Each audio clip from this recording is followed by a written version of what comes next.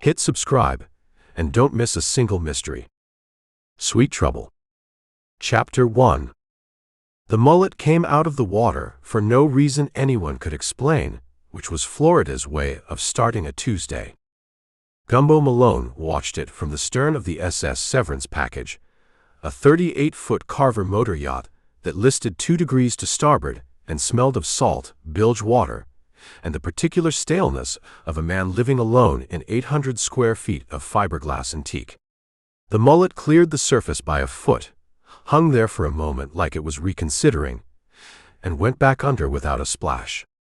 The water of Cedar Key City Marina closed over the spot like nothing had happened. Gumbo drank his coffee. The coffee came from a dented percolator he'd bought at the Ace Hardware in Chiefland, made from grounds in a blue can with a plastic lid. And it tasted the way it tasted, which was like something a reasonable person would drink if nothing better was available, and nothing better was at 6:45 a.m. in slip 12 of the Cedar Key City Marina available. He was in the stern chair with his feet on the transom rail, still in yesterday's shorts, his Hawaiian shirt, the one with the blue marlins, already pulling dark across the shoulders because July in Florida did not wait for a man to finish his coffee before it got to work. The marina stretched in both directions from his slip, maybe 40 boats total at this hour, the charter fleet already gone, the live aboards quiet, the guest dock occupied by a Carolina skiff from Gainesville that had arrived the night before with a family of 4 who'd spent an hour trying to dock it before a 12-year-old girl on the neighboring boat took the bowline without being asked and made it look easy. Cedar Key proper sat behind the marina. 2 streets, basically, if you were being honest about it, which State Route 24, becoming 2nd Street, becoming the boat ramp parking lot, did not really support calling a town. Except it was a town, had been since the 1840s, and had survived yellow fever and the collapse of the pencil cedar industry, and 3 hurricanes, and the specific devastation of being discovered by people who wanted it to be something other than what it was. It smelled like low tide. It had a population of 700, more or less, depending on the season and how you counted the people on boats who'd stopped moving and never left. Gumbo had been one of those for 14 months. He'd driven down from Columbus in October of the previous year in a rented moving truck that carried, in its entirety, 2 boxes of books, a duffel of clothes, a cast-iron skillet that was the one thing he'd argued for in the division of the household, a 42-inch television, a box of files from his last corporate position, and a framed photograph of his daughter taken at her college graduation that he put on the shelf above the galley sink, and looked at every morning with the specific mixture of love and guilt that divorced fathers with daughters accumulate the way boats accumulate barnacles. He was 54. He was 6 feet 1 inch, and 240 pounds of what had once been reasonably athletic and was now just large. He had the hands of a man who'd played baseball in high school, and the posture of a man who'd spent 28 years at a desk, these 2 things having reached an uneasy accommodation somewhere around his mid-40s. His hair had gone gray at the temples and was working its way inward. He owned 11 Hawaiian shirts and wore them in rotation with the conscientiousness he'd once applied to quarterly procurement reviews. The pie license lived in his breast pocket. He'd gotten it through a program, accredited technically, that Francine Dowd in Tampa, an actual licensed investigator with an actual office and actual clients, described as the bar exam of a field that has no bar. It had taken him a weekend and $89, neither of which he'd mentioned to Rutherford Cane III when that particular conversation became relevant, which it hadn't yet because Rutherford Cane III would not arrive for another 2 hours and 45 minutes. At 8 a.m. he walked to Deanne's. Deanne ran the marina office out of a converted bait shop at the head of the dock that also sold Cubans, coffee, live shrimp, and a rotating selection of paperback novels from a wire rack that had clearly been acquired from a business that no longer needed it. The novels were all missing their back covers. Nobody knew why. Deanne, when asked, said she'd bought them that way, which answered the factual question and left the philosophical one open. Deanne herself was 63, sun-leathered, with reading glasses she wore on a cord of what appeared to be fishing line, and hair she kept short for practical reasons. She'd run the marina office for 19 years through 2 ownership changes and 1 bankruptcy, none of which had materially altered her relationship with the work. She knew every boat in every slip and the person attached to it, their payment history, their habits, their approximate net worth, and their relationship status. Not because she sought this information, but because it arrived, whether you wanted it or not, when you were the person between the water and the land. She handed Gumbo his Cuban before he reached the counter. "You look like you slept on the boat again," she said. "I live on the boat." "There's a difference." She went back to her computer. Charter went out at 5:30. Henderson's in the slip 4 are leaving today. You'll have a quiet dock. Gumbo took the Cuban and a coffee and sat at the single table against the bait tank. The bait tank was empty today, waiting for the shrimp truck, and ate with the methodical patience of a large man who had learned, in the absence of anyone to eat with, to make the eating of meals into a thing rather than a function. The Cuban was good. It was always good. He told Deanne this once, and she'd looked at him the way you look at someone who has praised the sun for rising. He was on his second coffee and reading the Levy County Journal, commission votes 4-3 on drainage easement, which was either critical local infrastructure news or the kind of thing that appeared in every county paper in Florida and meant slightly different things each time when the car came down the dock road. It was a black Lincoln Town car, the kind of car that exists in Florida primarily in the service of airports and the elderly rich. And it pulled into the marina parking lot with the careful deliberateness of a large vehicle being driven by someone following instructions from someone else. It parked. 2 doors opened. The driver was a man of about 40, in khaki slacks and a tucked-in polo shirt, the clothes of someone who dressed for function rather than climate, who was therefore already making a mistake because the temperature at 8:47 a.m. had crossed 88 degrees and was making for 94 with purpose. He went to the trunk. He opened it. He began unfolding something. The passenger door produced the second man. He was old, genuinely old, the kind of old that meant he'd been old for a decade already and had kept going anyway, and enormous across the shoulders in a way that time had compacted rather than diminished, the shoulders of someone who had once been powerfully built and now carried that history in the architecture of his frame. He wore a cream seersucker suit with a mint green pocket square. He wore it the way a man wears a uniform, not a choice. Gumbo watched through the bait shop window while the driver assembled a mobility scooter from the pieces in the trunk. It took 4 minutes. The old man stood on the asphalt and did not assist and did not appear impatient. He looked at the marina with the assessment of someone taking tactical inventory. Deanne appeared beside Gumbo's left shoulder. "That's a fancy scooter," she said. "Custom," Gumbo said, because it clearly was. The thing had running boards and a chrome grille and something at the front that might have been decorative or might have been functional, and was, regardless, agricultural in character. "Who is he?" "I don't know yet." "Well," Deanne said, and went back to her computer.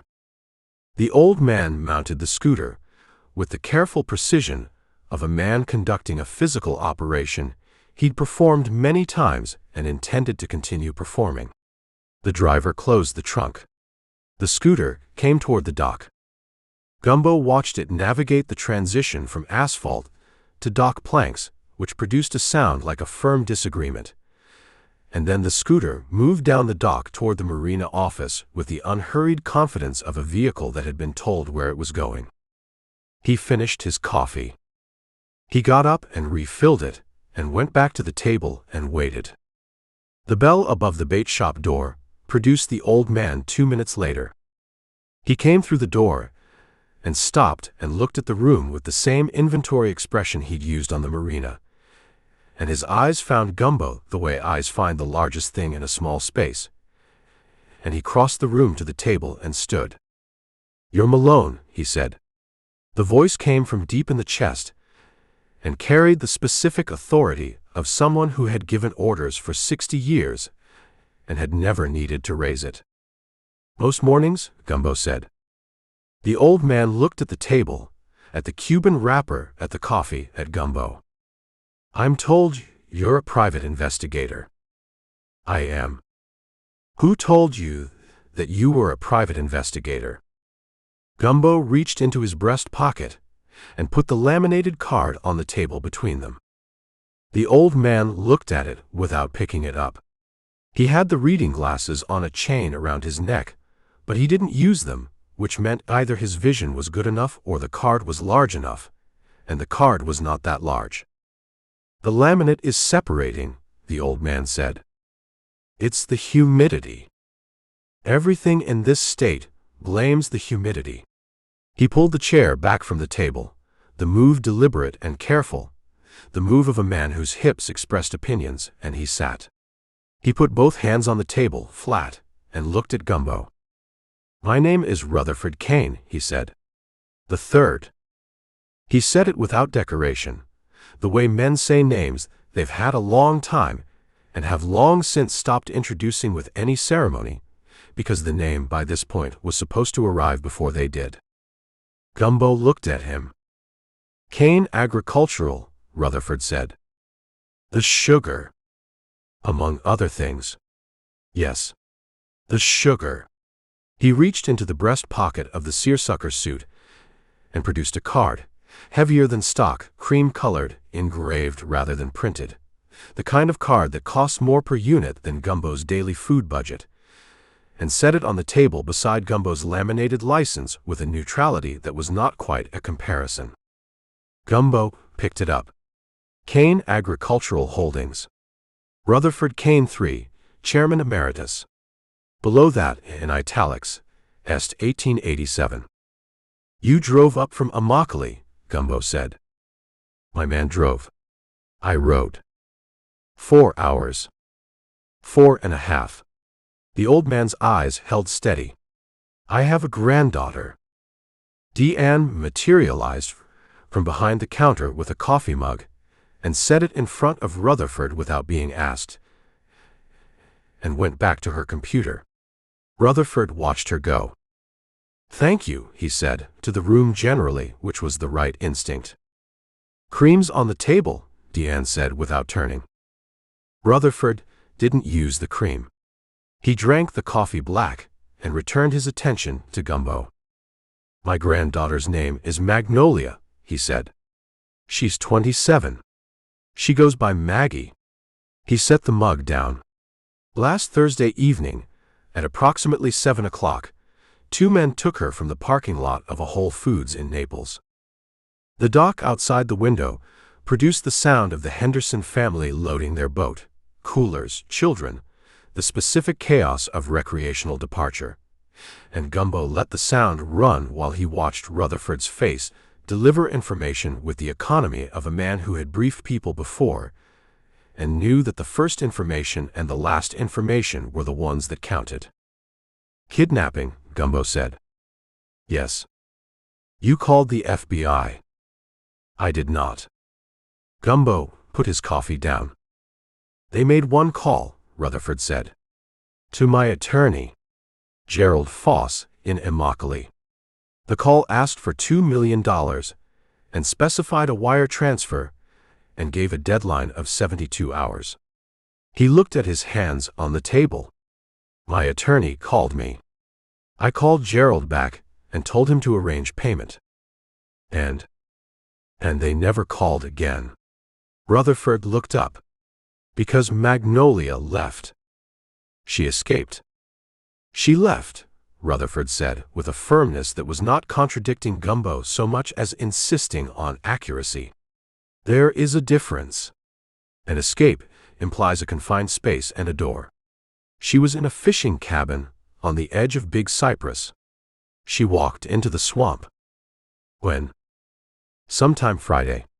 The men, the two who took her, called Gerald Friday evening. Renegotiating, they said. Something moved across Rutherford's face that might have been contempt and might have been something more complicated. What they wanted was for someone to find Magnolia and instruct her to stop contacting them. Gumbo sat back in his chair. She's been texting them, Rutherford said. Comments on their operation. Suggestions. Outside, one of the Henderson children achieved either a personal triumph or a minor injury, the sound covering both possibilities. The Hendersons departed. The dock went quiet. Sheriff? Gumbo said. No. FBI? I said no. You understand the FBI has resources that... I understand what the FBI has. Rutherford's voice stayed level. I also understand that the FBI finds people the way the federal government does everything, which is loudly, with forms, and with a considerable number of people who will be in positions they weren't authorized to be in when someone thought to ask. I understand that a 27-year-old woman who walked voluntarily into a swamp to avoid coming home will experience the FBI differently than she experiences the swamp. He drank his coffee.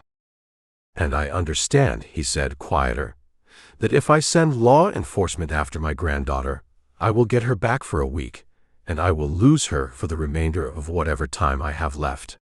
He set the mug down. I am 84 years old, Mr. Malone. The mathematics of what I can afford to lose have changed. The bait tank hummed.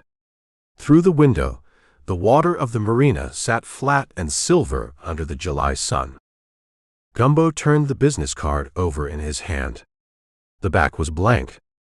Who told you about me? He said. Dorothy Sims. She runs the county recorder's office in Levy County. Her daughter owns a boat. Rutherford's chin moved toward the dock. She said you found a man's boat that went missing last March. Traced it to a buyer in Homosassa through the title records. That took me 11 days, and it was a 23-foot boat sitting in plain sight at a marina 20 miles from here. It still required finding, Rutherford said. Gumbo put the business card down. He looked at the seersucker suit, the pocket square, the hands flat on the table. He looked at the face, 84 years of Florida sun and decision-making, the face of a man who had built something large and was now in a bait shop in Cedar Key, drinking bad coffee because the person he needed could not at this moment be the FBI. Tell me about Magnolia, Gumbo said. Something shifted in Rutherford's face. Small, controlled, but there. She's a doctoral candidate at the University of Florida, he said. Environmental science. She has been doing field research in the Big Cypress for 3 years. A pause. She is the most intelligent person in my family, which is not a small statement, because we have some capable people.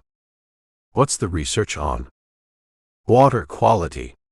He said it the way people say things they've been briefed on rather than things they know. Phosphorus levels. Agricultural runoff. That general area.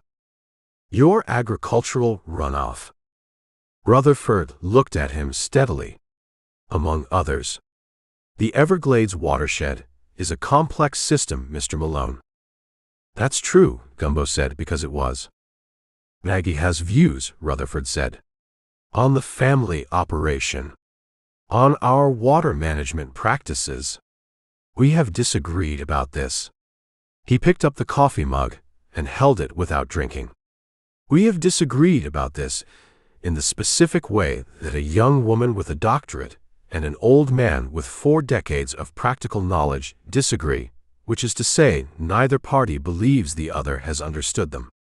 He set the mug down. That is a separate matter from the current situation. Gumbo wasn't sure it was a separate matter, but he wrote it in his notebook, a mead composition book, The same kind he'd used for meeting notes in Columbus for 15 years, the only organizational habit that had followed him to Florida and let it sit. "The engagement," Gumbo said. Rutherford's expression didn't change, but something went quiet behind it. "Maggie is engaged," he said. "To Bradford Sweetwater. His family runs Sweetwater Citrus, fourth largest citrus operation in the state. It is a good family." "How long has she been engaged?" "Since April. 4 months." "Who asked who?" A pause. "The families had discussed it." "The families?" "Yes." Gumbo wrote that down too. "There's an engagement party," Rutherford said. "Saturday. 4 days. My daughter, Maggie's mother, has organized it. 80 people. Catering from a company in Naples." He looked at the table. "Magnolia doesn't know the specifics of the guest list. She left before those were finalized." "Does she know about the party?" "She knows there's to be one." "Is she happy about it?" Rutherford looked at him. "Is she happy about the engagement?" Gumbo said. "She agreed to it," Rutherford said. Gumbo looked at him. Rutherford looked back. Neither of them said what they were thinking about the distance between those two things. The envelope came out of the inside breast pocket of the seersucker jacket. Letter-sized, unsealed, thick. Rutherford set it on the table between them. 10,000, he said. Cash. There's 10 more when she comes home. Gumbo looked at the envelope. He did not pick it up. He was doing math that had nothing to do with numbers, the kind of calculation that was about what a man could do rather than what a man could charge for doing it. And the math kept coming back to the same answer, which was that his last case had been a missing boat, and this was a missing person, and those were different things in ways he was only beginning to enumerate. He thought about calling Francine Dowd. He thought about what Francine would say, which was, "You're not qualified for this, Gumbo," which was true, and also, "But you're what the man has," which was also true. He picked up the envelope. It had the weight of a decision.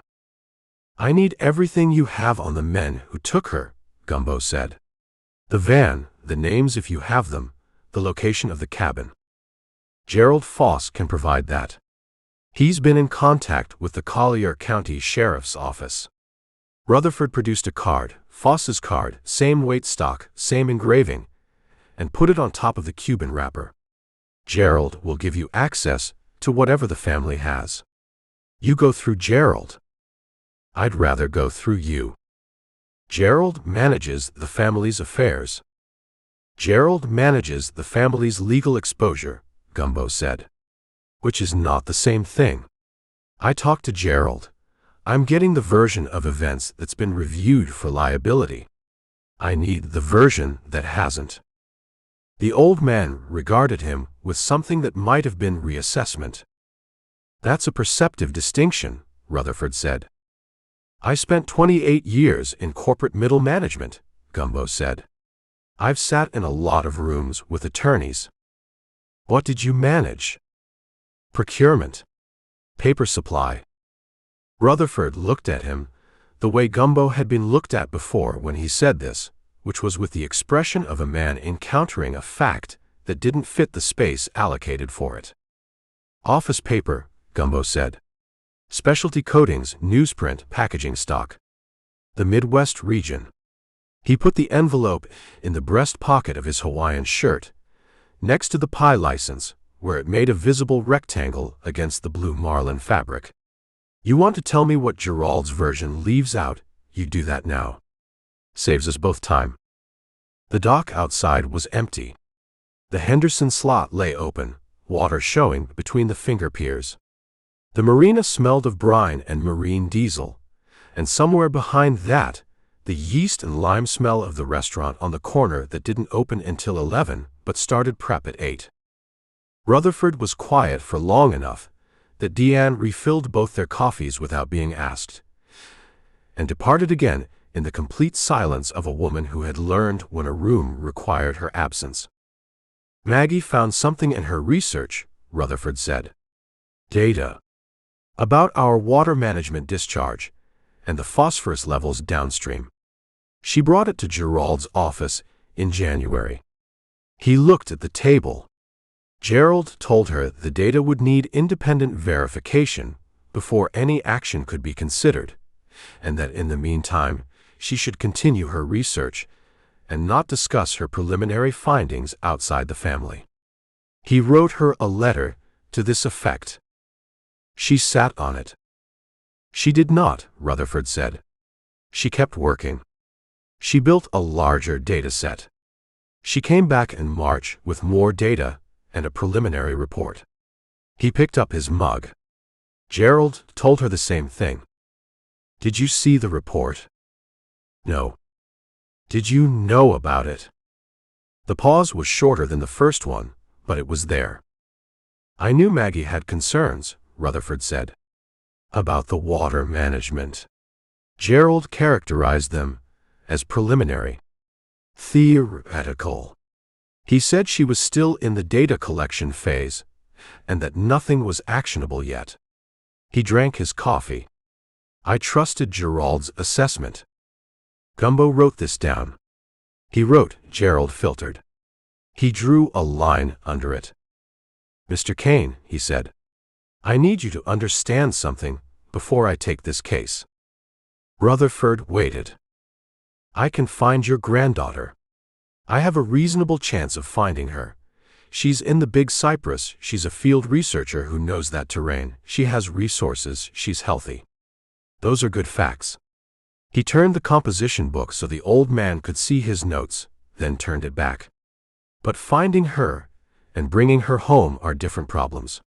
I can't make Magnolia Cane do anything she's decided not to do. Nobody can. I'm aware of that. What I can do, Gumbo said, is talk to her.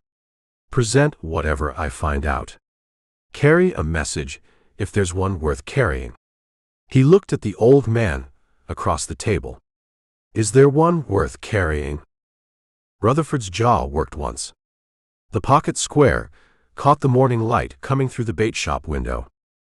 Tell her, he said, and stopped. He looked at the window. Tell her I'd like to see her, he said. Before Saturday, if possible. Before the party. Not for the party. A long pause. Just to see her. Gumbo wrote it down. You understand, Rutherford said, that I'm not a man who, he stopped again. That certain things are difficult to. He stopped a third time, and the stopping was information. The same way silence in a conference room was information. It told you exactly where the thing that mattered was located. Yes, sir, Gumbo said. I understand. The town car sat in the parking lot, with the driver in the front seat, and the windows up and the engine running, the air conditioning making the car an island of Ohio-style temperature in the Florida morning. Rutherford navigated the dock back to the parking lot on the scooter, the motor making its firm sound on the planking. Gumbo stood at the head of the dock and watched him go. He leave you a case? Deanne said from directly behind him. He did. Big one? Gumbo thought about the envelope in his pocket, the weight of it, and the research data nobody had read, and the woman in the swamp who'd found something worth protecting, and the old man who'd driven 4.5 hours to a bait shop because his attorney had the wrong version of events. I don't know yet, he said. You going to be out of the marina? Probably. I'll watch the boat, Deanne said, which was what she said to all the liveaboards when they left, and which meant something more specific than it sounded. Gumbo walked back to slip 12. He sat on the stern and opened the composition book to a fresh page and wrote Magnolia Cane's name at the top. He looked at it for a moment. He picked up his phone and called Francine Dowd in Tampa. She answered on the third ring. You're calling before noon. Something happened. I took a case. What kind? Missing person. Missing how? Complicated how? He looked out at the flat water, the morning haze already building over the Gulf. I need to know what a proper surveillance log looks like. The formatting. A pause on the line. Gumbo. Yeah. A missing person case. Kidnapping that became voluntary disappearance. Woman, 27, environmental scientist. She's in the Big Cypress somewhere. Family hired me to find her and convince her to come home. That's 2 jobs. I'm aware. You charge for 2 jobs. He looked at the breast pocket, where the envelope made its rectangle against the marlins. I charged for 1. I'll figure it out. Francine made the sound she made when she was not going to say what she was thinking. Surveillance log. Column headers are date, time, location, subject, observation, and notes.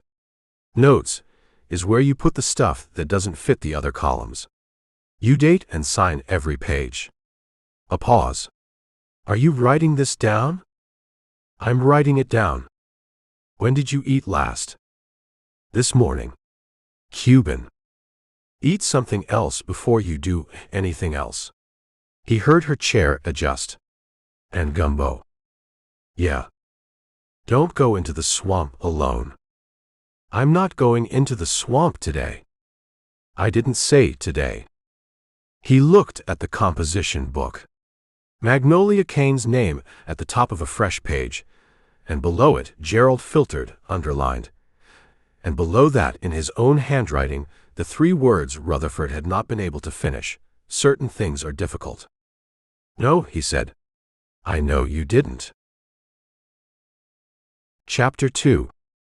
You want the fish or the fish, the bartender said. Gumbo looked up from the menu. We're an island, she said. 12 miles from anything.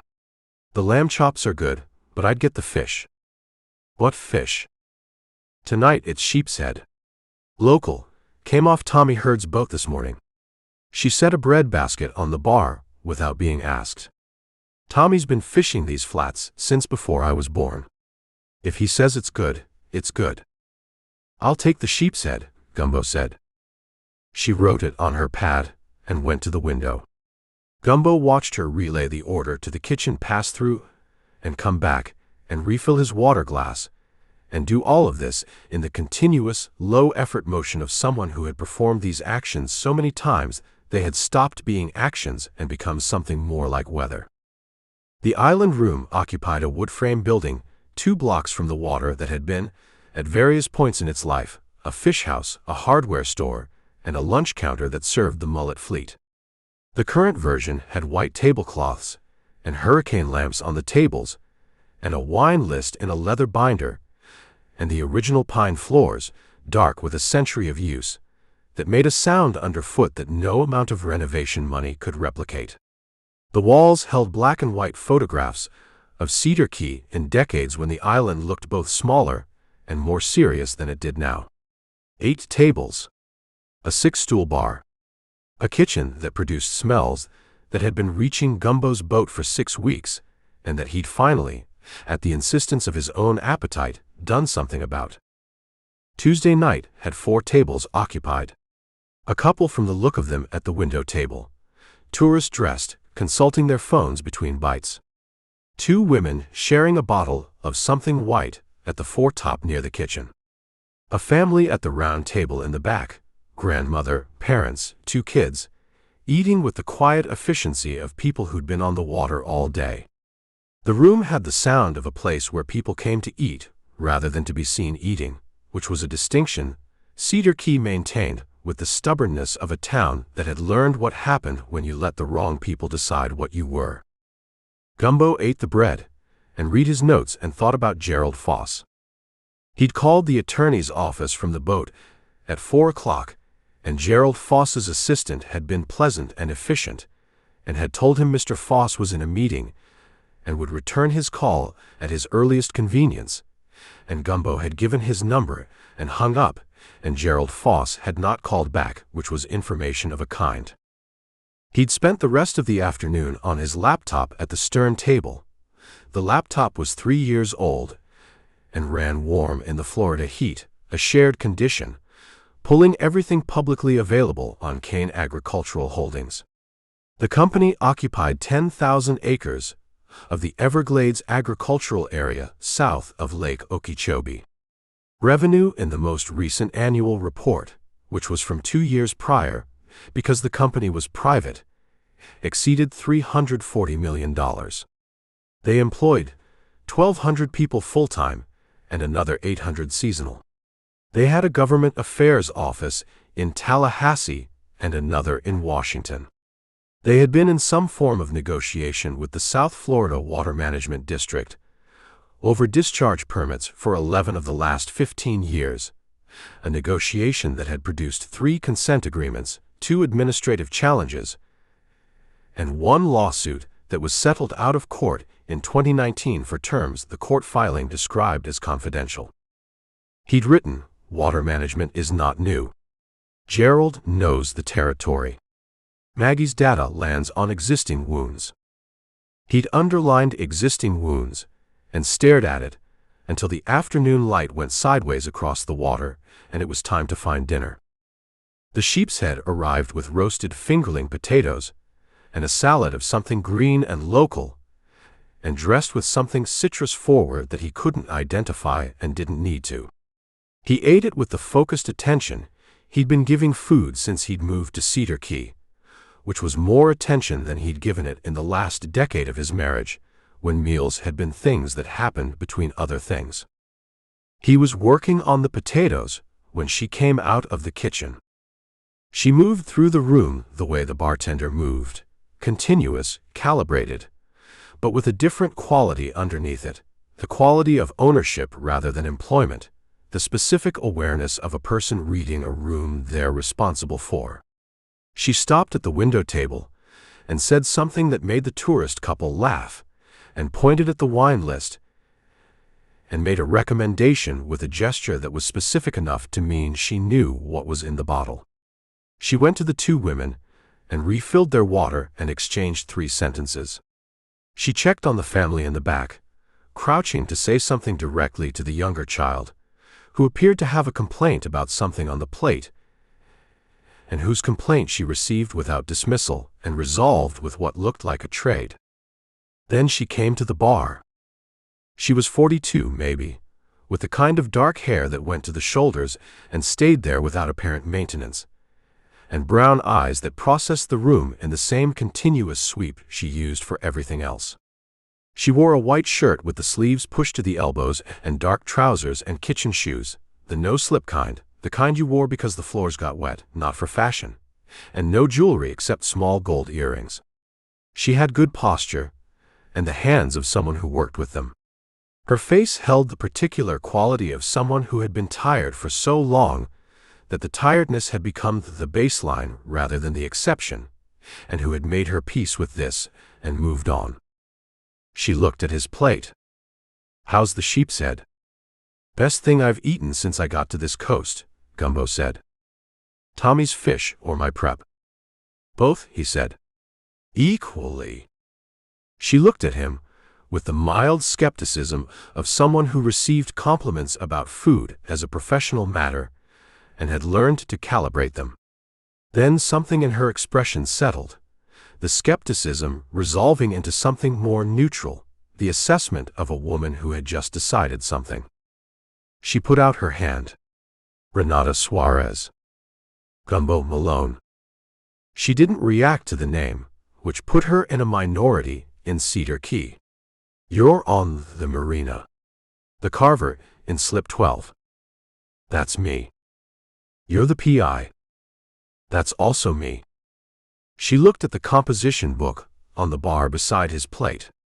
"Working." "Thinking." "Same thing." "Tonight," he said, "yeah."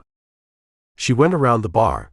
There was a pass-through. She moved through it and poured herself something from a bottle he couldn't see, a short pour, the pour of someone who drinks at work because they own the place and have earned it, not because they need to. She leaned against the back counter. "I was going to come see you," she said. About. She looked at the room, the reflex of a woman who accounted for who was in earshot, before she decided what to say. The window couple was deep in their phones. The two women were in their own conversation. The family in the back had achieved the post-meal stillness of people waiting for the check. "My husband," she said. Gumbo put his fork down. "Not tonight," she said. "Not the whole thing tonight." She drank what was in her glass, a small, considered sip. "I just want to know if you do that kind of work. The domestic kind. Depends on what you need." "Documentation," she said. "For a divorce. The kind that changes the numbers." The bartender appeared from somewhere, took the wine bottle to the window table, reappeared, vanished again.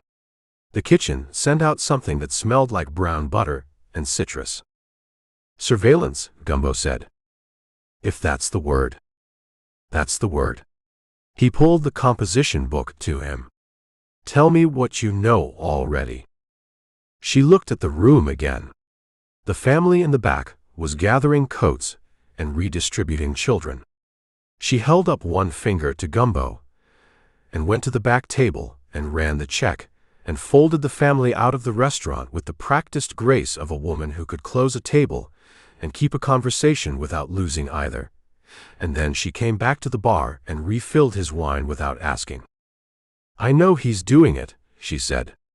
"I've known for about 8 months. I just don't have the kind of proof that matters in a courtroom." She moved the wine bottle back to its spot. "My attorney says feelings aren't discovery." "Smart attorney." "She's very smart." Renata looked at her glass. "His name is Dale Suarez. He runs a boat dealership in Chiefland. Suarez Marine." She said the name of the business with the flatness of someone who had spent years associated with a thing and was in the process of separating from it. "The woman is his sales manager. Crystal Dupree. She's been there about a year." "You have a schedule for him? Regular patterns?" "He's at the dealership 6 days a week.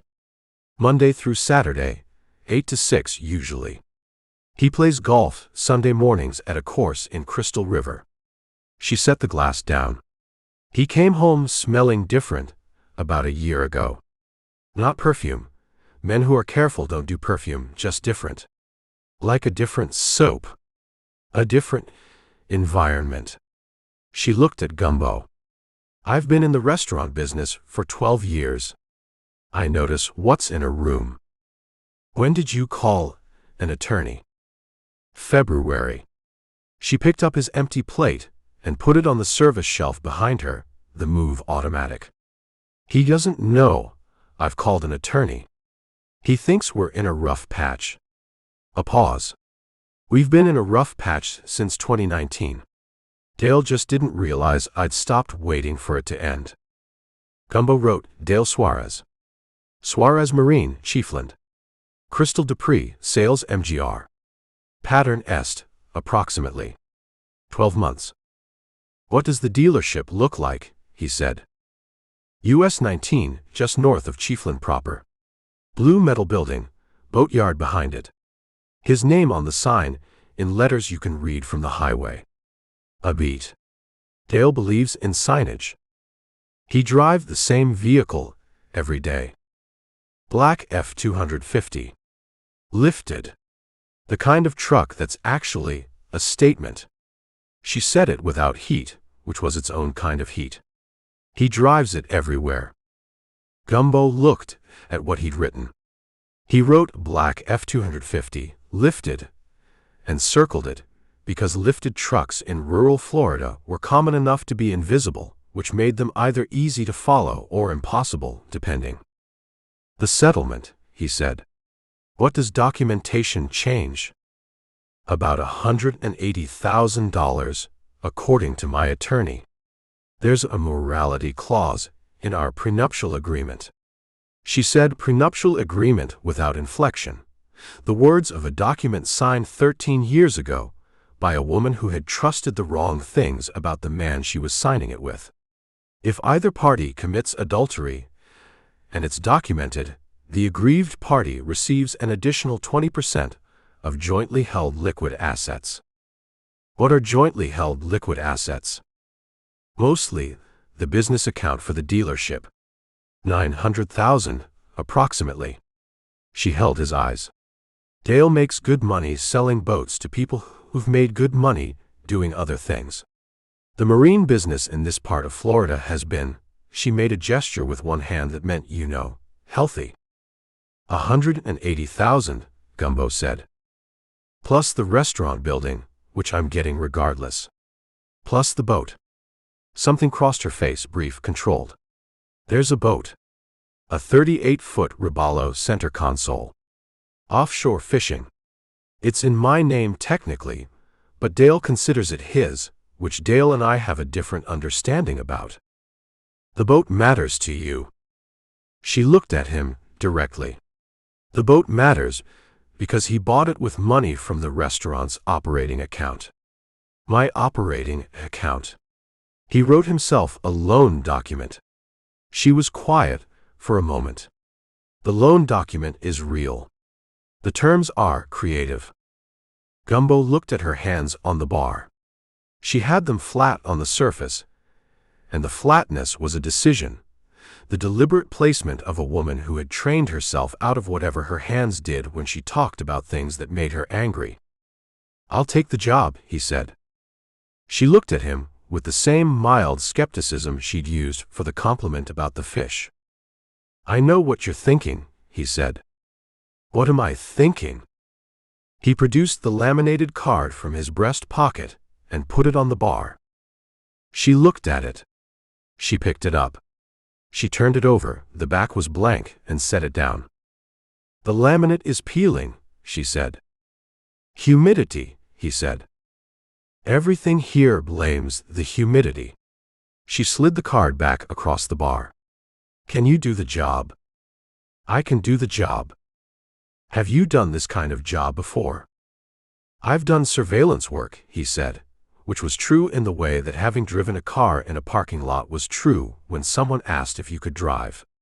He'd sat outside 2 different addresses for a bail bondsman in Gainesville, who sometimes contracted work out, and he'd done it correctly. And the subject had appeared both times, and Gumbo had photographed them and written the log, and Francine had told him the logs were clean. Renata looked at him. My last surveillance job, he said, was locating a man who'd skipped on a $15,000 bond. I found him in 6 days working at a marina in Steinhatchee under a name that was his mother's maiden name, plus 1 letter changed.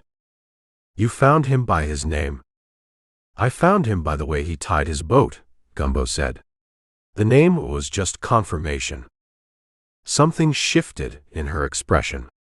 Not quite a smile, but the architecture of one. My rate is $40 an hour for active surveillance, he said. Plus mileage. I'll need a retainer. How much of a retainer? 300. He looked at the wine glass she'd refilled without billing him for. 250.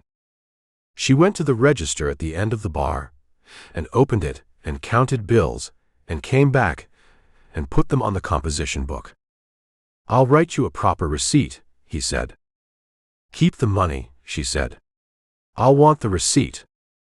The 2 women by the kitchen paid their check and left with the particular warm energy of people who'd had a good bottle and a good conversation. The window couple sat on, the man making the universal gesture of asking for the check that people make when they don't want to interrupt their server, the gesture that actually takes longer than just asking. Renata went to them. Gumbo drank his wine. The wine was better than anything he'd had since Columbus, since before Columbus, if he was being honest about the Columbus years, and looked at his notes. 2 cases now, laid on top of each other in the same composition book. Magnolia Cane's name at the top of one page, and Dale Suarez's name below Renata's on another, and in the margin between them, almost as an accident, he'd written, Gerald filtered. Dale considers it his. 2 men managing information. 2 women dealing with the consequences. He closed the book. The window couple left. The restaurant went to 3. Him, Renata, the bartender, whose name he still hadn't gotten. The bartender began rolling silverware at the end of the bar in the focused, repetitive way of a person who'd found a task that allowed the mind to go elsewhere. The kitchen sounds dropped in volume as the prep surfaces got cleaned down, the clatter of a finished service. Renata came back to the bar with a glass of water for herself and leaned against the back counter in the same position as before. "You used to be in business," she said. It came out as a statement, not a question. 28 years. What kind? Paper supply, procurement, and vendor management. He watched her not react to this and found, as he often did, that the non-reaction was more comfortable than the reactions people performed when they thought they were supposed to find something interesting. Ohio. You came here from Ohio. 14 months ago. Why Cedar Key? He looked at the restaurant around him. The pine floors, the photographs on the walls, the hurricane lamps burning low as the room emptied. The smell of salt air that came through the kitchen when the back door opened. The sound of the water, which you couldn't hear but could feel in the slight humidity differential between the air outside and the air in, as if the island breathed. I drove south, he said. And then I drove west. And then I ran out of road. He picked up the wine glass. Cedar Key is what happens when you run out of road. She looked at him for a moment. That's either poetic or an accident, she said. Both, he said. Equally. Her mouth moved, the smile this time, not just the architecture. It lasted half a second, which in a face that controlled itself as carefully as hers was significant. The restaurant, he said. You built it. I bought a fish shack in 2011 that the previous owner had run into the ground. The floor had a soft spot in the middle that the health inspector had cited twice, and the owner had addressed by putting a rug over it. She looked around the room with the look of a woman taking inventory of something she'd made. It took 3 years to turn a real profit. Another 2 before I could afford the wine list. The wine list is worth it. The wine list is what separates a good restaurant from a place that serves food, she said. That and the floors. She looked down at the pine, dark and scarred and absolutely genuine. I found a floor guy in Gainesville who understood what these floors were. Most floor guys would have sanded them back to raw wood. He knew you don't sand a floor like this. You clean it and oil it and leave the history alone. Because the history is the thing. Because the history is the thing, she said. She said it without looking at him, still looking at the floors, and there was something in the way she said it that was not about floors, and they both knew it, and neither of them acknowledged it, and that was the right call. He walked back to the marina at 10 o'clock, down 2nd Street and along the waterfront, the Gulf black beyond the fish houses, the lights of the marina reflected in strips on the flat water. The air had dropped to 82 degrees, which in July in Florida constituted a concession. He was thinking about Renata Suarez's hands flat on the bar. He was thinking about Gerald Foss not calling back. He was thinking about Rutherford Kane's voice when it stopped in the middle of a sentence, and what those stops cost a man who'd been in the habit of completing his sentences for 84 years. His phone buzzed.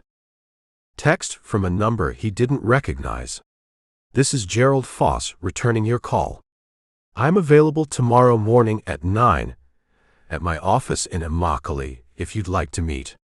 Please confirm. Gumbo stopped on the waterfront and looked at the text. He typed, confirmed. He put the phone in his pocket and stood for a moment looking at the black water and the lights and the shape of his boat in slip 12. The severance package sitting low and steady on its lines in the way of a thing that had found its place and intended to stay in it. Then he walked down the dock, went below, and opened the composition book to a fresh page, and at the top of the page he wrote, Gerald Foss. What he knows. what he's protecting, what those are not the same thing. He looked at it for a while before he turned out the light. Chapter 3. Mr. Malone. Gerald Foss. The hand came across the desk before Gumbo had fully sat down. Foss was 55 or so, trim, with the careful grooming of a man who considered his appearance part of his professional equipment. Silver at the temples, navy suit despite the heat, a tie that cost more than Gumbo's last 3 meals combined. The office was on the second floor of a building in downtown Immokalee that tried harder than the street below it. Mahogany desk, framed diplomas, a credenza with a model of a sugarcane harvester that someone had paid to have made, and that Gumbo suspected cost as much as the real thing. Outside the window, Immokalee went about its business, which was agricultural and serious. Flatbed trucks on the main road. A co-op sign in 3 languages. The specific flatness of a working town that grew things and processed them, and sent them north, and did not spend much energy on its own aesthetics. Coffee, Foss said. Sure. Foss nodded at the assistant who'd shown Gumbo up, a young woman with the posture of someone taking notes even when she wasn't. And she disappeared and came back with 2 cups and disappeared again. The coffee was from a machine. It tasted like the idea of coffee rather than coffee itself, the beverage equivalent of a memo about a meeting. I appreciate you making the drive, Foss said. 4.5 hours, Gumbo said. We're a bit off the beaten path down here. Foss opened a folder on his desk. Not the folder Gumbo wanted. The motion of opening a folder he'd already decided on. I've put together what we have on the 2 individuals who took Magnolia. I think you'll find it fairly comprehensive. Tell me about them first. Foss looked up. Before the folder, Gumbo said. A small recalibration crossed Foss's face. Quick, professional, the adjustment of a man who gave information in a particular order and had just been asked to change the order. He closed the folder. What would you like to know? How did you identify them? The Collier County Sheriff's Office traced the van. It was registered to a business, a pest control company, that turned out to be a shell. The registration address was a UPS store in Naples. They ran the corporate filing and found a name, Dexter Marchetti. Foss opened the folder again, a reflex, and caught himself. Doobie Marchetti, apparently. A prior for wire fraud, in 2018, federal. Served 14 months at Jessup. And the second man. His cousin. Wayne Prynne. Goes by Cletus. Something in Foss's expression suggested he found the name professionally offensive. No prior record, which in this case, I suspect reflects a failure of the criminal justice system to keep adequate records rather than an absence of relevant behavior. They in custody? No. Foss paused. We, the family, chose not to pursue that avenue at this time. Because pursuing it means a formal missing persons report. Because pursuing it means a great many things that the family would prefer to manage privately. He said it clean, without apology, a man stating a policy rather than defending one. Gumbo drank the machine coffee. It hadn't improved. The cabin, he said. Where they held her. Big Cypress. About 12 miles east of the Tamiami Trail. Foss slid a piece of paper across the desk. Coordinates, a hand-drawn map that had been photocopied until the detail was soft. The property is owned by a fishing outfitter in Naples. The cabin is available for rent, seasonally. Marchetti used a false name and paid cash. She was there how long? Approximately 20 hours. Foss looked at the folder. From Thursday evening until sometime Friday afternoon, our best estimate. She called you from the cabin? No. We had no contact with Magnolia directly. He paused, in the way lawyers paused when they were deciding what the next sentence was going to carry. Our contact was exclusively with Marchetti. 2 calls, the initial ransom demand Thursday night, and then the subsequent call Friday evening. The one where he asked you to call her off. Foss's mouth moved. He expressed concern about her communications. Yes. She was texting them. Apparently. What was she texting? He didn't specify. Gumbo looked at him. He was agitated, Foss said. The call was brief. Gumbo wrote in the composition book. Foss had 2 calls from Marchetti. Agitated. Didn't ask what Maggie was saying to them. Attorney who doesn't ask questions is an attorney who doesn't want answers. What did Rutherford tell you about why he hired me? Gumbo said. He said he wanted someone to locate Magnolia and facilitate her return. Foss straightened the folder. I want to be clear that the family's position is simply that Magnolia is in an unsafe environment and we want her home. The Big Cypress is her research area. She's been working there for 3 years. She's alone. She's a field researcher. Being alone in the field is the job. He put the pen down. Mr. Foss, tell me about the report. The room changed. Not visibly, Foss didn't move. The diplomas stayed on the wall. The harvester model sat where it sat, but the quality of the air between them shifted the way pressure shifts before weather. Report, Foss said. Magnolia's research report. The one she brought to your office in January. And again in March. The pause lasted 4 seconds, which in a conversation with a lawyer was a geological era. Magnolia shared some preliminary findings with me, Foss said. In my capacity as the family's legal counsel. Those communications are protected under attorney-client privilege, as I advised her at the time. She's not your client. The family is. The family's interests and Magnolia's interests are not the same thing, Gumbo said. Which is something you know and something she found out. Foss looked at him across the mahogany desk. The look had the quality of reassessment. The same look Rutherford had given him in the bait shop, a different version. You're more prepared than I expected, Foss said. I had a long drive, Gumbo said. What Foss gave him, carefully, and with the lawyerly precision of a man controlling the shape of a disclosure, was this. Magnolia had come to his office January 15th with a preliminary data summary. 40 pages, appendices, 3 years of phosphorus monitoring data from 12 sampling stations in the watershed downstream of Cane Agricultural's primary discharge points. The data showed phosphorus concentrations running at 2 to 4 times the state's allowable threshold in 8 of 12 stations. The trend line over 3 years moved in one direction.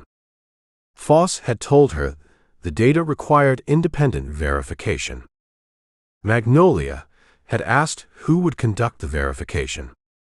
Foss had told her he'd need to consult with the company's environmental compliance team. Magnolia had asked whether the environmental compliance team was independent. Foss had said the data needed verification before any conclusions could be drawn. She'd come back in March with 60 pages and a methodology section and 2 additional sampling stations showing the same pattern. She'd also brought, Foss mentioned with the careful tone of a man flagging something he'd rather not flag, a draft letter to the EPA's Regional Enforcement Office. She was going to file, Gumbo said. She was considering her options. You told her not to. I advised her that filing an enforcement complaint against the family's primary business without exhausting internal remedies first would be premature and potentially damaging to ongoing relationships with state regulators. Foss's hands rested on the closed folder. That's accurate legal advice. Did you tell Rutherford about the draft letter? The 4-second pause again. I advised Mr. Cane that Magnolia had concerns about the company's water management protocols, and that I was managing the situation. You told him she had concerns. Yes. You didn't tell him she had data. The data is the difference between a granddaughter with opinions and a granddaughter with a federal enforcement complaint, Gumbo said. You know that. Rutherford doesn't know that. And Magnolia figured out that somebody in this loop was making sure Rutherford didn't know that. Foss was quiet. The truck sounds from the street below came through the window glass, a flatbed downshifting at the light, the backup beeper of something large. How long have you been the family's attorney? Gumbo said. 22 years. Good relationship? Excellent. Good. Gumbo picked up the pen. Here's what I need from you. The full name and contact information for the Collier County deputy who traced the van. The original coordinates of the cabin, not the photocopy. I need to read the actual GPS numbers. And the date and time of both of Marchetti's calls, exact. Foss wrote them on a legal pad and tore the sheet off and slid it across. And I need Magnolia's cell number, Gumbo said. She's not answering her cell. I know. I need it anyway. Foss wrote it down. Gumbo looked at the number and put it in his book. He stood. Mr. Malone. Foss stayed seated. The folder stayed closed. Rutherford he doesn't fully understand the scope of the regulatory exposure. I've been managing that carefully because the company employs 1,200 people full-time and another 800 seasonal, Gumbo said. I read the annual report. Foss looked at his hands. The exposure, if Magnolia files the enforcement complaint, runs to potentially $30 or $40 million in remediation costs. Permit renegotiation. The possibility of operational restrictions during remediation. He looked up. I'm not the villain in this. I'm trying to protect 2,200 jobs and a family business that's been operating since 1887. By keeping the founder in the dark about what his granddaughter found. By managing the timeline of a difficult disclosure. Gumbo picked up his composition book and the legal pad sheet with Foss's notes. I'll tell you what I told Rutherford, he said. I'm going to find Magnolia. After that, what happens is between her and her grandfather. He put the book under his arm. You should probably be in the room for that conversation. I intend to be. No, Gumbo said. I mean, you should be in the room as a man who works for the family, not as the man who decided what the family needed to know. He held Foss's eyes. Those are different rooms. He left the folder on the desk. He ate lunch at a place on the main road called Rosario's that had 6 tables and a hand-lettered menu board, and a woman behind the counter who told him the special was picadillo and rice and that it would take 10 minutes and that he should sit down. He sat down. It took 8 minutes, and it was the best thing he'd eaten since the sheep's head. He wrote in the composition book while he ate. What he had, Marchetti and Prin, approximate location of the cabin, a cell number that went nowhere.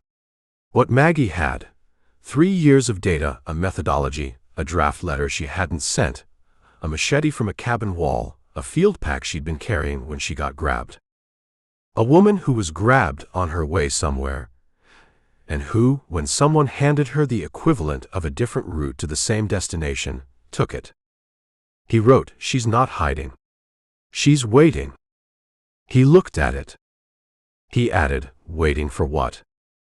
He paid, and went back to the Jeep, and sat with the windows down because the air conditioning had started making a sound like gravel in a dryer, and he'd been ignoring it for 2 weeks in the way he ignored mechanical complaints until they became demands.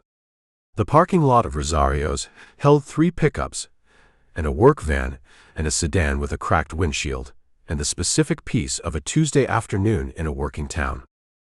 He called Trevor Monks. It rang 4 times and went to voicemail.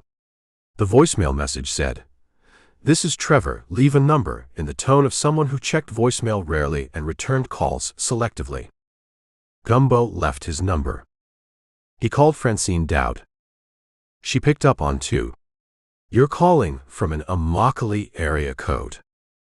I drove down this morning." "To the lawyer?" "Foss." "Yes." "How was it?" "He gave me what he decided to give me." Gumbo looked at the composition book on the passenger seat. "He's protecting the company from a regulatory action that Maggie documented." He told the old man she had concerns. He didn't tell the old man she had data and a draft EPA complaint. So the old man doesn't know what his granddaughter actually found. The old man thinks she has feelings about the family business. She has evidence. He started the Jeep. The air conditioning made its gravel sound and then settled. Foss framed it as protecting jobs. 1,200 full-time, 800 seasonal. Is he wrong? He's not wrong about the stakes. Gumbo pulled onto the main road. He's wrong about the method. You can't manage a man like Rutherford Cane by deciding what he needs to know. You do that long enough, you end up with a granddaughter in a swamp and a pie in a bad Hawaiian shirt driving 4 hours each way to find out what should have been a family conversation. Bad Hawaiian shirt. The marlins are fine. The colors faded. Did you eat? Picadillo. Good. Don't drive back on an empty stomach. You make bad decisions. A pause. The surveillance job. Did you start the log? Not yet. I'm driving to Immokalee and back today. Start it tonight. Date, time, subject, location, observation. Sign every page. Her voice had the particular patience of a woman who had said this before to people who'd said, I know, and then not done it. And Gumbo. Yeah. The regulatory thing. EPA complaint. What about it? If Maggie files while you're looking for her, the case changes shape. The family's not just looking for a missing girl anymore. They're looking for the person who pulled the pin. She let that sit. I'd find out where that draft letter is before somebody else does. He drove north on State Route 29 with the windows down, and the composition book on the passenger seat, and the flat agricultural land opening up on both sides. The cane fields, green and dense, running to the horizon in the specific monotony of a monoculture, broken only by the water management infrastructure. The pump stations and retention structures that moved water around the system with the engineering confidence of a project begun before the downstream consequences were fully understood. He drove through it and thought about consequences. He was back in Cedar Key by 4:30. He parked at the marina, got a Yingling from the cooler on the severance package's stern, and sat at the table and opened the laptop and found Suarez Marine on US 19 in Chiefland on Google Maps. Blue metal building, boatyard, the name on the sign in letters you could read from a moving car. He wrote the address in the book. He looked at Dale Suarez's business website. Professional photographs of boats, a staff page with headshots. Dale's headshot was the kind that men commissioning their own headshots produced. Slightly too much jaw, slightly too direct a look. The expression of a man who'd been told to project confidence and had interpreted this as project size. Crystal Dupree's headshot was smaller, positioned lower on the page. She had a direct look of a different kind, the kind that meant she was aware of the camera without performing for it. He closed the laptop. His phone showed a missed call from the Gainesville area code. He called it back. You called me, said the voice. Young, male, the residual self-consciousness of someone who hadn't yet decided whether this call was a good idea. Trevor Monks. A pause. Yeah. Gumbo Malone. I'm looking for Magnolia Cane. The pause this time had a different quality. The pause of someone doing a rapid internal calculation, running values, checking results. "Who hired you?" Trevor said. "Her grandfather. Rutherford Cane hired you." "He did." "To bring her back." "To find her," Gumbo said. "Those are different things." He was specific about the difference. Another pause. The sound of a dog moving on a hard floor, claws clicking. "She texted me," Trevor said. 3 days ago. She said she's fine, and to tell nobody." "I know," Gumbo said. "How do you know?" "Because she texted her research assistant before almost anyone else. You're the one who knows where her field sites are." He picked up the Yingling. "She's not going to leave the notebooks out there alone. She knows that." The dog sound again. Somewhere in the background, a door. "I'm not going to tell you where she is," Trevor said. "Not asking you to. Not yet." He looked at the water, past the marina. The afternoon light laid itself flat across the gulf, turning everything the color of something without a name. "Tell me about the research. What she was finding." "Why?" "Because I read the corporate annual report, and I talked to the family attorney, and I've driven 4 hours each way through the Everglades agricultural area today, and I need someone to tell me what the numbers actually mean." He set the bottle down. "You're her research assistant. You know what she found." The longest pause yet. Gumbo let it run. "The phosphorus levels," Trevor said finally. "In the downstream monitoring stations. You know what phosphorus does to the Everglades?" "Feeds the cattails," Gumbo said. "Crowds out the sawgrass." "A beat." "Yeah." "Okay." Something in Trevor's voice shifted. The wariness not gone but reorganized around something else. The instinct of a person who'd been wanting to talk about this to someone who'd listen. "The sawgrass is the system. The whole food web runs on it. The cattails are a monoculture. They move in where the phosphorus is high, they crowd everything else, and the system collapses inward." He stopped. "Maggie's been documenting it for 3 years. 12 sampling stations. The pattern is, it's not ambiguous. It's not preliminary." The attorney told her it was preliminary. What would the EPA do with it? "File an enforcement action. Mandatory remediation. Operational restrictions on the discharge during the remediation period, which could run 2 to 5 years. He said it clean, the numbers of someone who'd looked this up. The company would have to renegotiate their water management permits from a much weaker position. What would remediation cost? 30 million low end. 50 million if they have to restructure the pump infrastructure. He paused. The company's done this before. Smaller scale. 2019. They paid 8 million to settle and called it voluntary compliance. Foss managed that settlement. Yeah. The word carried its own information. Trevor. Gumbo picked up the pen. The draft letter. The one to the EPA regional office. Is it on the university server? Silence. The one she wrote in February, Gumbo said. Before she went back to Foss a second time. How do you know about that? Foss told me. He didn't mean to. More silence. The dog reappeared on the hard floor. It's on the university server, Trevor said. In a shared folder. Drafts. He stopped. She didn't send it. She went back to Foss instead. Is anyone else in that shared folder? Just me and Maggie. Keep it that way, Gumbo said. Don't move it. Don't copy it. Don't mention it to anyone until I talk to you in person. He let that land. Can you come to Cedar Key? When? This week. Sooner is better. The dog was very close to the phone now, breathing into the line with the democratic enthusiasm of a dog that had no idea what was happening and wanted to be part of it.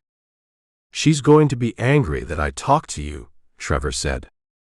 "Probably," Gumbo said. "Come anyway." He hung up and sat in the stern with the cooling afternoon and the sound of the marina settling into evening, cleats working against lines, a radio somewhere playing something with a steel guitar, the specific quiet of a working waterfront after the work was done. He opened the composition book to a fresh page. At the top he wrote, "What Gerald protected. What it cost. What comes next." He looked at it. Below it he wrote, "Find the girl before the letter finds the EPA."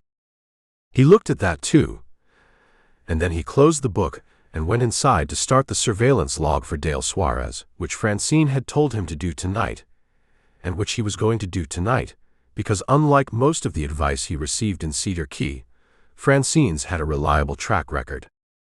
He dated the first page and signed it at the bottom and wrote, "Subject, Dale Suarez. Vehicle, black Ford F-250 lifted. Business, Suarez Marine, US 19, Chiefland FL. Relationship to client, estranged husband." He looked at estranged husband and crossed out estranged and wrote husband. The estrangement was Renata's word to use when she was ready to use it. His job was the documentation. He signed the bottom of the page and turned it over and started the next one. Chapter 4. "You can't park there," Cletus said. Gumbo looked at the fishing cabin, at the two men on the porch, at the panel van in the dirt beside the cabin with no more bugs. "We get 'em gone," hand-painted on the side in letters that had been applied with confidence and without adequate planning, the O in bugs drifting upward, the apostrophe in "we're" missing entirely because the painter had apparently decided partway through that apostrophes were optional. "I'm parked," Gumbo said. "That's private property." "So is kidnapping someone." He came up the two porch steps. "Gumbo Malone. I'm working for the Cane family." Cletus looked at Doobie. Doobie was already looking at Gumbo with the expression of a man running a rapid assessment. Height, weight, the Hawaiian shirt, the composition book under one arm, the specific quality of a large man who had arrived without apparent anger, which Doobie seemed to find more concerning than anger would have been. "Sit down if you want," Doobie said. "There's a chair." There was one chair, a plastic lawn chair with a crack across the seat that had been repaired with duct tape in a color that didn't match. Gumbo took it. Doobie and Cletus were on a wooden bench along the cabin wall, a Coleman cooler between them with two Bud Lights sweating on the lid. The cabin sat at the edge of a stand of pond cypress, the swamp beginning 20 feet past the tree line, in the way Florida swamps began, not dramatically, not with a visible boundary, but gradually, the solid ground becoming less committed, the water asserting itself through the grass, until you realized you'd crossed a line you hadn't seen. The air smelled of cypress and something organic and old, the smell of standing water in a system that had been filtering itself for 10,000 years before anyone put a sugar operation upstream of it. "She sent me a voice memo," Cletus said. "At 2 in the morning. It was about carpenter ants." Gumbo looked at him. "She said we had carpenter ants in the east wall. She could hear them." He pointed at the east wall of the cabin. "We do have carpenter ants. You can hear them if you put your ear on the wood." He had the look of a man still processing the sequence of events that had led to this moment. She was right. "When did she leave?" "Friday," Doobie said. "Between noon and 4. We were in Naples." "Both of you." "I forgot my inhaler," Cletus said. "He forgot his inhaler," Doobie confirmed, in the tone of someone who had said this sentence before and expected to say it again for the rest of his life as the explanation for everything that had gone wrong. "You drove to Naples and back. Round trip, 2 hours 40 minutes. Cletus also wanted Funyuns. I was out, Cletus said. He was out. Gumbo wrote in the composition book. He wrote 2 hours 40 minutes. She had the field pack. He looked up. She had her field pack when you grabbed her. Backpack, Doobie said. Waterproof. Orange. She had it on her when he paused. The pause of a man selecting a word from a menu where none of the options were good, when we introduced ourselves. In the Whole Foods parking lot. Yes. She didn't fight. The two men exchanged a look. The look contained information. She asked questions, Doobie said. What kind of questions? About the van. The make and model, the year, the payload capacity. He looked at the composition book in Gumbo's hand with an expression that suggested he approved of written records on principle. She wanted to know what route we were taking. She said she needed to know for anxiety reasons, that not knowing where she was going gave her anxiety. Did you tell her? I told her we were going to a cabin in the Big Cypress watershed. He said it with the long-suffering quality of a man who'd made a decision he'd had time to review extensively. She said, and I'm quoting, "That's actually perfect."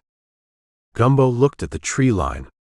A great blue heron worked the edge of the swamp 30 yards out, moving with the focused patience of something that had evolved specifically for this. She took notes the whole drive, Cletus said. In the waterproof notebook. She was looking out the window and writing things down. He opened his Bud Light. I asked her what she was writing. She said, field observations. I thought that was a joke. It wasn't a joke. The cabin, Gumbo said. She asked about it. Everything, Doobie said. Construction date, materials, the water source. She went outside and looked at the soil. She called it the soil profile. She had a sample kit in the pack, and she took samples from 3 locations within the first hour. He reached down beside the bench and produced the binder. It was 3 inches thick, red, with Operation Cane Harvest typed on the spine in 14-point Arial. She looked at this. Gumbo took it. It was, by any measure, thorough. Color-coded tabs divided it into sections: subject profile, logistics, communications protocol, contingency plans, 7, financial projections, legal exposure analysis, theoretical, and exit strategy. The financial projections ran to 12 pages and included a best case, expected case, and worst case scenario with supporting math.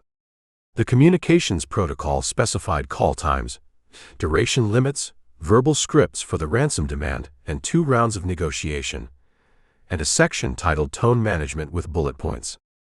The legal exposure analysis had a disclaimer at the top that said, "This section prepared for educational purposes and should not be construed as evidence of criminal intent." The disclaimer was in italics. She read it. Gumbo said. She read the whole thing, Doobie said. Took her 2 hours. She made notes in the margins. Gumbo looked at the margins. Magnolia Cane's handwriting was small and precise, the handwriting of someone who took notes in waterproof notebooks in swamps, written with the pen still attached to the binder's spiral by a loop of what appeared to be dental floss. The notes were actual feedback. Next to the contingency plan section she'd written, Contingency 4 assumes subject cooperation, circular. Next to the tone management bullets, Cletus needs a separate briefing document. This level of nuance requires preparation time he hasn't had. On the financial projections, expected case math is solid. Best case requires a family response time of under 48 hours, which the family dynamics make unlikely. See note page 3. Page 3 had a note. Rutherford Cane makes decisions slowly and through attorneys. Budget 96 hours minimum for a decision to pay, assuming payment is the intended outcome. Is it? Gumbo read that twice. He looked at Doobie. She asked if we actually wanted the money, Doobie said.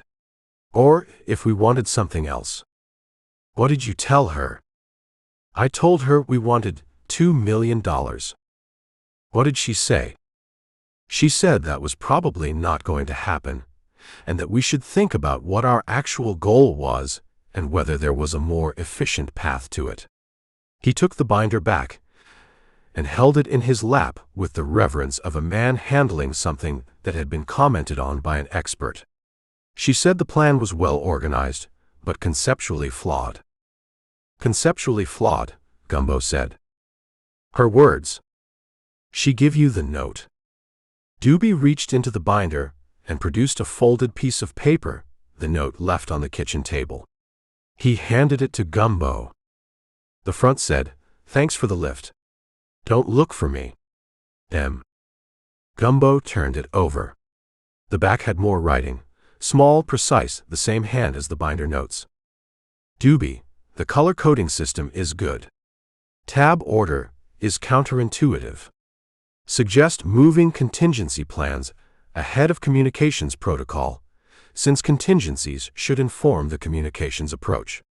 The financial modeling is the strongest section. Cletus needs his own checklist, simplified, laminated. Consider it. Neither of you is cut out for this. I mean that constructively. The wire fraud background suggests an aptitude for financial work that's being misapplied. Think about that. Don't text me about the ants. I already told the property owner. Gumbo folded the note and put it on the cooler. She texted you, he said. 14 times, Cletus said. About what? The ants first. Then she sent a corrected version of the ransom letter. She said the original had a passive voice problem, and that passive voice undermined authority in written demands. Doobie produced his phone and turned it to Gumbo. The text thread was long. Magnolia's messages in gray bubbles with the regularity of someone who had a lot to say and had found a captive audience. Gumbo scrolled. The texts started with the Carpenter Ant Advisory at 2:06 a.m.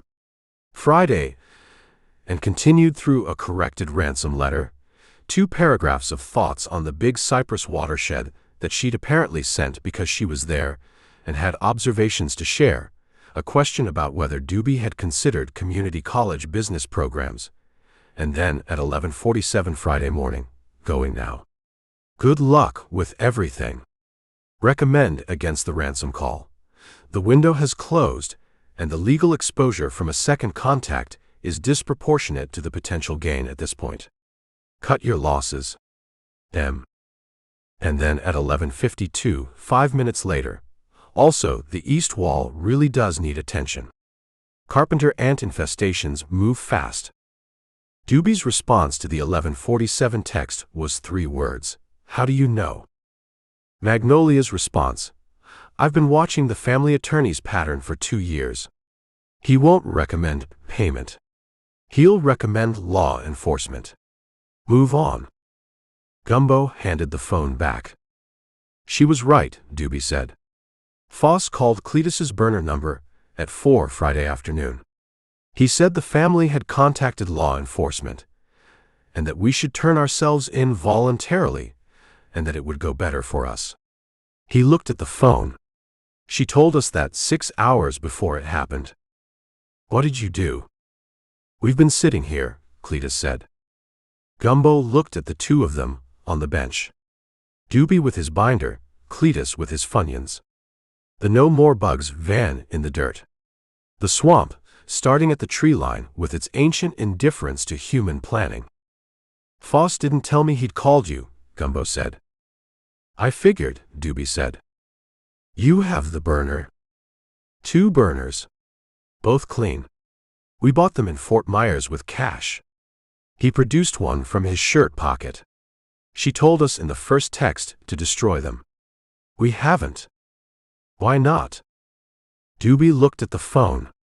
She said there was no point, that the damage was already done, and that destroying evidence post-contact was an additional charge that wasn't worth the minimal benefit. He put it back in his pocket. She was probably right about that too. Cletus ate a Funyun. He offered the bag to Gumbo. Gumbo took one. It tasted like an onion ring, had been described to someone who'd never seen an onion. Which direction did she go? Gumbo said. Both men pointed. Southeast, into the cypress. She know the terrain. She had a compass, Cletus said. And the sample kit, and the notebook, and 3 days of food in the pack. She showed us the food. She said she wanted us to know she'd be fine because she could see we were worried. He ate another Funyun. We were worried. Gumbo wrote the compass direction down. He wrote the time she'd left, approximate between noon and 4, and the contents of the pack as Cletus described them, which was detailed because Cletus had watched her repack it Thursday night with the focused attention of a man who had nothing else to do. Water filter, Cletus said. The kind with the squeeze bag. 3 days of food bars, the kind hikers eat.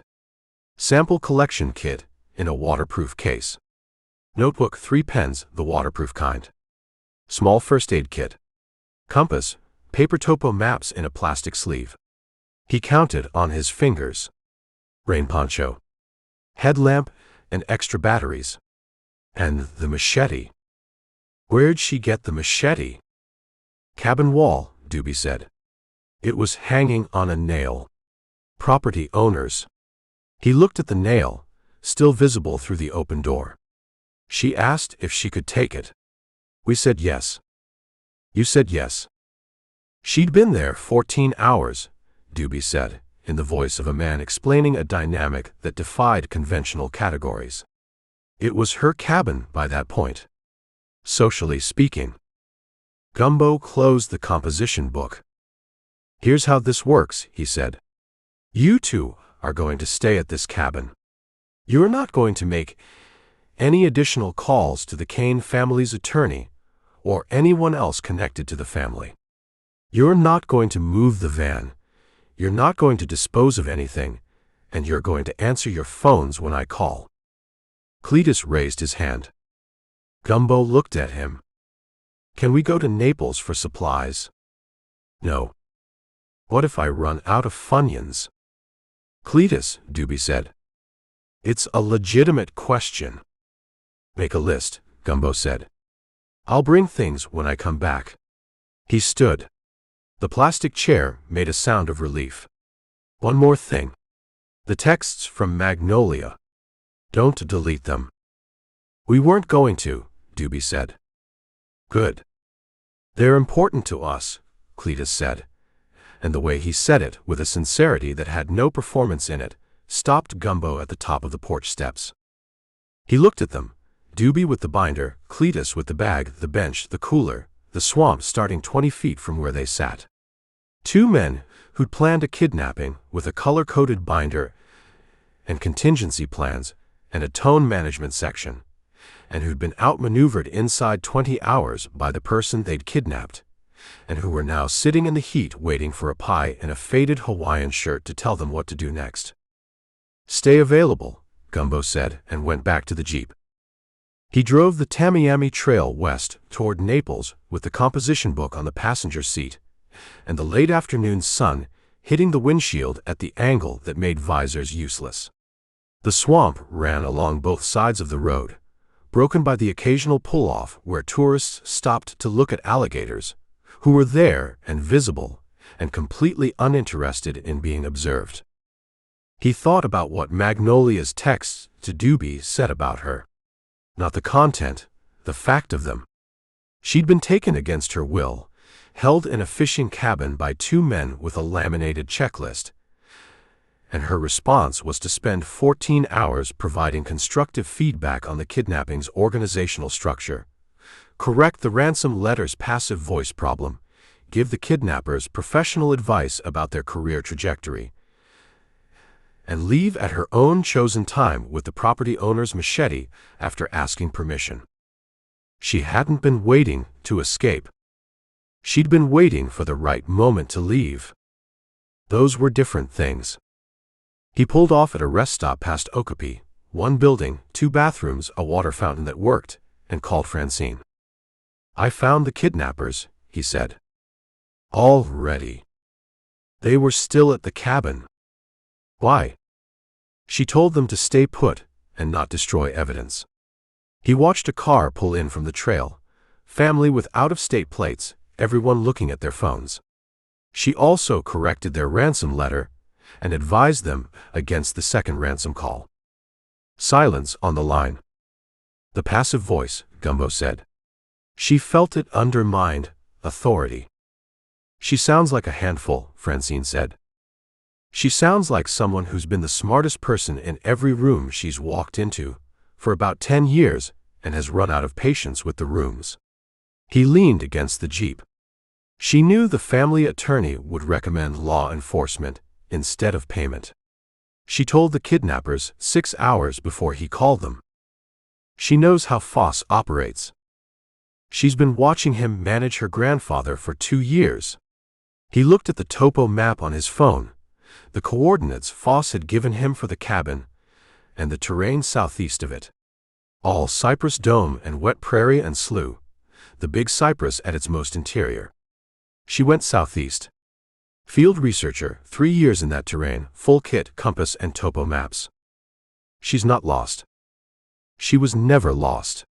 He got back in the Jeep. She's exactly where she wants to be. Which makes your job what exactly? He started the engine. Figure out what she's waiting for. Then figure out if I can provide it.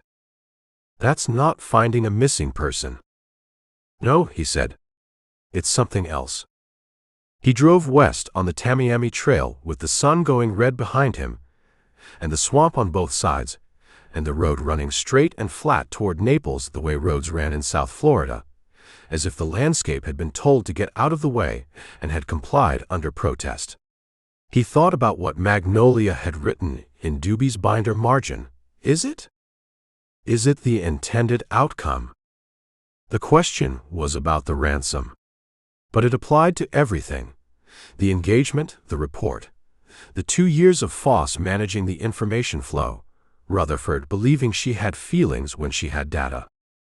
What was the intended outcome? He didn't know yet. But he was starting to understand whose outcome was whose. He checked into a motel in Naples at 7:30, the kind of motel that had been a Holiday Inn in a different decade, and now operated under its own name with the same bones and a less confident carpet, and put the composition book on the desk, and ordered a pizza that arrived in 40 minutes and ate it in the desk chair while he wrote. He wrote what he had on Magnolia: direction of travel, approximate departure time, full contents of the pack, the text thread with Doobie, the note, the binder feedback. He drew a rough map from memory: the cabin, the cypress stand, the slough he'd seen from the road.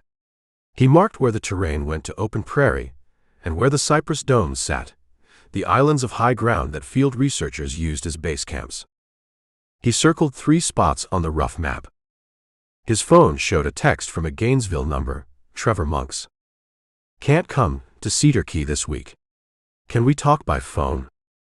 Gumbo typed back, "Tomorrow morning. I'll call you." He finished the pizza and the notes and took the ice bucket down the hall to the machine and filled it, and put 2 Yinglings in it that he'd bought at a gas station on the way into Naples, and sat on the motel bed with one and looked at what he'd written. "She's waiting." Underlined. Below it, waiting for what? He'd written it last night, and he still didn't have the answer. But he had more of the shape of it now. A woman who'd spent 2 years trying to work through channels that Foss had built to move slowly, who drafted a letter she hadn't sent, who'd gone back to Foss a second time with more data, who'd agreed to an engagement she'd had no enthusiasm for, who'd then been picked up in a parking lot by 2 men with a color-coded kidnapping plan, and had looked at the situation and decided, with the practicality of someone who'd been doing field research in swamps since graduate school, that it was as good an exit as any. She'd left when she was ready. She'd go back when something changed. He needed to know what needed to change.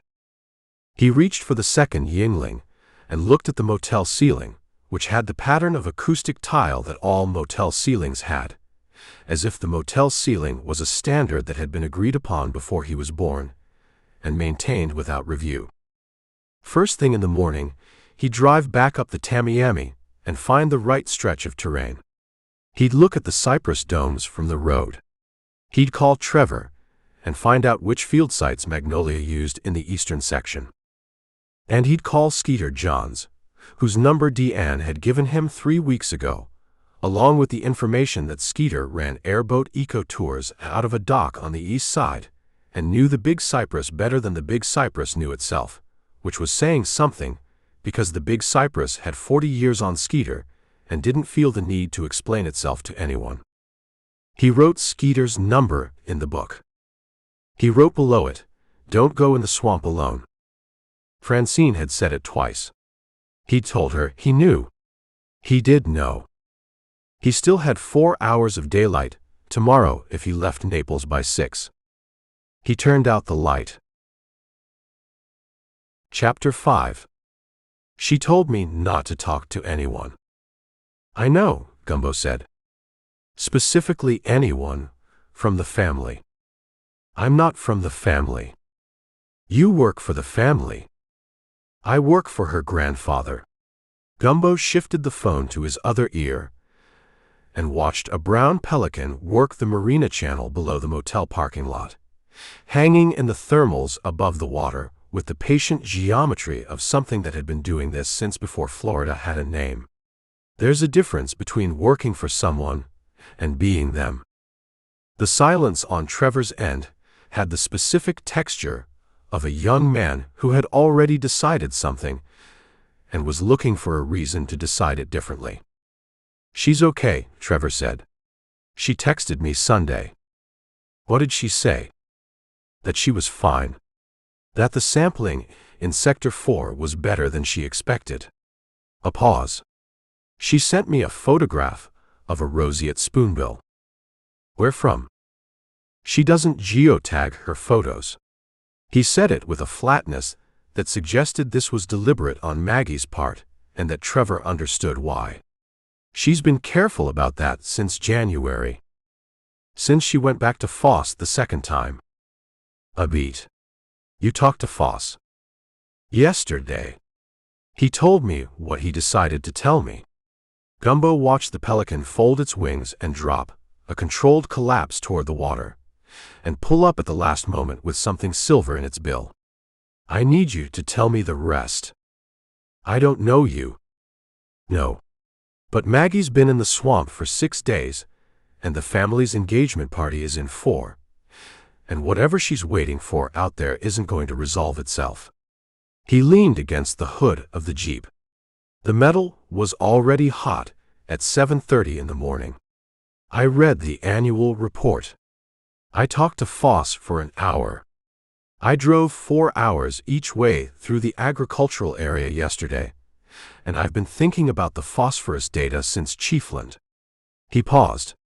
Tell me what Foss got wrong. The sound of the dog again, close to the phone, the wet breathing of a large animal in the ambient background of Trevor Monks's morning. He didn't get the data wrong, Trevor said. The data is what it is. He got the significance wrong. Or he told Rutherford Cane he got it wrong. I don't know which. Explain the difference.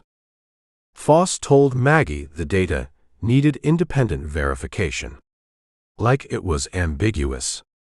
Like there was a real question about what the numbers meant. The flatness left Trevor's voice, replaced by something with temperature in it.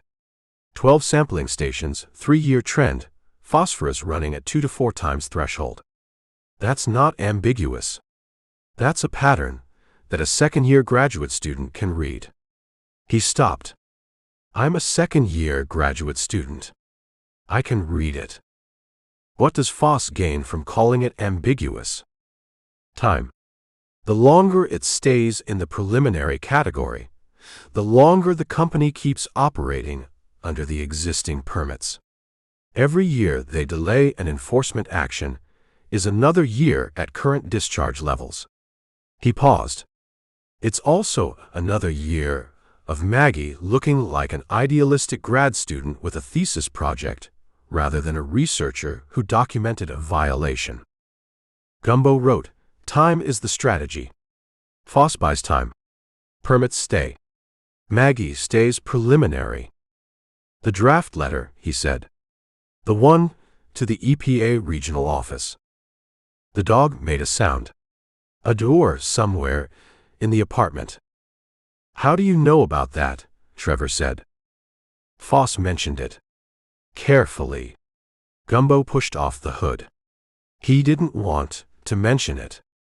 But I asked him directly whether she'd considered filing, and he answered the question he thought I was asking, instead of the one I actually asked, which is a thing attorneys do when they're trying to be technically honest." "What was the question he thought you were asking?" "Whether she'd filed." "The answer to that is no.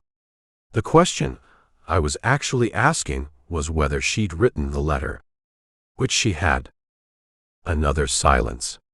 The dog settled somewhere, a soft landing on something upholstered. "She wrote it in February," Trevor said. "After the second meeting with Foss. She came back to the office and wrote it in 3 hours." A pause. "She was very calm when she wrote it. That was the thing, that she wasn't angry. She was just done. Done waiting for Foss to act on it. Done believing the internal route was a route." His voice went flat again, the temperature gone, replaced by the careful evenness of someone reporting facts rather than feeling them.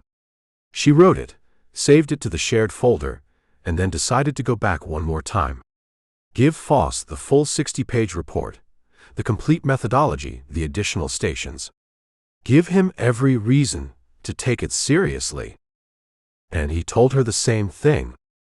He told her the data was promising, but that filing without exhausting internal remedies could be seen as adversarial, and that adversarial relationships with regulators were in nobody's interest. A beat. He used the word adversarial 4 times. She counted.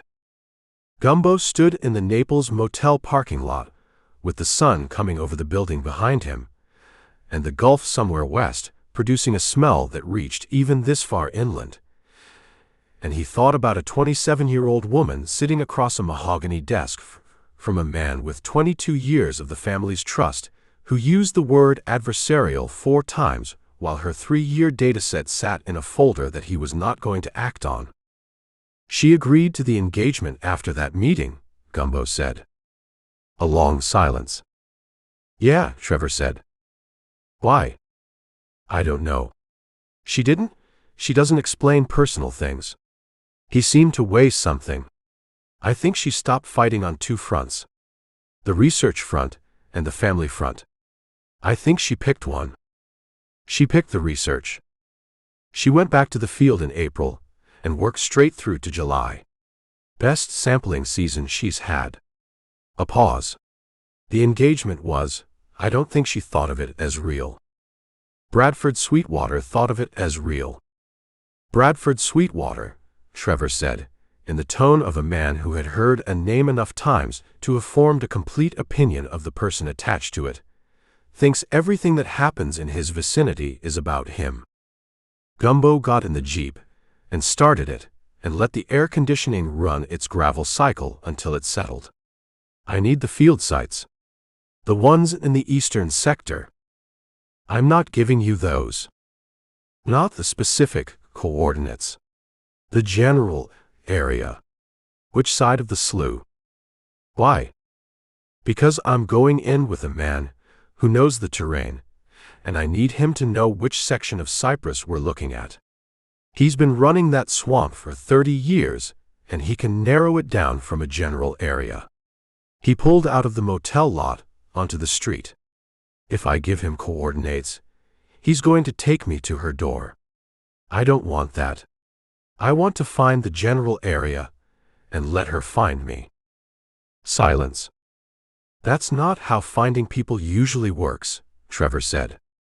"Usually the person doesn't want to be found," Gumbo said. "Maggie wants to be found. She's just waiting for the right person to come looking. He turned north on US 41.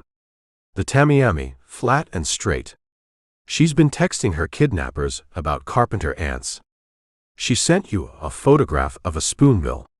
She's not hiding. She's waiting. Waiting for what?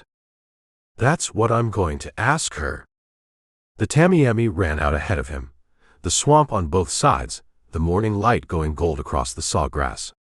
A wood stork stood on a culvert pipe over a drainage canal, with the prehistoric stillness of something that had no opinion about the traffic. East of the third site, Trevor said finally. There's a cypress dome about 2 miles in. She's used it before for overnight camp during extended sampling runs.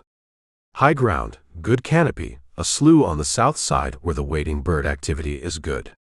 He stopped. Don't bring anyone else. Just me and Skeeter. Who's Skeeter? Airboat operator. He's not going to care about the research. Gumbo wrote the location description on the inside cover of the composition book, driving one-handed. One more thing. The shared folder. The draft letter. What about it? Who else has access to the university server? In your department? Faculty advisors. The department IT administrator. Anyone Maggie or I gave access to explicitly. Foss. No. A beat. He shouldn't have. She wouldn't have given him access. He knows it exists. Knowing it exists and accessing it are different things. They are, Gumbo said. Until someone needs it not to exist and has enough time to figure out how to get into a university server. He let that sit. Talk to your IT department. Tell them the folder needs to be backed up externally. Don't say why. Is that something that would actually? Probably not, Gumbo said. But Foss is a thorough man. He drove north with the window down and the composition book open on the passenger seat and thought about thoroughness. Foss is kind, the kind that built structures around problems so the problems couldn't be seen from the road. And Doobie's kind, color-coded and laminated and fatally optimistic. And Maggie's kind, which was the kind that went back to the same meeting 3 times with more data each time, and then, when the meeting stopped being useful, stopped going to the meeting. He thought about what kind he had. He'd spent 28 years in procurement, which was the science of understanding what something actually cost versus what someone told you it cost, and the art of closing the gap between those two numbers. Foss had told Rutherford the situation cost one thing. The actual cost was different. Gumbo's job, reduced to its simplest form, was the same as it had always been. Figure out the real number. He stopped at a gas station past Okapi, filled the tank, bought a large coffee and a package of crackers that had been on the rack long enough to be a permanent fixture, and called Skeeter Johns. Skeeter picked up on the first ring, which surprised him. Malone, Gumbo said. D.N. at the Cedar Key Marina gave me your number. D.N. Skeeter's voice was the voice of a man who'd been outside his entire life, wind-roughened, with the particular cadence of the Gulf Coast that sounded like sentences were assembled in a different order than inland speech, and then delivered slowly to let the listener catch up. You need the airboat. I need you and the airboat. 2 days, maybe 3. Consecutive. What for? Looking for someone in the eastern Big Cypress. East of the Tamiami, 2 miles in, Cypress Dome terrain. A pause. The sound of water in the background, the specific slap of small waves against a hull. You a law enforcement? Pi. Missing person. Voluntary disappearance. He drank the gas station coffee, which made the motel coffee seem aspirational. She's a field researcher. She knows the terrain. I'm not trying to sneak up on her. I just need someone who can get me to the right section without killing us both on the way. When? Today, if you can. I can do today. 200 cash per day plus fuel. A pause. You got waiters? No. You're gonna need waiters. Where do I get waiters in the next 2 hours? Bass Pro in Naples. Take about 45 minutes from wherever you are on 41. He said it with the patience of a man who had taken unprepared people into the swamp before and had developed a checklist. What else do I need? Water. Not the little bottles, the liter kind. 4 of them. Bug spray, the kind with DEET, not the natural stuff. The natural stuff is optimistic. A pause. Long sleeves. I don't care how hot it is. I have long sleeves. Hawaiian shirt doesn't count. I have other shirts. Meet me at the Okapi pull-off at 1 o'clock. West side of the road. There's a dirt track goes south to the water. He stopped. And Malone. Yeah. If I say we turn around, we turn around. I don't argue about it. I don't explain it. We just turn around. Those are the terms. Understood.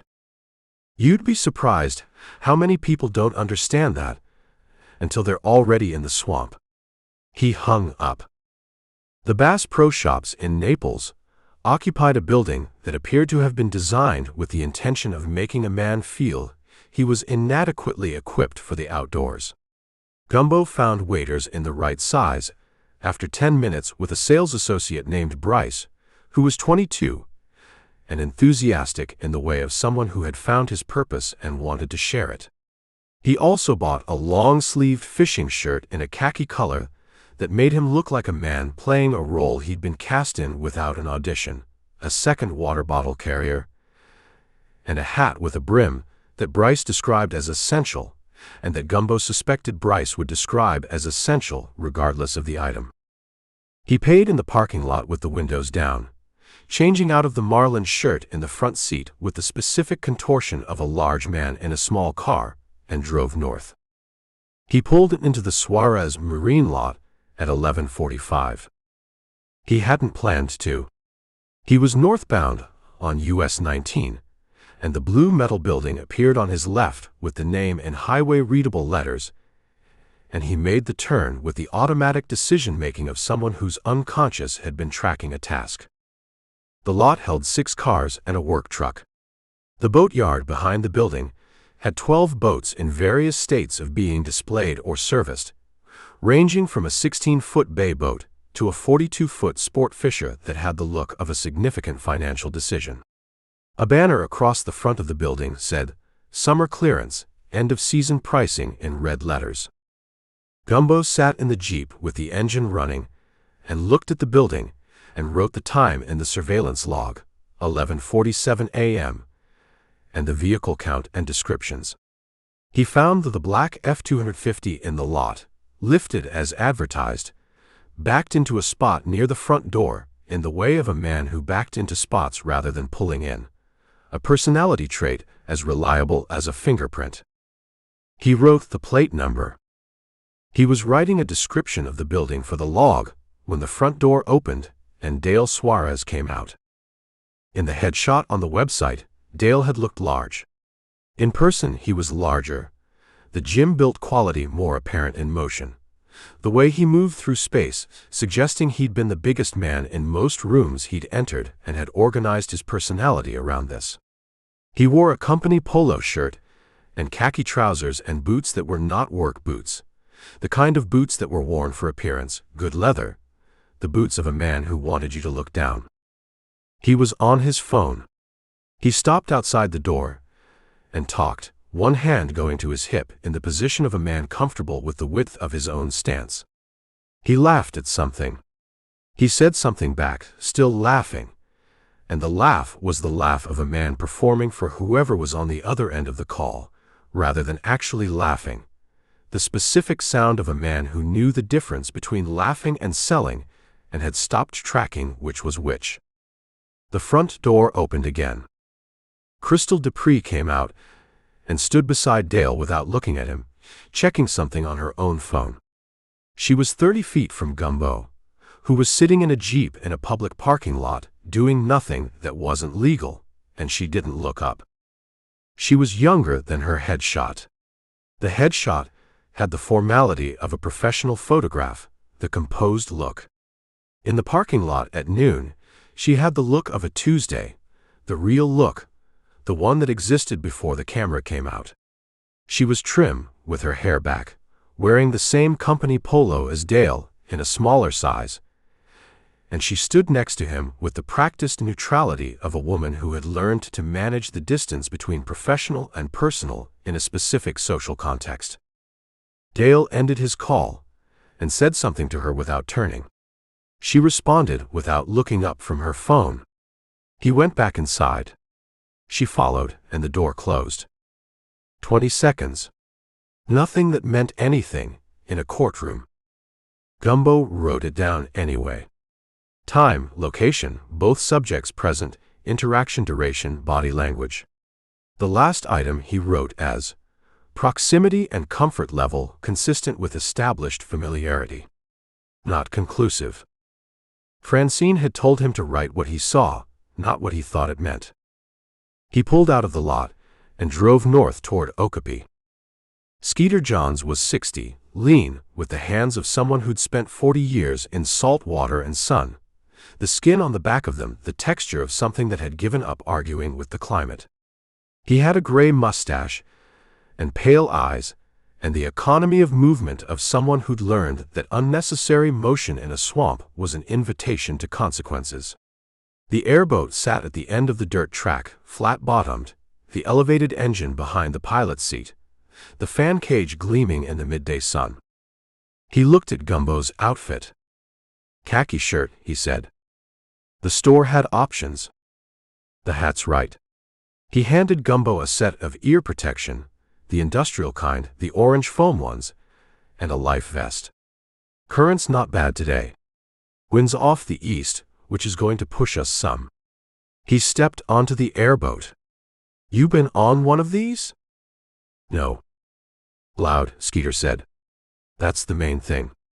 You can't talk on one. Don't try. He pointed at the second seat, forward of the engine. Sit there. Don't stand up. If I tell you to hold on immediately. He looked at Gumbo. Any questions? East of the third site, Cypress Dome 2 miles in, slough on the south side. Skeeter looked at him. You know sector numbering? The research assistant told me. Monks, Skeeter said. He's been out here with the Cane girl before. I took them both out in April. He went to the engine. I know the dome.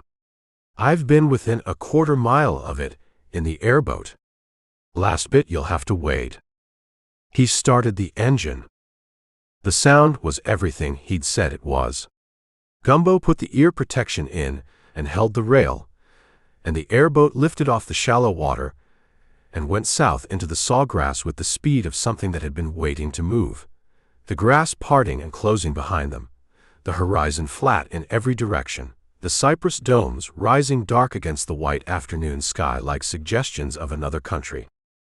The swamp opened around them and kept opening. Gumbo had driven through it for 2 days and thought he understood its scale. He didn't understand its scale. The scale only existed from inside it, from this height and this speed. The water and grass and sky running together at the edges, the cypress domes floating in the distance like islands, the red-shouldered hawks stationary above the grass in the wind from the moving boat, and underneath all of it, the sound of the engine that made thought impossible and reduced everything to the physical fact of speed and heat and the smell of ancient water.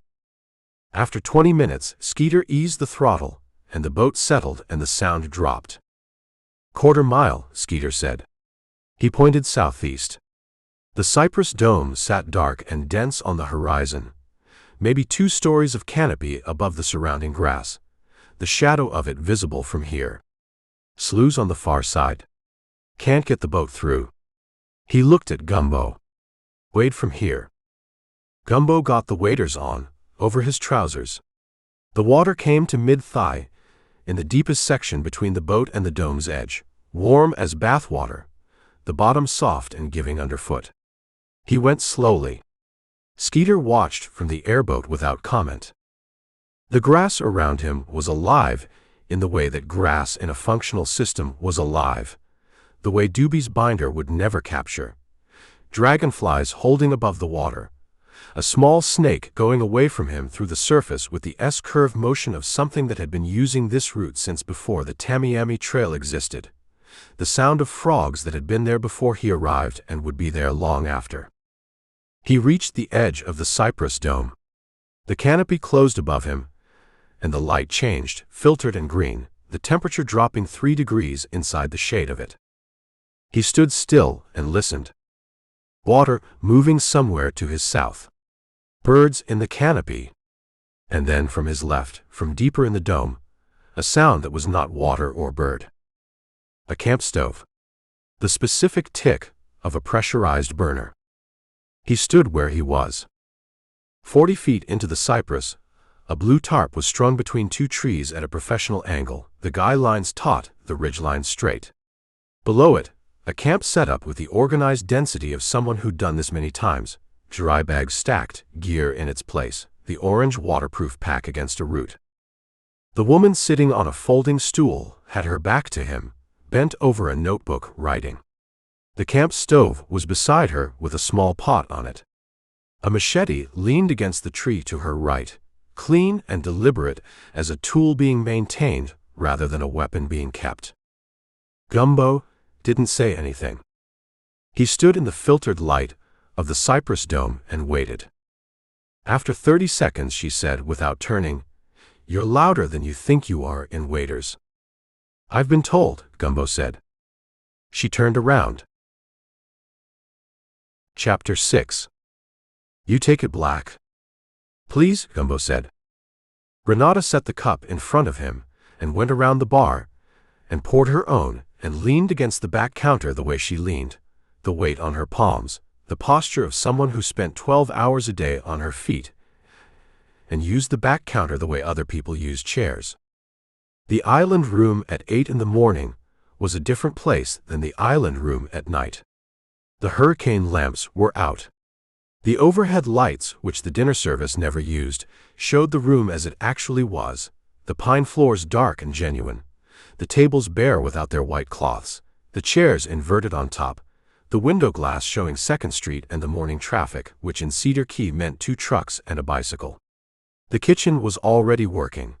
Prep sounds coming through the pass-through, someone running water and someone else moving sheet pans, the productive noise of a restaurant getting itself ready. She'd unlocked the front door when she saw him on the sidewalk and said, "Come in," without ceremony.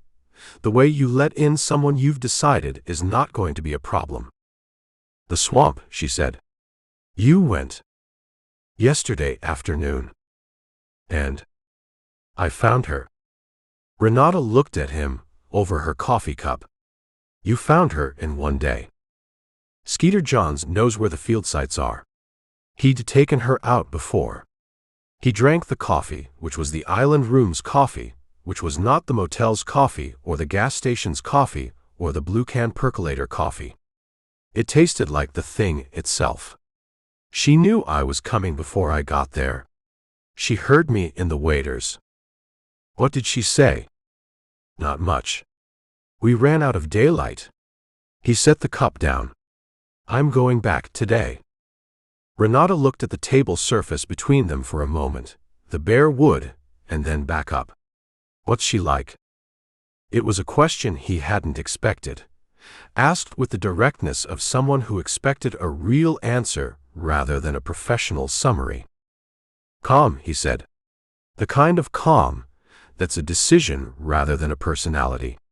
He thought about the cypress dome, the tarp strung at the professional angle, the notebook open on her knee, the 30 seconds she'd let him stand there before she said anything. She built a good camp. Everything in the right place. He paused. She's not hiding. She made the camp visible from the approach. She wanted to be found. She wanted to choose who found her. He picked up the cup. There's a difference. Renata was quiet for a moment, looking at the bar's surface. A sound came from the kitchen, something going into a hot pan, the immediate sizzle of it, and she looked at the pass-through and looked back. "Dale's attorney called mine yesterday," she said. "Spousal abandonment. He can't make that stick." "No. My attorney says it's leverage, not a real argument. He's trying to make the process expensive enough that I take a lower settlement to end it." She drank her coffee. "It's what Dale does with boat deals. He makes the negotiation painful until the other person settles for less than the thing is worth." "Does it work?" "With buyers sometimes. People who don't know what the boat is worth." She looked at him. "I know what the boat is worth. I know what all of it is worth."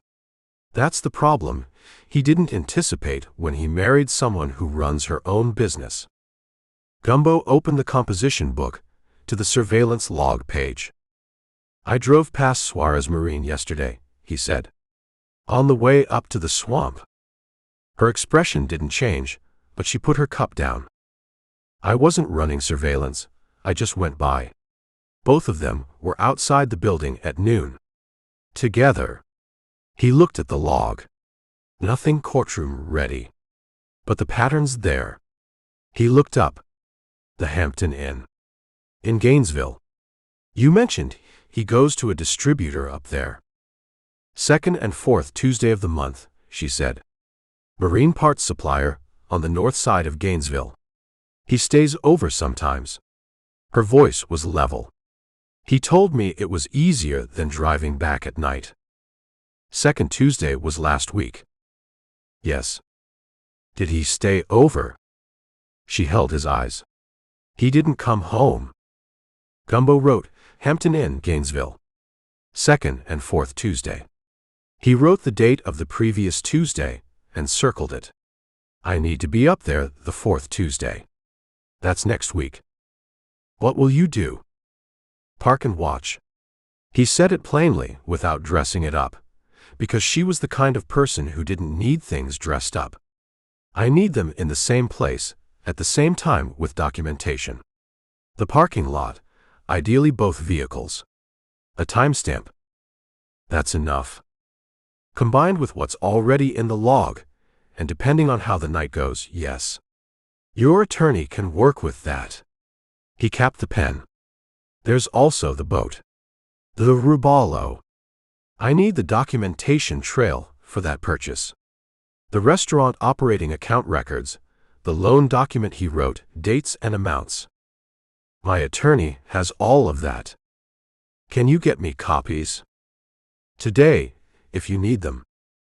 This week is fine." He looked at her hands on the bar. Flat on the surface, the same deliberate placement he'd noticed the first night. "Renata. Dale knows about me." She didn't move. "He made the connection through the trail camera packaging," Gumbo said. "Crystal saw me in the parking lot in Naples." He worked backward. He watched her face, which was doing its controlled thing. "He came to the marina Monday. We had a conversation on the dock." "What did he say?" "That Cedar Key gets small fast for people who make problems for his family." The kitchen sent out another sizzle, someone calling something to someone else in Spanish, the orderly chaos of prep moving into second gear. Renata looked at the pass-through, and then at Gumbo, and the look she brought back from wherever it had gone was not the look of a woman who was frightened. "Dale talks," she said. "He always has. The talking is the whole thing with Dale, the size of the statement, the volume of it. He thinks if he says something loud enough, it becomes true." She picked up her cup. "Has he ever done anything more than talk?" Gumbo thought about what Officer Reyes had told him. Aggravated battery, 2009. Gainesville. Pled down to simple battery. He decided the night before how much of this to give her and when. "Has he been physical with you?" he said. "At any point?" She looked at the question directly, the way she looked at everything. "No. He gets loud. He gets large the way big men get when they want you to feel small. She paused. He threw a glass once. In 2021. Against the wall, not at me. He called it an accident. She set the cup down. It wasn't an accident. He have friends who do things for him? The kind of friends who aren't friends, they're debts. Dale has people who want things from him. Boats, financing, discounts. Whether that cashes out as favors, she shook her head. I don't know. I never paid attention to the people around him the way I should have. Gumbo wrote Glass, 2021. No physical contact. Intimidation pattern. Gainesville Battery, 2009. He capped the pen again. Don't tell him we've talked about this. If he comes to the restaurant again, you call Levy County Sheriff before you engage with him. Officer Reyes, Yolanda Reyes. She knows the situation. Renata looked at him. You called the sheriff. She came to me. About the dock confrontation. He held her eyes. She's good at her job. She's not going to make it a bigger thing than it is, unless it becomes a bigger thing. She absorbed this without comment, which was one of her qualities, the ability to receive information and integrate it without performing a reaction. Tell me about the other case, she said. He looked up. The sugar heiress, she said. You found her in the swamp, and you're going back today. You said you ran out of daylight. What happens when you have more daylight? He turned the composition book to a fresh page, more to have something to look at than because he needed it. I find out what she needs in order to come back. What do you think she needs? Her grandfather, he said. The real one. Not the one who goes through the attorney. He looked at the blank page. She has 3 years of data that documents a serious problem with the family's operation. She took it to the attorney twice. He called it preliminary both times and kept it from reaching Rutherford. He paused. She agreed to an engagement she had no interest in. She spent 2 months in the field, and then she got kidnapped by 2 men with a color-coded binder, and instead of being frightened by it, she decided it was a reasonable exit and walked into the swamp. Renata was quiet. Outside, the bicycle from before went back the other way. She's not angry, Renata said. She corrected the ransom letter's passive voice problem and sent the kidnappers career advice. Something happened in Renata's face, quick, involuntary, the thing that came before the smile rather than the smile itself. She sounds like she has it together. She has it together better than anyone involved in this situation. He closed the book. The grandfather hired me to find her and bring her home. But what he actually needs is someone to carry the conversation that should have happened a year ago and didn't, because the attorney was building walls between them. He looked at her. I'm not sure that's what a pie does.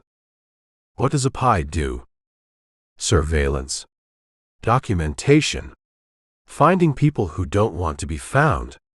He put the book under his arm. Maggie wants to be found. She's just waiting for the conversation. Renata looked at him for a moment, with the focused attention she gave things she was deciding about. You know what that is, she said. What you're describing. What? Procurement, she said. You find out what something actually costs. Then you close the gap. He looked at her. She picked up the cups and took them around the bar to the sink. You said it yourself. 28 years. He hadn't realized he'd told her that much. He told her Columbus, paper supply, the broad outline. He didn't remember saying procurement. She came back to the bar. You told me the night I hired you. You said procurement and vendor management. She pulled a stool out and sat on it, the first time he'd seen her sit since he'd arrived. I remember things people tell me. Restaurant business. She looked at him. You're right, by the way. It's not what a pie does. But it's what this case needs. I'm figuring that out. You figured it out already, she said. You're just deciding whether it's your job to do it. He looked at her on the stool, the white shirt, the kitchen shoes, the gold earrings, catching the overhead light that the dinner service never used. She had the quality, sitting still, of someone who had been in motion for so long that stillness on her had a different weight than it had on other people. The sheep's head last week, he said. The citrus dressing on the salad. What was that? She looked at him with the mild skepticism and then without it. Seville orange. I get them from a grove in Micanopy. The owner's been running it for 40 years. He picks them green and lets them ripen off the tree. She paused. Most people can't identify it. They say lemon, or they say something tropical. I couldn't identify it, he said. I just knew it was right. She looked at him. That's what good sourcing does, she said. You don't announce it. It's just right. He picked up the composition book. I'll be back from the swamp by 6. Can I come by? Kitchen closes at 9. Come before that. She stood and moved toward the pass-through. I'll tell Marco to save you whatever the fish is tonight. What is it tonight? Snook, she said, through the pass-through. Tommy heard again. He drove south on State Route 24 toward the causeway with the windows down and the morning flat on either side, the salt marsh running to the horizon, the egrets still in the shallow water of the tidal flats. The causeway itself was 2 lanes over open water, the Gulf of Mexico on the right and the estuary system on the left, and in the middle of it on a clear morning you could see the curvature of things, the way the water bent away from you in all directions. He called Skeeter from the causeway. 1 o'clock again, Skeeter said, before Gumbo could say anything. Same pull-off. I'll have the boat running. How'd you know it was me? Only person who calls this number and doesn't want an eco-tour. He hung up. Gumbo drove over the causeway and turned south toward Naples on US 19, the long flat road through the scrub and the cattle country, and thought about what Renata had said. You figured it out already. You're just deciding whether it's your job to do it. He'd spent 28 years deciding what was and wasn't his job. The answer, in the paper supply business, had always been bounded. Procurement was procurement. Vendor relations were vendor relations. The quarterly review was the quarterly review. The job had edges. You knew when you were inside them, and when you'd cross them, and crossing them had consequences that were professional rather than moral. This job had different edges. Or the edges moved. Or maybe there weren't edges, and the thing that felt like an edge was just the boundary of his own uncertainty, which was a different problem entirely. He drove through Bronson and through Chiefland and past the turnoff for Suarez Marine without looking at it, which he considered a small discipline, and kept south. Skeeter had the boat running at 5 to 1. Gumbo was in the waders before 1 o'clock. They went south on the same line as yesterday, the sawgrass parting, the cypress domes on the horizon becoming individual as they got closer, and after 22 minutes Skeeter cut the engine and they settled in the same shallows. You know where you're going this time, Skeeter said.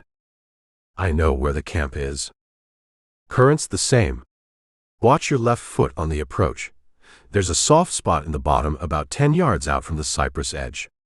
Goes thigh deep if you step in it. I'll watch it. And Malone. Skeeter had his arm on the engine housing, looking at the dome. She's a good researcher. She found 3 nesting pairs of snail kites in this section that the Wildlife Survey missed. He looked at Gumbo. Don't mess up her camp. I'm not going to mess up her camp. He went over the side and into the warm water, and crossed to the cypress edge, avoiding the soft spot by going right of it, and entered the dome. She was where he'd left her, more or less. Different position, She'd moved the stool to face the slough, and she was glassing the water with binoculars when he came through the trees. The pot from yesterday was clean and put away. The sample kit was open on the root beside her, with 3 vials capped and labeled. She lowered the binoculars when he reached the edge of the camp. "You came back," she said. "I said I would. People say things." She put the binoculars in their case. "Sit down if you want. There's the root or there's the ground." He took the root. She turned the stool to face him and sat with her elbows on her knees, the posture of someone prepared to listen but not to make it easy. In the daylight and awake, and facing him, she looked younger than he'd expected and older than her photographs. The university website had a headshot that captured a version of her that existed indoors in controlled light. This version was sunburned across the cheekbones and the bridge of her nose, with the particular brightness in the eyes that people got from days of focusing on things at a distance. Her hair was pulled back with a piece of cord. The field clothes were worn in the specific places where field clothes wore. "You talked to Doobie," she said. "Day before yesterday. He showed you the binder. And the texts." She looked at the slough. A gallinule picked its way along the far edge, each step placed with exaggerated care, the red bill bright in the afternoon light. "How are they?" "Sitting on the porch. Waiting." He put the composition book on the root beside him. "You told them to stay." "Someone needs to." She looked back at him. "If they run, it gets complicated for everyone. Right now, it's containable." Foss called them. "I know. I told them not to respond." "They didn't." "Good." She looked at the gallinule. Foss would characterize a conversation with Doobie and Cletus as the family cooperating with law enforcement. He'd make it a condition of any arrangement. It would become a thing he managed. She said managed, the way people said words they'd had bad experiences with. Everything Foss touches becomes a thing he manages. Gumbo opened the composition book. Not to read from it. He kept it closed in his lap, just to have it there, the habit of the thing. "Your grandfather didn't know about the draft letter," he said. She looked at him. "He knew you had concerns." That's the word Foss used with him. Concerns. He held her eyes. "He didn't know you had data. He didn't know you'd been to Foss twice. He didn't know about the EPA draft." She was quiet for long enough that 2 herons flew over the dome, their shadows crossing the camp in sequence. "He should have asked," she said. "He's known for 2 years that I was doing this research. He could have asked." He trusted Foss's characterization. He trusts Foss completely. He's trusted him for 22 years. Her voice was level, doing the controlled thing, but underneath the control something was working. "I know that. I knew it when I went to Foss the first time. I knew it when I went back." She stopped. "I thought if the data was complete enough, documented enough, that Foss wouldn't be able to call it preliminary. That he'd have to take it to Rutherford. Instead, he called it preliminary twice. And wrote me a letter about internal remedies and adversarial regulatory relationships." She stood and went to the edge of the camp, her back to him, looking at the slough. He used the word adversarial 4 times.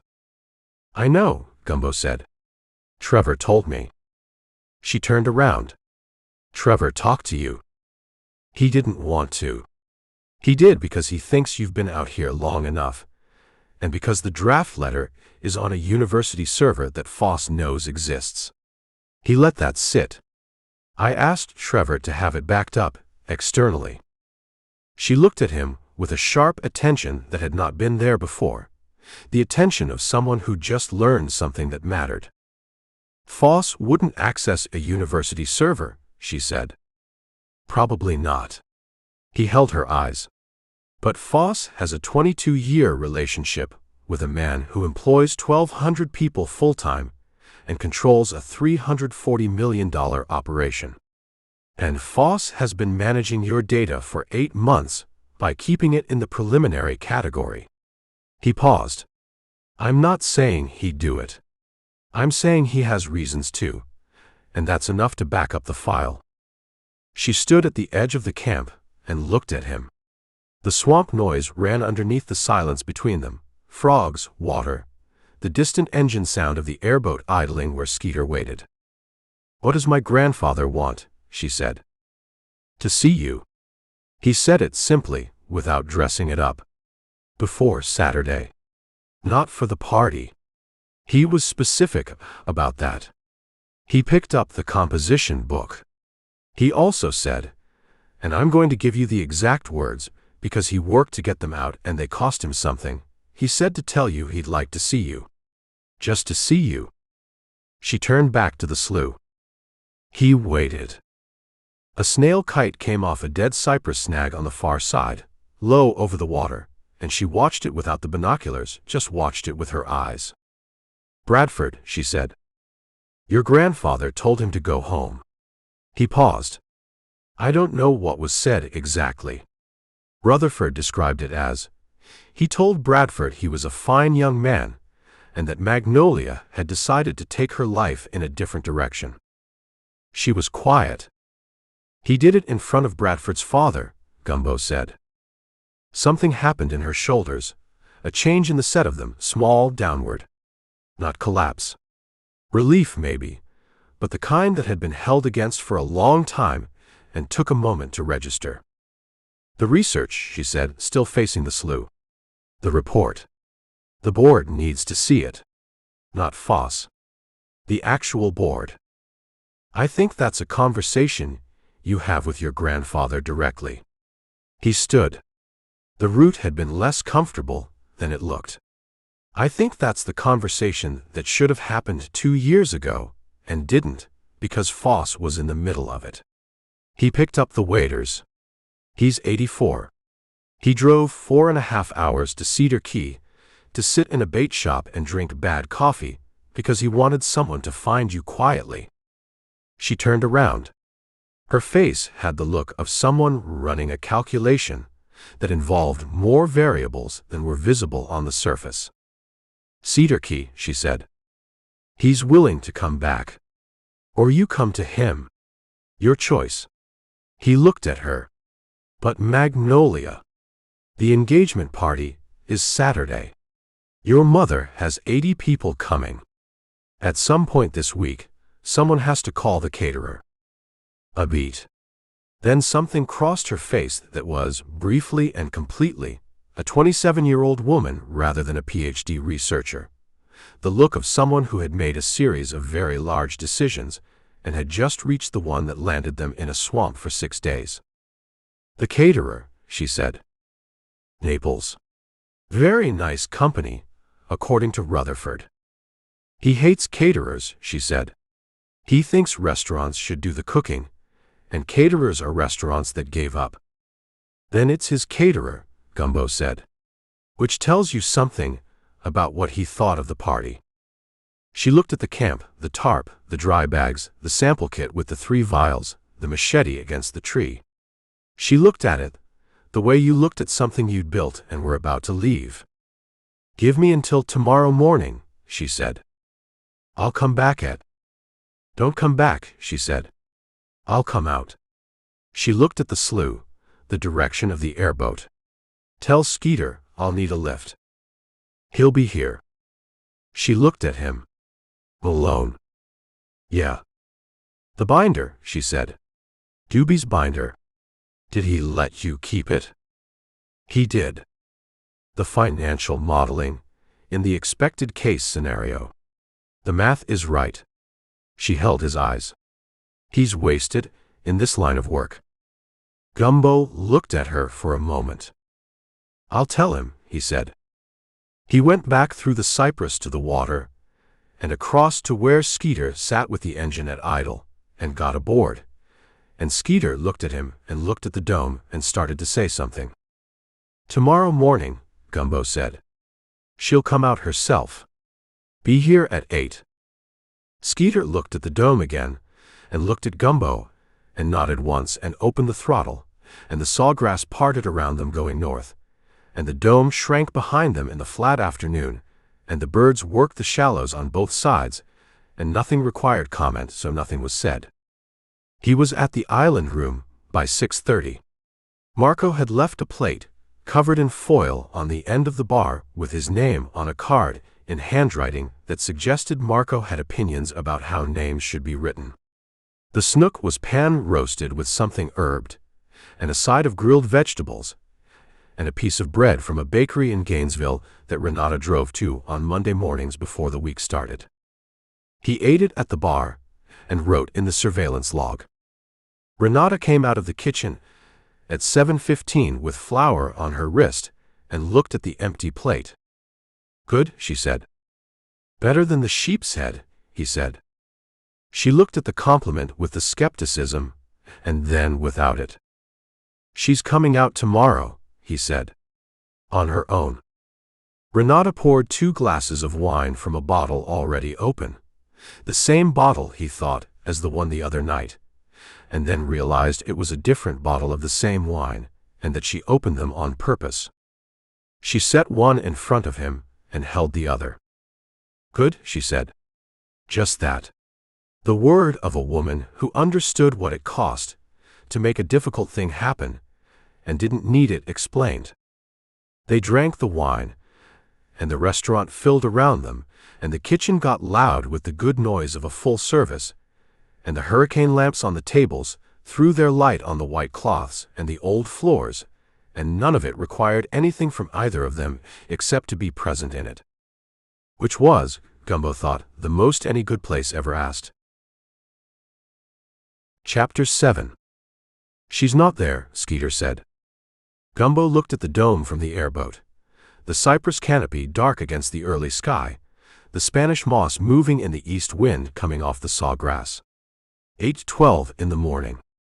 The sun had been up for an hour and a half, and had already made its intentions clear. "Give her time," Gumbo said. "I got a 9:30 tour," Skeeter said. "Couple from Cincinnati. They want to see alligators. You'll see alligators on the way back. I always see alligators on the way back." He killed the engine, and they sat in the sudden quiet, the sawgrass moving around them, the water making its small sounds against the flat hull. She said 8 o'clock. She said morning. Skeeter looked at him. "She's a field researcher," Gumbo said. "Morning means something different." Skeeter took a thermos from under the seat, and poured coffee into the cap, and handed it to Gumbo, and poured a second one for himself, and they sat with the coffee and the sawgrass and the east wind and waited. The big cypress, at 8 in the morning, had a quality that the big cypress, at 1 in the afternoon, didn't have, which was the quality of a place that had not yet been asked to perform for anyone. The waiting birds were working, a line of white ibis moving through the shallows 200 yards east, the slow systematic feeding of animals that had been doing this since before the road existed. A pair of sandhill cranes stood in the open grass to the north, in the stationary companionship of birds that mated for life, and had apparently decided that this particular morning required nothing more than standing near each other. Gumbo drank the coffee, which was real coffee from a real thermos, and looked at the dome. "You take many researchers out," he said. "Some. UF sends people down in the winter mostly. Waiting bird surveys, vegetation transects." Skeeter looked at the ibis line. "Maggie Cane's been coming out since her first year of graduate school. I took her and her advisor out in January, 3 years ago. She asked better questions than the advisor." "What kind of questions?" "About the water.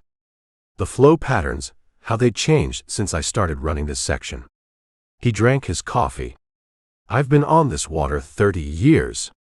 When I started, the sloughs ran different. The flow was, there was more of it. More volume moving south." He looked at the dome. She wanted to know when it changed.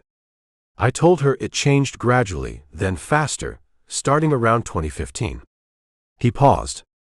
She wrote it all down. Said eyewitness accounts from long-term observers had evidentiary value. They do. She asked if I'd be willing to make a formal statement. He capped the thermos. I told her I would. Gumbo looked at him. You tell Foss that. Nobody asked me. He said it without weight, just a fact. I figured someone would eventually. Gumbo wrote in the composition book, Skeeter Johns, 30 Years on the Water. Flow change observation from 2015. Willing to make formal statement. Nobody asked. He looked at what he'd written. He wrote below it, nobody asked. A movement came from the tree line. Not from the dome itself, but from the south edge of it, 20 yards from where Maggie's camp sat inside. And then she was visible in the sawgrass, wading toward them with the unhurried efficiency of someone who'd done this crossing enough times to know exactly where the bottom was reliable.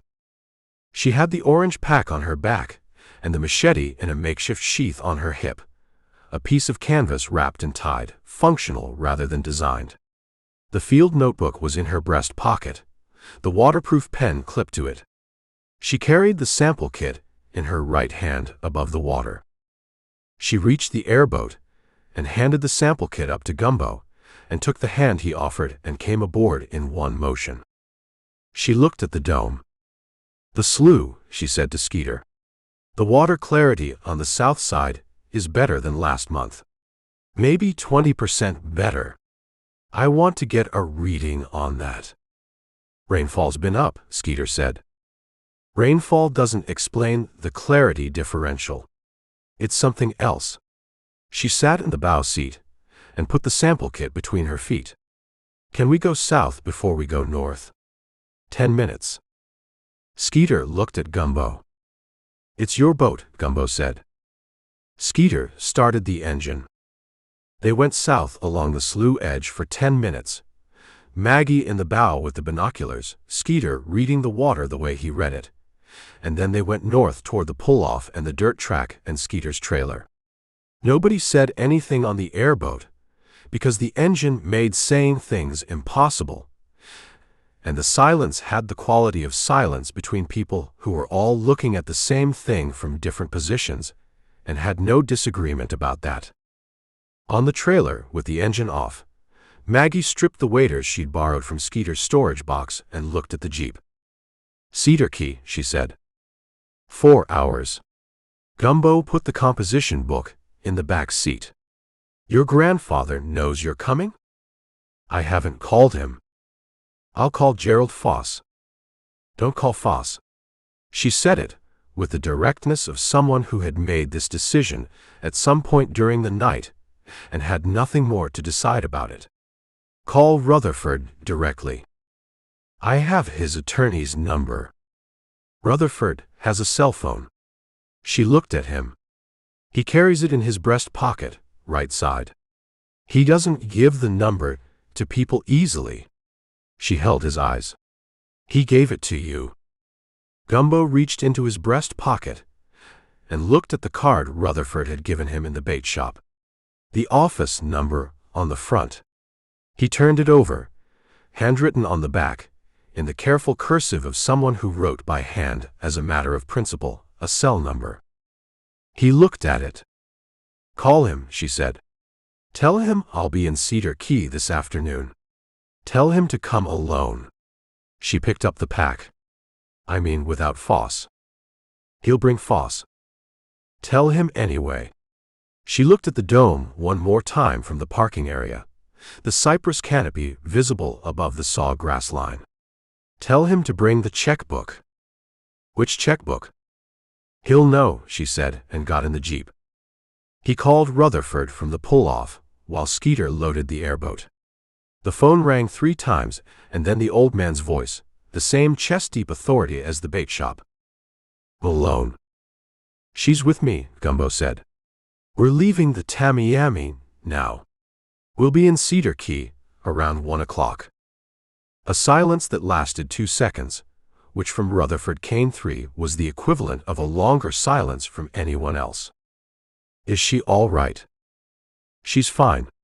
She ran a water clarity reading on the South Slough before she'd get in the airboat. He looked at Maggie in the jeep, already writing in the field notebook. She wants to meet today. She said, "Come alone and bring the checkbook." Her words. Which checkbook? She said you'd know. Another silence. Different quality. I'll be there by 2. She said, "Come without Foss." The silence this time had weight. Gerald manages. I know what Gerald manages, Gumbo said. I've talked to Gerald for an hour, and I've talked to your granddaughter for a combined 45 minutes, and I know more from the 45 minutes. He watched Skeeter crank the trailer winch. She's not asking you to fire him. She's asking for one conversation that isn't filtered. He paused. Sir. The sir came naturally, which surprised him. He hadn't called anyone sir in 28 years of corporate life. Cedar Key Marina, Gumbo said. Slip 12. I know where Slip 12 is, Rutherford said, and hung up. Gumbo stood by the jeep and looked at the sawgrass running south and thought about a man who'd driven 4.5 hours to a bait shop and memorized the slip number of a boat belonging to a PI he'd hired 3 days ago. The kind of preparation that came from the kind of attention that most people reserved for things that mattered to them. He got in the jeep. Maggie was writing in the notebook. He started the engine. He'll be there, Gumbo said. I know, she said without looking up. They drove north on US 41 through the sawgrass country, and then onto State Route 29 through the interior, the road elevated above the marsh on both sides. Maggie wrote for the first 20 minutes. Gumbo drove and didn't talk, which he'd learned from a woman in the procurement department in Columbus named Vera Sabo, who had told him once that the most valuable professional skill he could develop was knowing when not to fill silence with himself. It was 11:40. They had 3 hours to Cedar Key. At the LaBelle Junction, she capped the pen and put the notebook in the pack. Doobie, she said. He's at the cabin. Both of them are. Both. He turned north on State Route 29. They're not going anywhere. They need to. She looked at the road. They need to turn themselves in. Voluntarily, before the family does it for them through Foss. She paused. If Foss reports them, he controls the narrative. If they go in voluntarily, they get some credit for that, and they tell their own version. Their version includes being advised on kidnapping procedure by the person they kidnapped. Their version is that they made a mistake, they cooperated, and that the situation resolved without harm to anyone. She said it with the flat practicality of someone who'd thought it through at 2 a.m. by the light of a headlamp. Doobie's prior was federal. If this becomes a federal matter, the exposure is significant. If it stays state, county even, and they're cooperative, first offenders get treatment differently. Gumbo looked at the road. You planning to testify on their behalf? If it's useful. She said it without drama. They didn't hurt me. They fed me. The van was uncomfortable, but I've slept in worse research situations. She looked at the window, the flat cattle land moving past. Cletus asked me if I needed anything every 3 hours. He was more attentive than some hotel staff I've encountered. He also forgot his inhaler. He has asthma. The big cypress is not ideal for that. She paused. I gave him my spare albuterol. I carry it for field work. Gumbo drove for a mile without saying anything. You gave your kidnapper your asthma medication, he said. He needed it. He had asthma when he kidnapped you. People with asthma have responsibilities too, she said, in the voice of someone who considered this obvious. The condition doesn't exempt you from poor decision-making. He drove. 40 minutes north of LaBelle, his phone buzzed on the seat. He looked at it, Francine Dowd. I need to take this, he said. Take it. He answered on speaker, keeping the volume down. Francine. Where are you? Her voice came through the Jeep speakers, with the clarity of a woman who spoke at a consistent and deliberate volume. SR 29 northbound. About 40 minutes south of Moore Haven. Who else is in the car? Maggie Cane. A pause. You found her. She found herself. I just provided the transport. Okay. He heard her chair. Listen. I've been running the background on Suarez Marine. Dale Suarez, specifically. Maggie was looking at the window. Gumbo picked the phone up and turned the volume down further. The 2009 battery charge, Francine said. The one that pled down. I pulled the original complaint through a contact at Alachua County. And the victim was a business partner, a man named Terrence Webb. They had a boat brokerage together in Gainesville before Dale moved to Chiefland and opened the dealership. She paused. The altercation happened during a business dispute. Webb alleged that Dale struck him during an argument over the dissolution of the partnership. Dale was buying him out. Dale was refusing to. According to Webb's complaint, Dale had been moving assets out of the partnership account for 6 months before Webb noticed. When Webb confronted him, Dale hit him hard enough to require 4 stitches above the eye. Gumbo looked at the road. What happened to Webb's claim on the partnership assets? Settled. Confidentially. Part of the plea arrangement, apparently. Webb agreed not to pursue civil action in exchange for Dale's cooperation on the criminal plea. She paused. Webb got some money. Not what he was owed. He moved to Georgia. So Dale's done this before, Gumbo said. Moving assets. Controlling the money in a partnership. The restaurant operating account, Francine said. The boat purchase. The loan document with creative terms.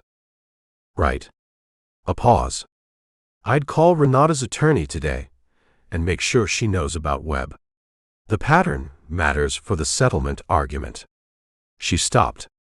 Also Gumbo. Yeah. The trail camera. You need to retrieve it before next Tuesday. He'd been thinking about this. The camera was mounted in the Hampton Inn parking lot in Gainesville, on a magnetic base on the underside of a light pole housing, aimed at the lot entrance and the first 2 rows of spaces. He'd put it there 8 days ago. The footage would be a week old by Tuesday. If Dale's attorney finds it, Francine said, it becomes a privacy argument that complicates the whole surveillance file. I'll get it Friday, he said. I need to be up there anyway. Why? The Suarez Marine background. I want to talk to someone who was at the dealership in the early days. Someone who knew the operation before it was established. He looked at the road. Dale didn't build that business alone. He had investors or partners or both. You think there's a Webb situation at the dealership? I think a man who did it once knows how to do it. He glanced at Maggie, who was looking at the window at the scrub, either not listening or listening in the careful way of someone who understood that the information moving through this conversation was not hers. I'll go Friday. Retrieve the camera, ask some questions. Be careful with the questions, Francine said. You're not law enforcement. The moment you represent yourself as anything other than what you are, everything you find becomes a problem.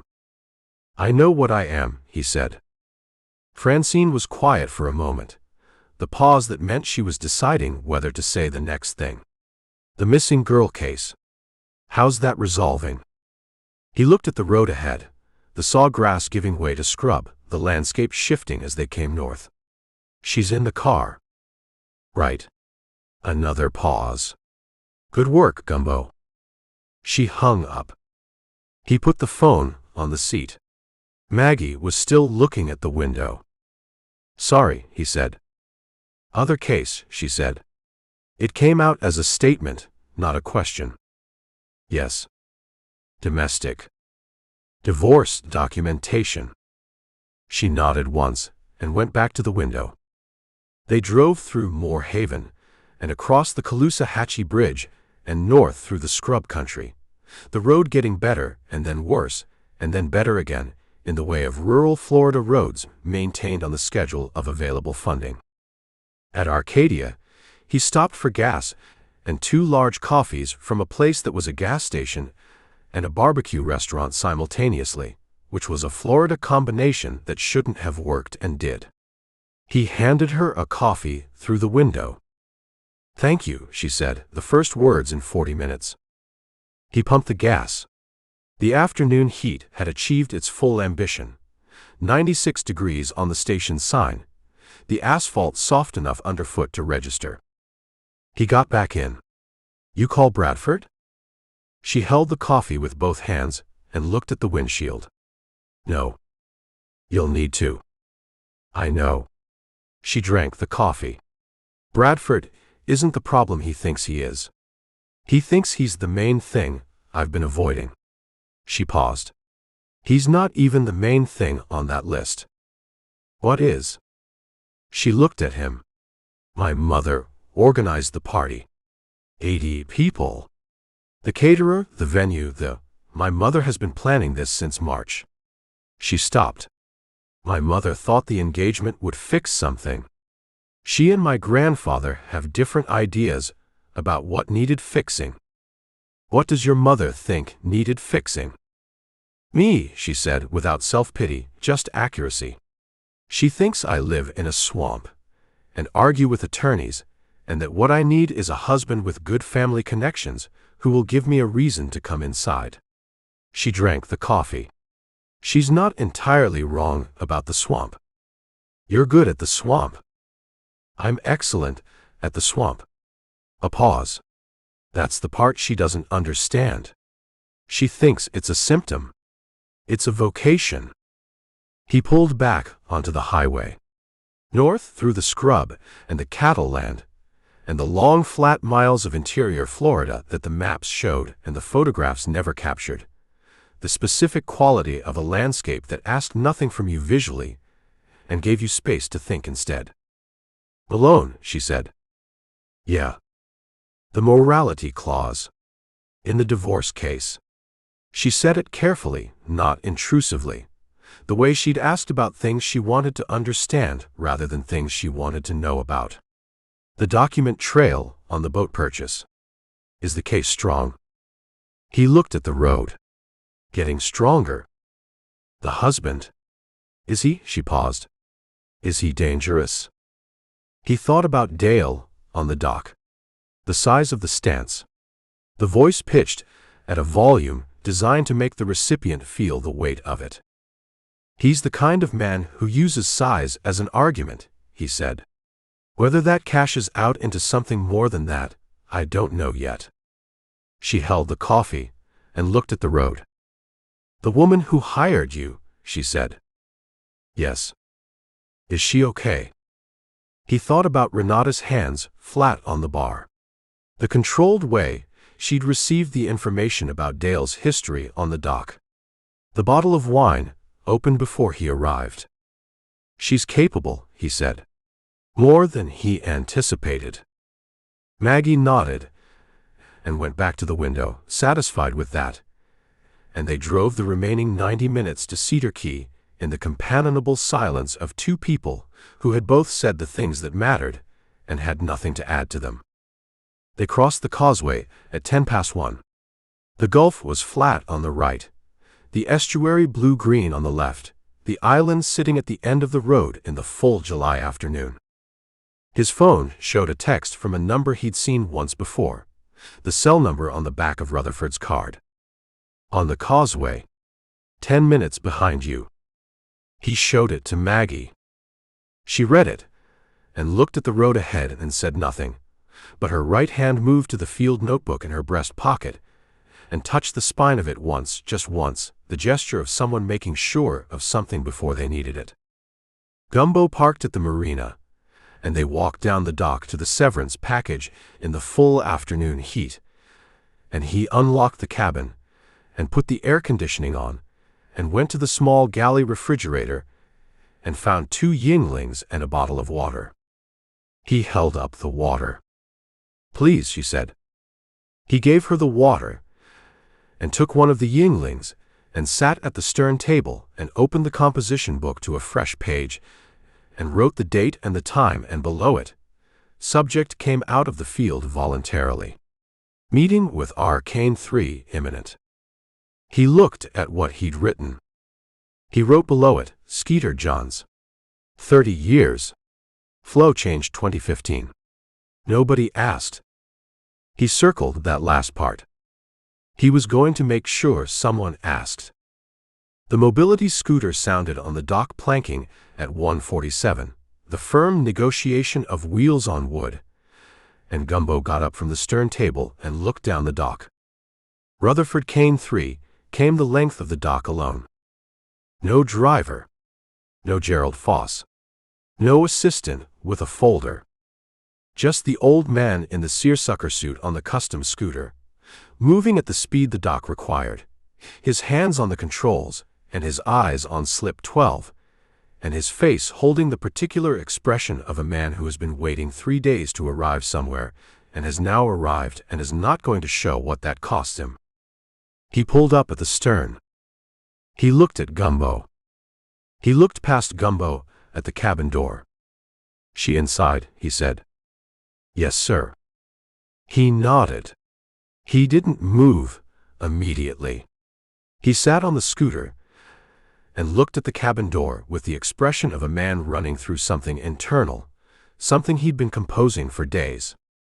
Then he powered the scooter off and stood with the deliberate care of his 84 years and straightened the pocket square and went aboard. Gumbo stepped off the stern onto the dock and walked to the far end of the finger pier and sat on the dock box and looked at the harbor. The afternoon was what July afternoons in Cedar Key were. The heat full and uncomplicated, the water flat. A brown pelican working the channel beyond the marina with the suspended patience of the form. A shrimp boat was coming in from the Gulf, riding low, the outriggers folded. 2 kids on the guest dock were crabbing with a chicken neck on a string, the ancient technology of it, the method unchanged since before any of this existed. Gumbo drank his Yingling and watched the shrimp boat come in and wrote nothing in the composition book because some things didn't need to be in the log. From the cabin of the severance package, through the closed door, came the sound of 2 voices. Not the words, just the rhythm of them, the particular rhythm of a conversation that was not performance and not negotiation, but something that required both parties to be present in a way they hadn't been for a long time. He let it run. The shrimp boat made the channel and turned toward its dock. The pelican found what it was looking for and folded and hit the water and came up with it. The crabbing kids pulled up the chicken neck, and a blue crab came with it, and there was a moment of triumph that Gumbo could hear from 30 yards away. His phone buzzed. Francine. He didn't answer it. He'd call her back. He sat on the dock box in the July heat and finished the Yingling and watched the harbor do what harbors did, which was move and hold things and let things go. And he thought about 30-year flow changes and color-coded binders, and a man who used the word adversarial 4 times and a woman who counted. He thought about Renata's hands flat on the bar. He thought about what Webb had said to Dale in a Gainesville office before Dale hit him hard enough for 4 stitches. He needed to talk to Webb. He wrote it in the book, Terrence Webb. Gainesville, Georgia. Find him. Below it he wrote, Friday. Camera retrieval. Webb. Gainesville. He capped the pen and looked at the cabin door of the severance package, still closed, the 2 voices still going. The rhythm of them changed now, slower, less architecture, more actual conversation. He gave them the afternoon. It was the least expensive thing he'd done on this case, and probably the most important, which was something Vera Sabo had told him once about procurement, and which turned out to be true about most things. Chapter 8. You Malone. Gumbo heard it before he saw him. The voice came from the dock, from the direction of the marina office, and it had the quality of a voice that had decided things before it arrived. The tone already set, the volume already chosen, the words behind it already arranged in the order of a man who'd been composing this conversation in a truck cab for 40 minutes. He was on the stern of the severance package with the composition book and the last of a second Yingling, the marina quiet in the early evening. The Cane meeting had ended 2 hours ago.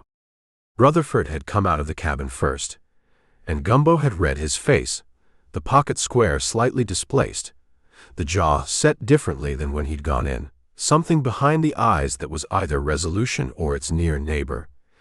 And Rutherford had said, "We'll talk tomorrow," and gotten on the scooter and gone up the dock without elaboration.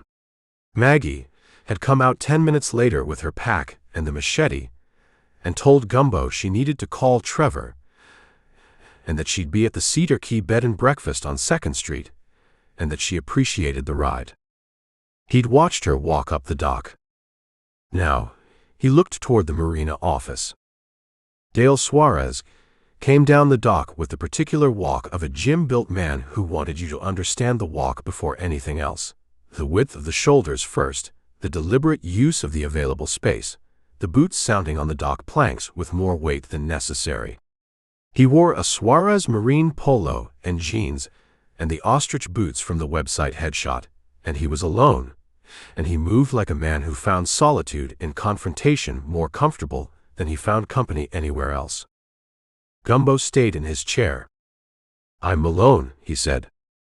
Dale came to the stern and stood at the dock edge, 6 feet away, and looked at the boat and then at Gumbo and then at the Yingling. "You've been following my wife," Dale said. "I've been working a case," Gumbo said. "That's a yes." "It's an accurate description." Dale put one hand on the stern rail, not grabbing it, just placing it, the gesture of a man establishing a point of contact, a physical claim to the space. "You don't know me," he said. "You don't know my family. You don't know what's between me and Renata." "I know what I've observed," Gumbo said. "And I know what the documentation says." "There is no documentation." "There's a surveillance log," Gumbo said. "Dated and signed. There's a trail camera that's been running for 8 days. There's a parking lot at a Hampton Inn in Gainesville with very good overhead lighting." He looked at Dale. "The documentation exists. Whether it becomes part of a legal proceeding is not my decision." Dale's hand tightened on the rail. Not much. A degree of pressure, the knuckles shifting, but enough to register. "You think you know what you're looking at," Dale said. "You drive past a parking lot, and you think you understand what's happening in a marriage." He was controlling his volume with the effort of someone who'd made a decision to control it. "You don't understand anything." "I don't need to understand the marriage," Gumbo said. "I need to document what I observe. That's the job." "The job." Dale said it like a word he'd found somewhere and hadn't decided whether to keep. "You got a license for this job." Gumbo reached into his breast pocket and held up the card. Dale looked at it. He looked at the peeling laminate and looked at Gumbo, and something moved through his face that wasn't quite amusement because nothing about Dale Suarez at this moment had room for amusement. "That's from the internet," Dale said. "It's state recognized," Gumbo said, which was true in the sense that the state of Florida recognized the course provider, which was different from the state of Florida recognizing Gumbo Malone specifically, but the distinction was technical, and he kept it technical in his own head. "I know people in this county," Dale said. "I know people in Levy County, Dixie County, Gilchrist. I've sold boats to half the commercial fishermen on this coast."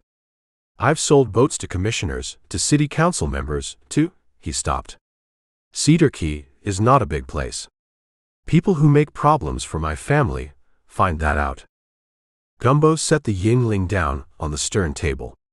He looked at Dale with the attention he'd developed in 28 years of sitting across from men who were certain they were the largest thing in the room. "I'm going to write down what you just said," he said. "Exact words. With a timestamp." He picked up the composition book and the pen. "You want to say it again, so I get the wording right?" Dale looked at the composition book. "Date, time, location, subject, statement," Gumbo said, writing. He wrote Dale's words verbatim, the full speech, the people in the counties, the boats, the city council members, the Cedar Key line. He wrote it in the deliberate print he used for statements, clear enough to be read back without interpretation. He dated it and signed it at the bottom. "This goes in the file." "What file?" "The file that already has 8 days of surveillance log in it." He capped the pen. "Mr. Suarez, you came here to communicate something. You've communicated it. I've documented it." He picked up the Yingling. "Is there something else?" Dale's hand was still on the rail. The evening was doing what Cedar Key evenings did, the light going sideways and gold across the water, the pelicans heading to their roost somewhere north of the marina, the sound of the fish houses closing up. It was a good evening for anyone not in the middle of what Dale Suarez was in the middle of. "You're not going to back off," Dale said. "No. Even though this is a private matter between a man and his wife. The law doesn't make that distinction when there's a prenuptial agreement and a documented asset transfer." He held Dale's eyes. "Your attorney knows that. That's why you're here instead of him." Something shifted in Dale's face at that, the recognition of an accurate statement which a man like Dale processed as a physical thing, in the shoulders first. He took his hand off the rail. "You don't know what you're into," he said. "Quiet her now." The volume-controlled decision still holding but costing more. "Renata's not who you think she is. I think she's a woman who built a good restaurant and wants a fair settlement," Gumbo said. "That's about as complicated as it gets." "That's not," he stopped. Looked at the water behind the boat. "That restaurant. You think she built that alone? I put money into it. Early on, when it was a fish shack with a soft floor. I carried her for 2 years while she figured out what she was doing." "You'll make that argument in mediation," Gumbo said. "With receipts." "I don't need to make arguments. I need you to understand that the picture you have is incomplete." His voice had changed again, the confrontation losing its architecture, something rawer underneath it. 12 years. You don't know what 12 years looks like from the inside." "No," Gumbo said. "I don't." The honesty of it seemed to land on Dale in an unexpected way. He stood on the dock for a moment, with his hands at his sides, and the boots on the dock planks, and the evening going on around him. And for a moment he was something other than the man who'd walked down the dock, something more recognizable, a man at the end of something who hadn't fully understood it was ending until the ending was already happening. Then it closed back over, and he was Dale Suarez again. "Tell Renata," he said. He stopped. "Tell her to call me. Directly. Not through the attorney." "That's not my message to carry," Gumbo said. Dale looked at him. "Call her yourself," Gumbo said. "She answers her own phone." Dale held his eyes for a moment, and then he turned and walked back up the dock the way he'd come, the boots on the planks, the shoulders, the space he required, and Gumbo watched him go, and wrote one more thing in the composition book. Subject appeared to recalibrate mid-confrontation. Moment of affect, genuine. Recovered, to default presentation. He signed it, at the bottom. He looked at what he'd written. Below the signature he wrote, "He knows it's over." He's not done yet. He called Officer Reyes from the stern before he'd finished the yingling. She picked up on 2 rings. Malone. Dale Suarez was just at the marina. He looked at the dock, empty now, the evening settling. On the boat. Did he threaten you? He communicated that people who make problems for his family find Cedar Key gets small. He used county connections as a context. He looked at the composition book. I documented it. Verbatim. Verbatim, timestamped, signed. A pause. He say anything specific? Anything with a direct threat attached? No. Implication, not statement. He's careful with the words. He paused. He said Cedar Key gets small fast for people who make problems for his family. He said he knew people in Levy County, Dixie County, Gilchrist. Commissioners, council members. He does know people, Reyes said. He's sold boats to half of them. She was quiet for a moment. The pause of someone accessing a file she kept in her head rather than on a desk. He come alone. Alone. How was he? Controlled. Working at it. He drank the last of the yingling. There was a moment in the middle where the control went somewhere else. He said something about the marriage, 12 years, wanting me to understand the picture was incomplete. He looked at the water. He asked me to tell Renata to call him directly. He's losing leverage, and he knows it. That's what I think. Men like Dale get more unpredictable when they're losing leverage, she said. Not less. The professional evenness of the statement, the clinical delivery of it. I'll drive past the marina a couple times tonight. Not an official thing. Just a drive. Appreciate it. Malone. She paused. The woman. Renata Suarez. She's at the island room tonight. Until 9. Kitchen closes at 9. All right. He heard her move. You document everything. Everything he does. Everywhere you see him. Every communication. Date, time, exact words. Already doing it. And Malone. Another pause, shorter. The 2009 battery charge. Gainesville. He sat up.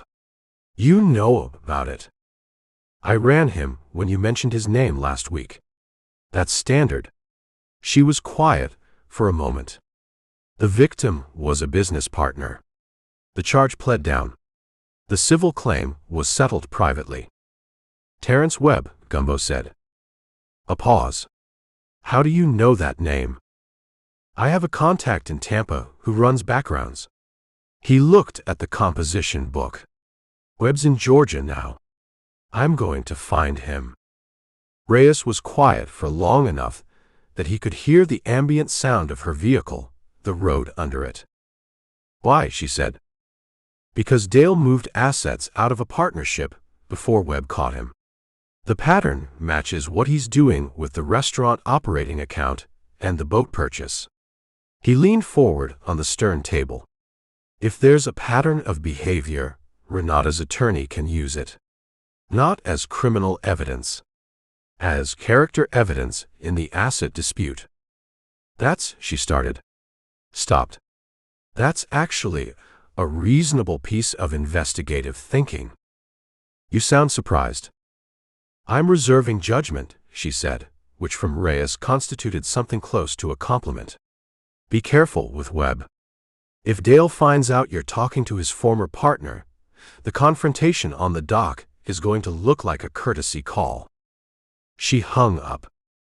He sat on the stern for 20 minutes after that, the marina going dark around him, the dock lights coming on in sequence, the water taking the reflection of them, and doing something better with it.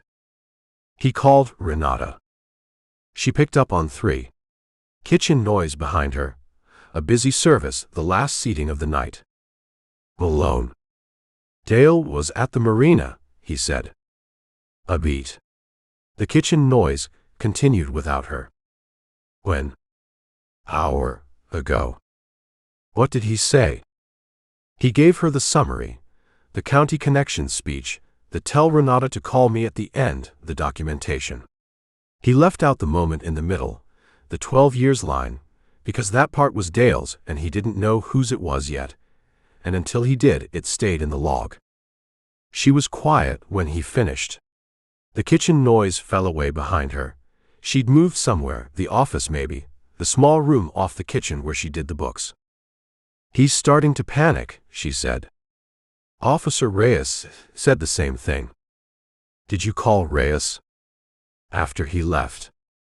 She was quiet again. He heard her exhale, not a sigh, just breath, the deliberate exhalation of someone managing their own oxygen. I told my attorney about the Webb situation, he said. The 2009 matter. Francine found the original complaint. The business partner. Yes. The pattern of moving assets before a confrontation. It matches what he did with the restaurant account and the boat. He paused. Your attorney can subpoena the dissolution records from the Gainesville brokerage. The pattern matters. She knows, Renata said. I called her this afternoon. She's already requesting the records. A pause. She said the case is getting strong, Gumbo. She used his name the same way she had the second night, the deliberate use of it, the choice in it. It's getting there, he said.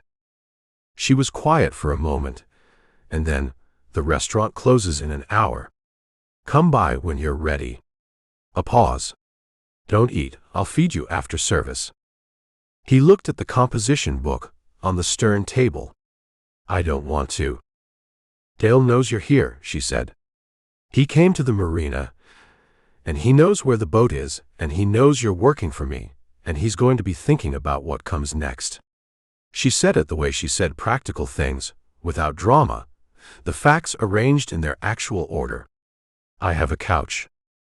He looked at the dark marina. Half an hour, he said. The island room, after service, had a different quality than the island room at any other time, different even from the early morning, which was the place getting ready, and different from the dinner rush, which was the place performing. After service, the place was itself without audience. The tables cleared, the lamps out, the kitchen going through its closing sequence. Marco and the prep cook were doing the breakdown with the radio on low, something with horns, and Renata was at the bar with a glass of the Seville orange wine and a plate she'd covered with foil. She lifted the foil when he sat down. Red snapper roasted with roasted tomatoes and capers and something that smelled like brown butter and white wine. Last plate, she said. Marco makes it for staff meal at the end of service. Rotation changes every night. He cooks for the staff. Every night. It matters. She set the foil aside. Eat. I'll talk. She talked about Dale's attorney's latest motion while he ate.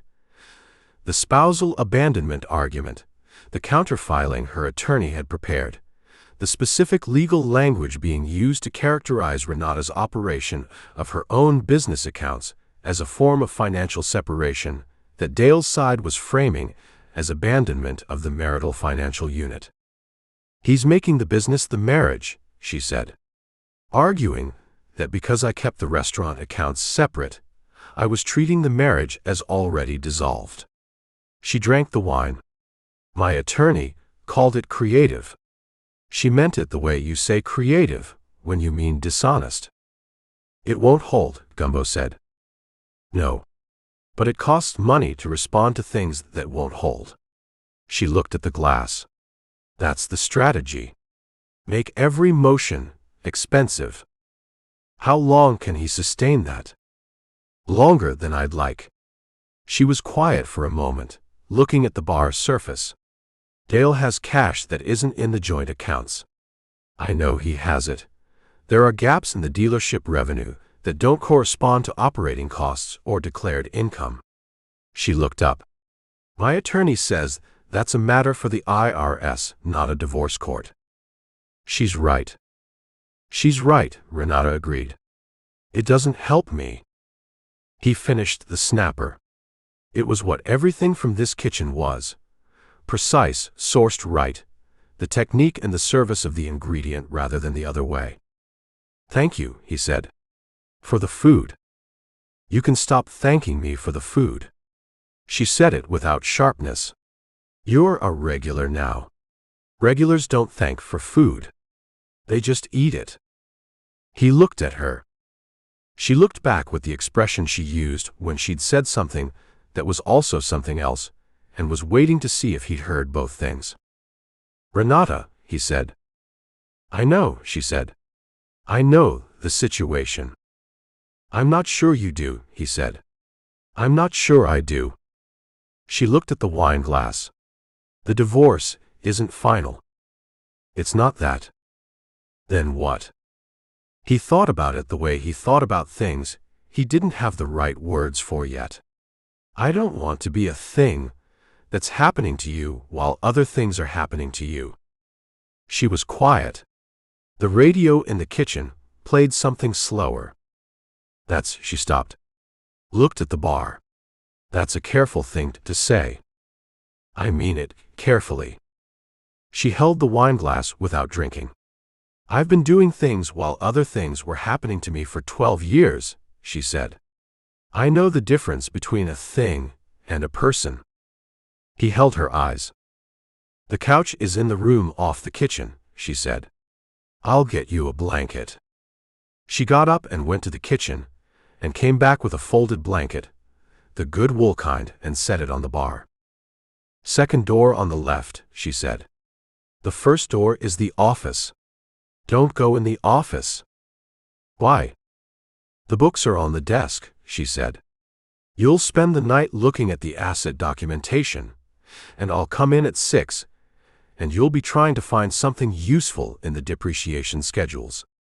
He looked at her. I know how you are, she said, which was a thing she had no reason to know, and which was accurate. He picked up the blanket. Good night, Renata. Good night. She turned back to the bar, straightening things that didn't need straightening, the motion of someone who needed to be doing something with her hands. Malone. He stopped. The 12 years line, she said. Whatever he said about the 12 years. Don't discount it entirely. He turned. She was still facing the bar. He means it, she said. It's real for him. The marriage was real. She paused.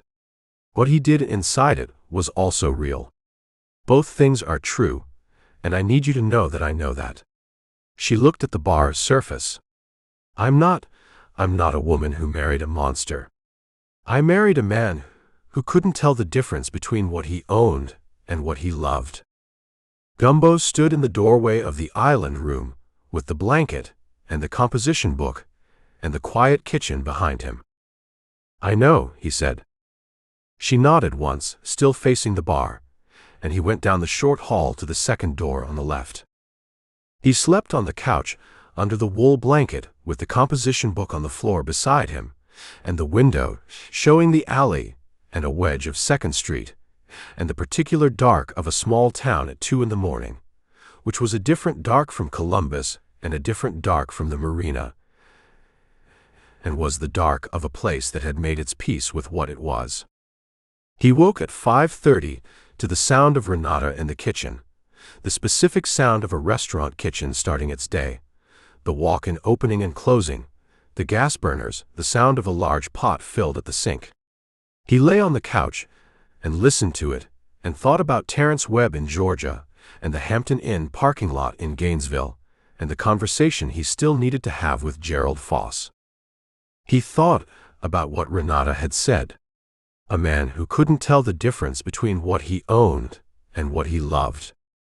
He thought about 12 years and what they looked like from the inside. He got up at 6 and folded the blanket and put it on the end of the couch and went to the kitchen door. She was at the stove, the chef's apron already on, something going in the pan. She looked up.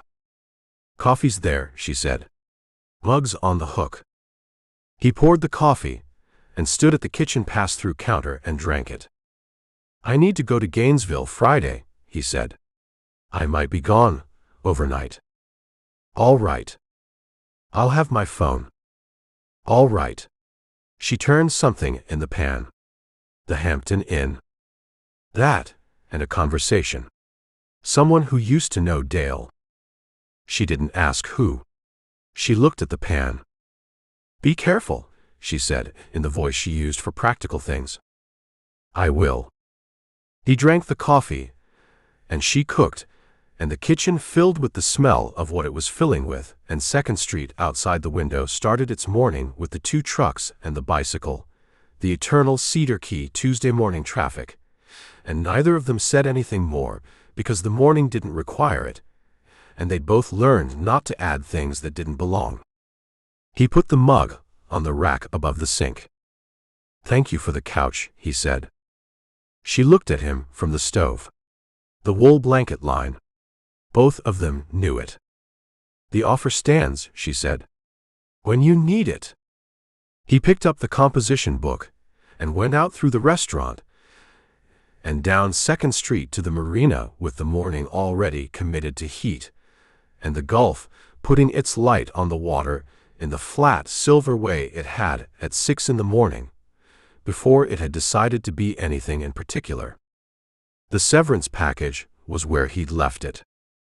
He went below and opened a Yingling, the first of the day, which before Cedar Key would have seemed early and which now seemed like breakfast, and sat at the stern table and opened the composition book to the page with Terence Webb's name on it. He was going to need a Georgia phone number. He called Francine. Chapter 9. Carbon thinks I should talk to you. Carbon's the dog, Gumbo said. He's a good judge of people. A pause, the sound of the dog confirming this by moving across a hard floor. He was fine with you on the phone. He gets weird about certain voices. What does weird look like on a dog? He leaves the room, Trevor said. He stayed for your call. Gumbo was at the stern table with the morning coffee, the 2nd cup, the one that was actually coffee rather than the 1st cup which was fuel. The marina had the sound of a Thursday, the charter boats gone since 5, the live-aboards quiet, Deanne opening the bait shop with the particular sound of the sliding bolt she'd been working around for 2 years. He'd been back on the boat since 6:30. You decided something, Gumbo said. Last night. Tell me. A longer pause. He heard Trevor move, not the dog this time, a chair, the specific shift of someone sitting forward on something he'd been sitting back on. The shared folder, Trevor said. Someone accessed it Tuesday night. Gumbo put the coffee down. The university server logs all access, Trevor said. Time, IP address, user credentials. I checked Wednesday morning, after you told me to get it backed up. Someone accessed the folder at 11:47 Tuesday night using guest credentials. A pause. The university issues guest credentials to certain external parties. Law firms, research partners, grant administrators. Foss has guest credentials, Gumbo said. I don't know that. I know someone with guest credentials accessed the folder. He paused. They didn't download anything. They just opened it. Looked at the file list. They know what's in it. They already knew what was in it. Maggie told Foss the draft letter existed in February. His voice was careful, calibrated. This was someone confirming it was still there. Gumbo picked up the composition book. He wrote, shared folder accessed Tuesday 11:47 p.m. guest credentials. No download. Reconnaissance. He looked at it. You backed it up. Wednesday morning. External drive. And I emailed the full folder to my personal account and a second account I set up at a different provider. A pause. And I printed the server access log. The whole thing. The original access records with the IP address. Don't send it anywhere electronically, Gumbo said. The printout stays physical. You have it with you. It's in my bag. Keep it in your bag. Don't photograph it, don't scan it, don't email it. He wrote access log, physical copy only. Trevor. Where are you? Gainesville. The house. I'm coming up Friday. Can you meet me? What time? Afternoon. I have something in the morning. He looked at the composition book. Bring the printout. Don't tell anyone you have it. Who would I tell? Anyone, Gumbo said. Your advisor, your housemates, Maggie. A beat. Maggie should know someone accessed the folder. Maggie will know. Not about the log yet. He drank the coffee. She's in Cedar Key. She's meeting with her grandfather. Let that happen without adding to the pile. You think Foss accessed the folder. I think someone with guest credentials looked at a folder that Foss knows exists. 2 days after I told Foss that Maggie was in the swamp and the data was secured. He paused. You find a footprint like that in the field, you know something moved through. You don't always know what. That's not a no. It's not a no, Gumbo said. Trevor was quiet. The dog moved again, toward the phone this time, the breathing close to the microphone, the warm respiratory evidence of a dog staying in the conversation. Carbon's back, Gumbo said. He does that when he thinks I've made the right call. Trevor's voice shifted, the deliberate tone going somewhere more direct. Okay. Friday. What time? 2 o'clock. You pick the place. There's a coffee shop on University Avenue. The Midnight. Blue awning, you can't miss it. A pause. It's loud enough that you can't hear other people's conversations. You've thought about that. I've been in Maggie's orbit for 2 years, Trevor said. You learned to think about that. He spent Thursday on the boat with the composition book, and the laptop and the phone, which was the working day of a solo investigator without a case requiring physical presence. The organizational work, the documentation, the background building that preceded everything else. He called Francine at 9. Terrence Webb, she said before he could ask. I found him. He's in Savannah, not Atlanta. He runs a marine consignment business near the waterfront. Phone number. She gave it to him. I also pulled his civil claim records from the Gainesville dissolution. The partnership had 3 boats in inventory and a customer list going back 4 years. Dale took the inventory and the list. Webb got $17,000 and a signed agreement not to pursue further claims. What was the inventory worth? The 3 boats? Wholesale, around $90,000. She paused. He also took 2 accounts receivable that were on the books as partnership assets. Another $22,000. Webb got $17,000, Gumbo said. Out of 112. Less his attorney's fees, Francine said. Gumbo wrote Webb's settlement, $17,000. Dale took $112,000 in assets. Net transfer, $95,000. He looked at it. Same structure as the restaurant account. Different amounts. Same mechanism. She paused. Loan documents that formalized after the fact. Asset transfers characterized as personal expenses. She was quiet for a moment. Renata's attorney needs Webb's deposition. Not for the divorce proceeding directly, for the asset dispute. Pattern of behavior in financial dealings. Can she get it? She can subpoena him.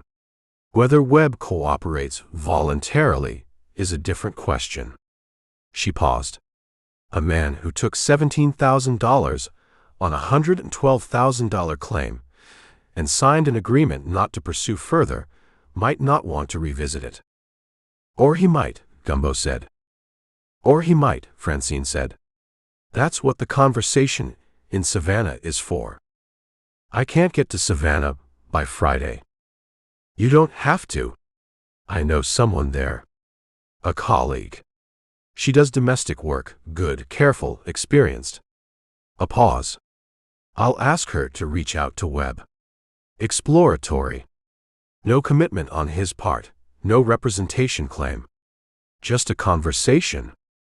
What's her name? Diane Feltz. She gave him a number. If Webb's willing to talk, she'll call you. Then it's Renata's attorney's problem. He wrote the name and number. Francine. What? The folder access. The university server. He told her about Trevor's call, the guest credentials, the Tuesday night timestamp, the reconnaissance quality of it. No download, just looking. She was quiet for longer than her usual pauses. Foss is getting nervous, she said. That's what I think. A nervous attorney with 22 years of a client relationship and a $30 to $50 million regulatory exposure does things that a comfortable attorney wouldn't do, she said. You need to move the timeline up. Rutherford's meeting with Maggie yesterday, Gumbo said. He came alone. No Foss. Foss doesn't know that yet. He will. Rutherford will tell him. When Foss finds out Rutherford met with Maggie privately without Foss present, she stopped. How long has Foss been managing the information flow between them? 2 years on the research. 22 years overall. He's going to interpret a private meeting as a threat to the relationship. Another pause. He'll move to reinsert himself. Quickly. What does that look like? Could be a conversation with Rutherford where he characterizes Maggie's position as unreasonable, legally risky, financially damaging to the company. She paused. Could be something more direct if he's more nervous than he's showing. The folder access was Tuesday night, Gumbo said. 2 days after I called his office. Right. Her chair moved. Maggie needs to file the EPA complaint. Not the draft, a formal filing. Dated, submitted, time-stamped by the agency. She paused. Once it's filed, the data is part of a federal record. Nobody can unfind it or unfile it. The leverage Foss has, keeping it preliminary, managing the timeline, it evaporates. That's Maggie's decision. I know it's Maggie's decision. She said it with the patience of someone who knew the distinction and was being precise about it. I'm telling you what changes when she makes it. A beat. How's Rutherford? He came alone, Gumbo said. He drove 4.5 hours and he came alone. That's a man who knows something's wrong, Francine said. Not every detail, but the shape of it. He looked at the harbor through the stern window, the Thursday morning flat and blue, a mullet jumping for no reason near the channel marker. He'll listen to her, Gumbo said. That's what yesterday was. Then your job is almost done. Half of it, he said. The other half is in Gainesville. He called Renata at 10. She answered between the noise of the morning kitchen prep, the background sound of someone doing something with sheet pans, a radio playing the same station as always. Malone. I have information for your attorney, he said. About the Webb situation. A colleague of my contact in Tampa is going to reach out to Webb directly. Exploratory. Right. No commitment, no subpoena yet. Just a conversation. He paused. Your attorney should know it's happening. She may want to coordinate. I'll call her this morning. A brief pause, the sheet pan sound stopping. You're going to Gainesville tomorrow. Yes. The camera and Webb's deposition could be useful, but I need something in Gainesville first. Someone who knows the early days of Suarez Marine. He looked at the composition book. A business like Dale's, he didn't capitalize it alone. There were investors in the first 2 years. Local money. I know he had 2 investors in the beginning, she said. He bought them out in 2016. I don't know the details.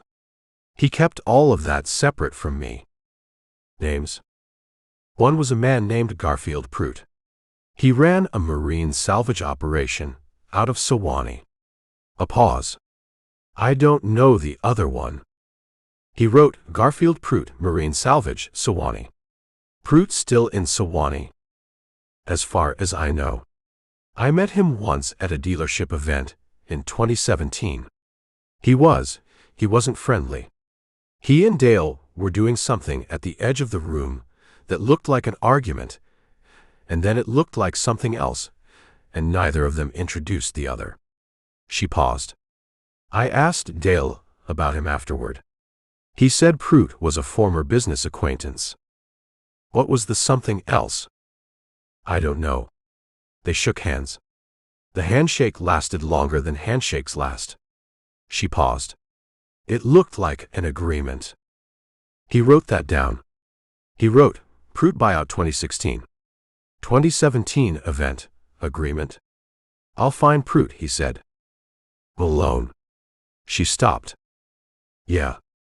Be careful with Pruitt, she said. I only met him once. But some people you only need to meet once. He understood what she meant. I will. And she stopped again. What? Nothing. Go find what you need to find. She paused. Come to dinner when you get back from Gainesville. Saturday, he said. Saturday, she agreed, and hung up. He drove north on US 19 through Chiefland at 11:30 Friday morning without looking at Suarez Marine, the discipline of it automatic now, and turned east toward Gainesville on State Route 26.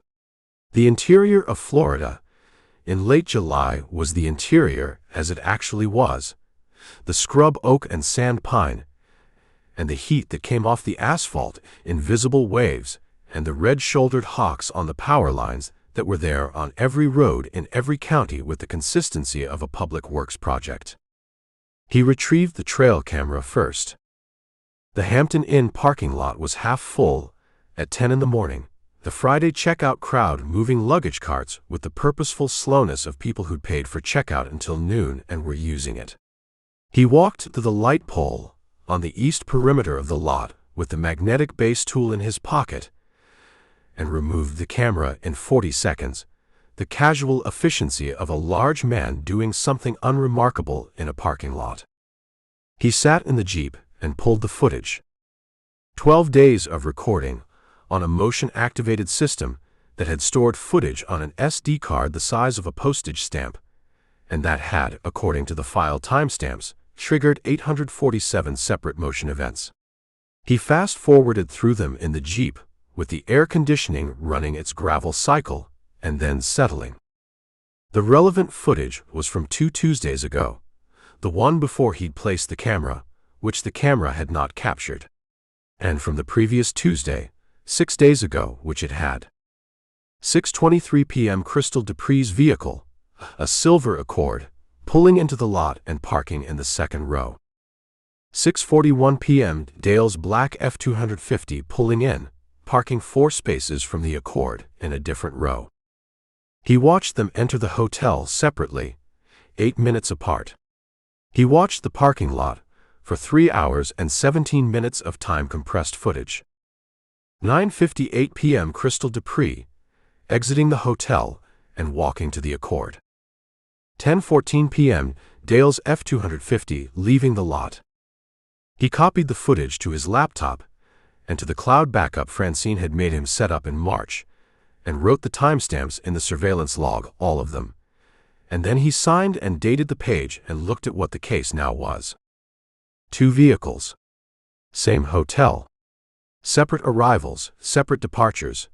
3 hours and 31 minutes between first arrival and last departure. The parking lot footage, combined with the pattern documentation in the log and the Chiefland noon photographs and the 8 days of prior surveillance, was what Renata's attorney had called more than sufficient when he described the case to her hypothetically in March. He called Francine. "I have the footage," he said. "Good. Make 3 copies. Don't keep them all in the same place." "Already done." He looked at the laptop screen. "It's enough." "More than enough." A pause. "Gumbo." "Yeah." "Deliver the footage to her attorney directly. Not to Renata first." She said it carefully. "The attorney needs to be the one who decides how and when to use it. If you give it to Renata first, Dale's side can argue she tampered with the chain of custody. I'll go to the attorney's office Saturday morning before I drive back." "Gainesville, attorney." "She's in Chiefland." He looked at the laptop. "I'll call ahead." "Good." A pause. "Now go talk to your graduate student." The midnight coffee on University Avenue was what Trevor had said. The blue awning, the noise, the particular density of a college town coffee shop on a Friday afternoon in summer, which was less than the school year but more than nothing. Students with laptops, a group of people who looked like faculty arguing about something that mattered to them, a man reading a physical newspaper that he held with the focused concentration of someone performing an act of deliberate anachronism. Trevor Monks was in the back corner with a coffee, and the dog, who was large and brown, and wearing a service dog vest that Gumbo suspected was performing a function slightly different from its intended purpose. He bought a coffee from the counter and went to the back. Trevor looked up. He was younger in person than the voice suggested. 22 actually looked 22, the specific combination of competence and unfinished quality that went with it. He had the outdoor coloring of someone who did field work, and the careful eyes of someone who'd been thinking hard about this particular meeting. The dog looked at Gumbo and stayed where it was. "Carbon," Trevor said. "Good dog," Gumbo said to the dog. Carbon's tail moved once, which Trevor seemed to take as a verdict. They shook hands. Gumbo sat down with his coffee and looked at the room the way Reyes looked at rooms, not performing the looking, just doing it, and looked back at Trevor. "The printout," he said. Trevor reached into his backpack, the outdoor kind worn at the straps, and produced a folded manila envelope and put it on the table. Gumbo opened it. 4 pages of server access logs, the university's standard format, date and time columns, user credential column, IP address column, action column. He found the Tuesday entry. November 14, 11:47, 23 p.m. Guest credential, ext Foss Legal 003. IP address, beginning with a Collier County prefix. Action, directory browse. Files viewed, 0 downloaded. He looked at the credential, identifier. Ext Foss Legal 003. "How many guest credentials does Foss Legal have?" he said. According to the IT administrator, they were issued 3 in 2021 when the department engaged them for a contract review. Trevor held his coffee. Standard practice for external legal counsel reviewing research agreements. Foss has had access to the university server since 2021. To specific shared folders related to grant agreements. Trevor paused. Not to Maggie's research folder. That folder wasn't created until 2022. But his credentials work system-wide. Guest credentials are supposed to be limited to specific authorized directories. He paused. Supposed to be. Gumbo looked at the log. He looked at the timestamp, 11:47 p.m., 2 days after his conversation with Foss. He looked at the credential identifier with the name embedded in it, clear enough that the IT department could read it at a glance. He used his firm's registered credentials, Gumbo said. Yes. Not anonymized. Not a proxy. His firm's credentials. Yes. Trevor looked at the table. Which is either confident or careless. It's both, Gumbo said. Confident men are careless about evidence when they've been managing a situation for 22 years. He folded the log pages back into the envelope. This goes to Rutherford Cane. Not Foss, not through any channel Foss can access. He held the envelope. Can you get it to Rutherford directly? I don't have his number. I do. Gumbo wrote the cell number from the back of Rutherford's card, on a separate piece of paper. Not in the composition book, on a piece of paper he'd carry and give to Trevor. Call him directly. Tell him you're Magnolia's research assistant, and that you have documentation he needs to see. Don't mention Foss by name. Just say you have documentation. Trevor looked at the number. He'll answer. He answered me, Gumbo said. He carries the phone in his breast pocket. Trevor folded the paper and put it in the front pocket of his jeans. What happens to Foss? He said. Gumbo looked at the question. It was the right question. Asked directly, the way the right questions usually came, without preamble. That depends on Rutherford, he said. A man who's been your attorney for 22 years, who managed a lot of things correctly, who has now managed one thing incorrectly in a way that cost you 2 years of your granddaughter's trust. He picked up his coffee. I don't know what Rutherford does with that. I know what he'll do with the data. What? He'll read it. He drank the coffee. The full report. The appendices. He told me he'd read it with a highlighter. He set the cup down. I believe him. Trevor looked at Carbon, who had put his head down on his paws and was regarding the room with the democratic attention of a dog that had no agenda. Maggie's going back to the field next week, Trevor said. She told me last night. She's going back to finish the sampling season, and then she's going to submit the report to the board directly. He paused. She's not filing the EPA complaint yet. She tell you why? She said she wants to give Rutherford the chance to act on it first. He looked at Gumbo. She's giving him 30 days. Gumbo thought about that. 30 days from a woman who'd waited 2 years. The specific precision of it, the generosity calibrated exactly. She draft the board presentation yet, he said. She's been working on it since Tuesday night. A pause. She asked me to pull the supporting literature. 47 papers. He looked at his coffee. She works fast when she knows where she's going. She's always known where she's going, Gumbo said. She was just waiting for the road to clear. Trevor looked at him. You sound like you know her. I've had 2 conversations with her in a swamp, Gumbo said. She's not hard to understand. She's just been surrounded by people who found it convenient not to. Trevor was quiet for a moment. Carbon's tail moved once against the floor.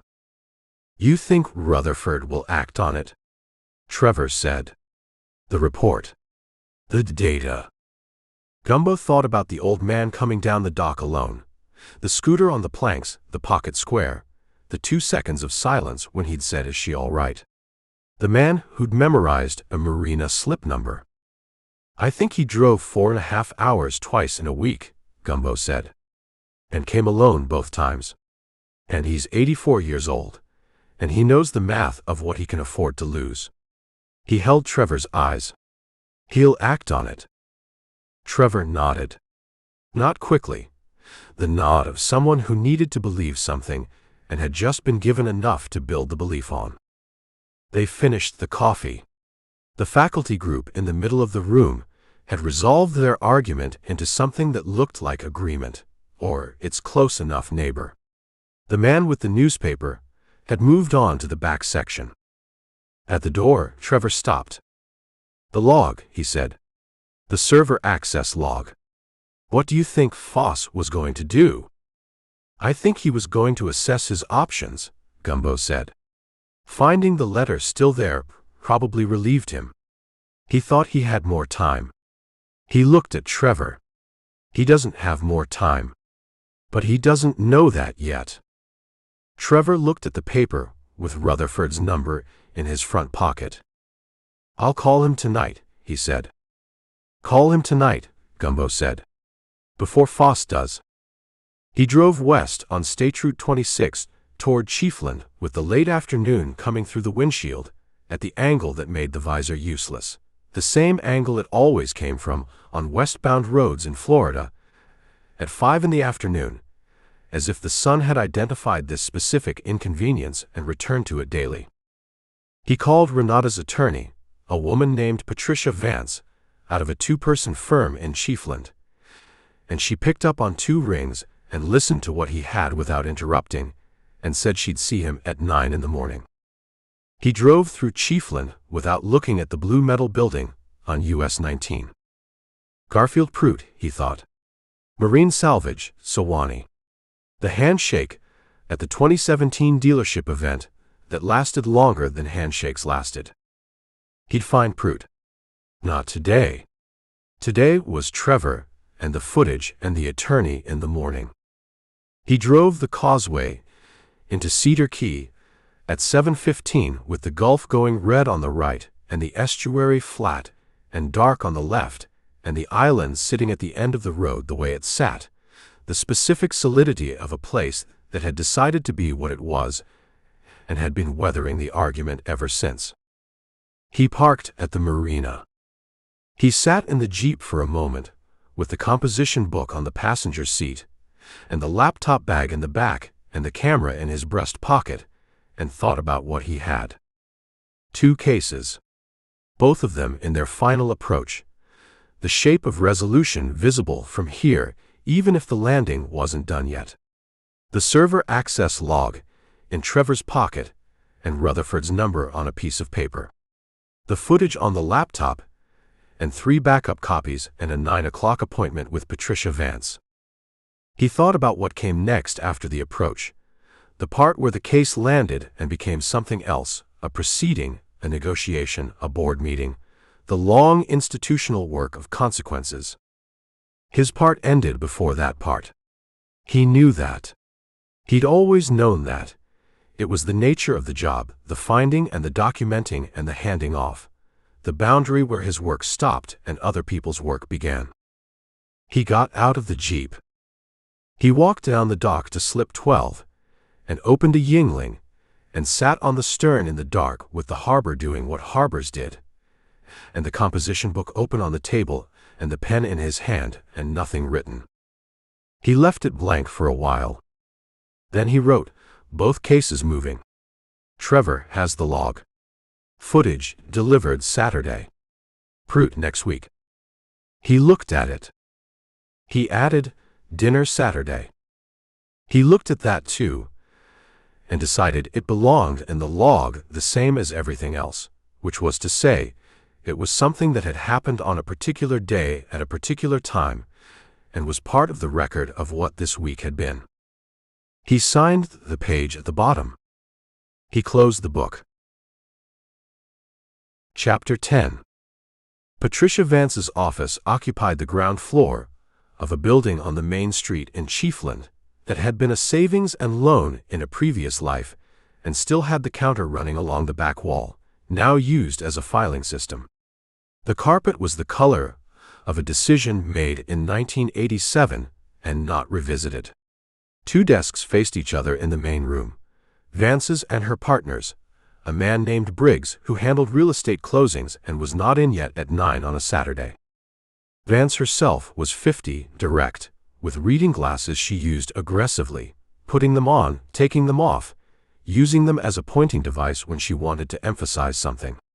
She had the no-wasted motion quality of a small firm attorney who billed by the hour and had learned that sentiment cost money. She was already at her desk when Gumbo came through the door. "Malone," she said. "Coffee's on the counter. Help yourself." He poured a cup from a machine that was better than Foss's and sat across from her desk with the laptop bag on his knee. "Show me what you have," she said. He opened the laptop and walked her through it in order. The surveillance log first, each dated and signed page, 11 days of documentation. She read it without the glasses, close to the screen, her finger moving under the lines. When she got to the doc confrontation entry, Dale's speech, verbatim, timestamped, she put the glasses on and read it twice. "He said this on a public doc," she said. "In front of no one but me," Gumbo said. "But I wrote it within 4 minutes of him leaving and signed it." "And you're prepared to testify to it?" "Yes." She took the glasses off. "The Gainesville battery conviction.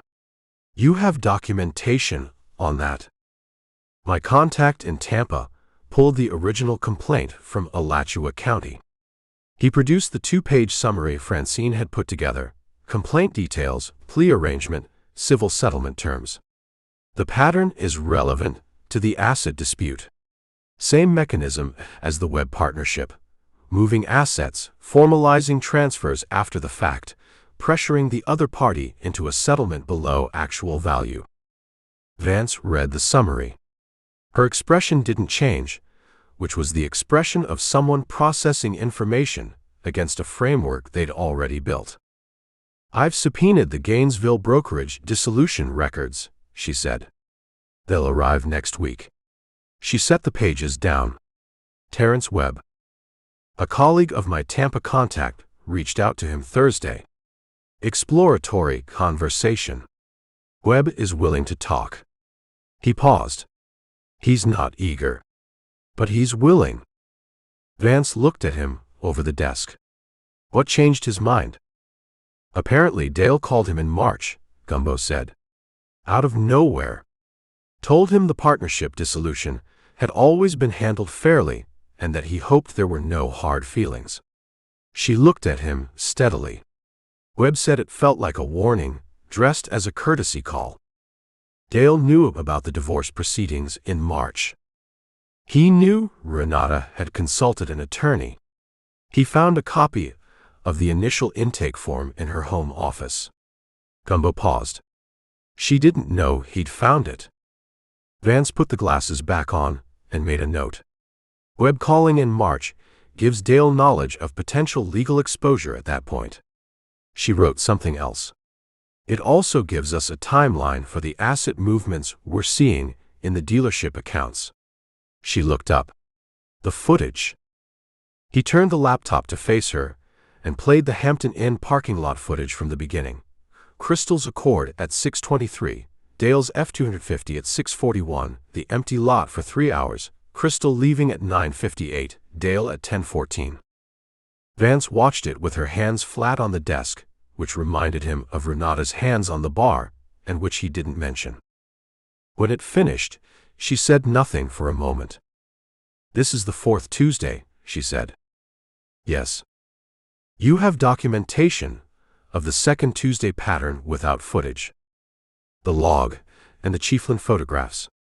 Both vehicles at the dealership at noon. The body language documentation. The prior pattern is established in the log even without the footage." He paused. "The footage from the 4th Tuesday is the confirmation. Combined with the prenuptial morality clause." She took the glasses off and set them on the desk. "Malone, this is more than sufficient." She said it the way Francine had said it, the precise language of a professional giving a professional assessment. "Dale's attorney is going to look at this and advise him to settle. When does he see it?" "I'll file the documentation with the court Monday. His attorney will have access to the discovery file by Wednesday at the latest." She put the glasses back on and turned to her computer. "I'll also be sending a letter today to Dale's attorney regarding the spousal abandonment motion. Given what's in this file, I'd expect that motion to be withdrawn by the end of next week." Gumbo closed the laptop and put it back in the bag. "The boat," he said. "The Robalo. It's in the asset schedule. We have the restaurant operating account records showing the capital transfer, the loan document, the dealership account records showing the purchase." She pulled a folder from a stack beside the desk and opened it, her finger running down a column. The loan document Dale created has an interest rate of 1.2% on a 6-year term. The prevailing rate at time of execution was 6.8%. She looked at him. His attorney is going to have a difficult time characterizing a 1.2% intramarital loan as an arm's-length transaction. What does the boat cost him in the settlement? The boat's appraised at $340,000. Given the source of the funds and the loan document irregularities, I'll argue it's a marital asset held in his name by fraudulent transfer. She closed the folder. We'll get the boat. Gumbo looked at the folder. She'll want to know that, he said. I'll call her this morning. Vance stood, which meant the meeting was done. She had the economy of a woman who scheduled her time in blocks and maintained the blocks. Your invoice. He'd written it on the boat the night before. The surveillance hours, the mileage, the camera equipment, the Tampa contact fees. He produced it from the composition book and slid it across the desk. She looked at it. This is under what we discussed. The mileage calculation on the Gainesville trips was approximate, he said. I rounded down. She looked at him. Don't round down. Bill what you drove. Yes, ma'am. She wrote a check from the firm account, which meant she was billing it to the client, and handed it across. He took it. He looked at the amount, which was accurate to the mile, and put it in the composition book. The web deposition, he said. If Diane Feltz gets a formal statement. Send it directly to me, Vance said. Not through the client. Chain of custody. Understood. She was already back at her computer. He picked up the laptop bag and went to the door. Malone. He turned. She was looking at the screen, not at him. You do good work, she said, in the tone of someone completing a transaction rather than offering sentiment. Organized. Admissible. The log is clean. I had good instructions, he said. Whoever gave them to you, she said, knows what they're doing. He drove out of Chiefland on US 19 North and thought about Francine in her Tampa office with the real license on the wall and the real client files and the real billing rate, and thought about what she'd told him in March when he'd called her from the marina after his second case had gone sideways in a way that involved a misidentified subject and a wasted week. You're not bad at this, Gumbo, she'd said. You're just new at it. Those are different problems.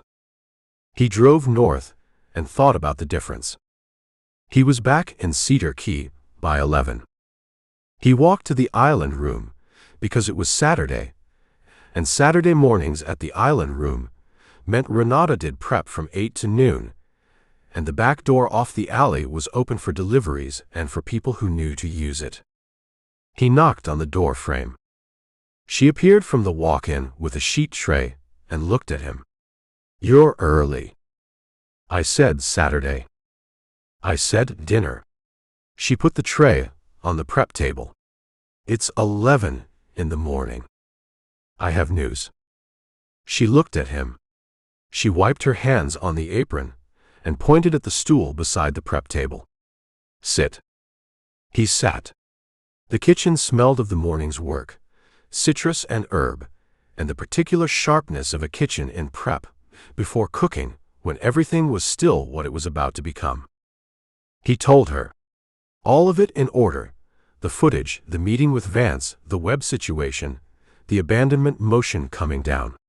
He told her about the Riballo, the loan document arithmetic, Vance's assessment of the settlement argument.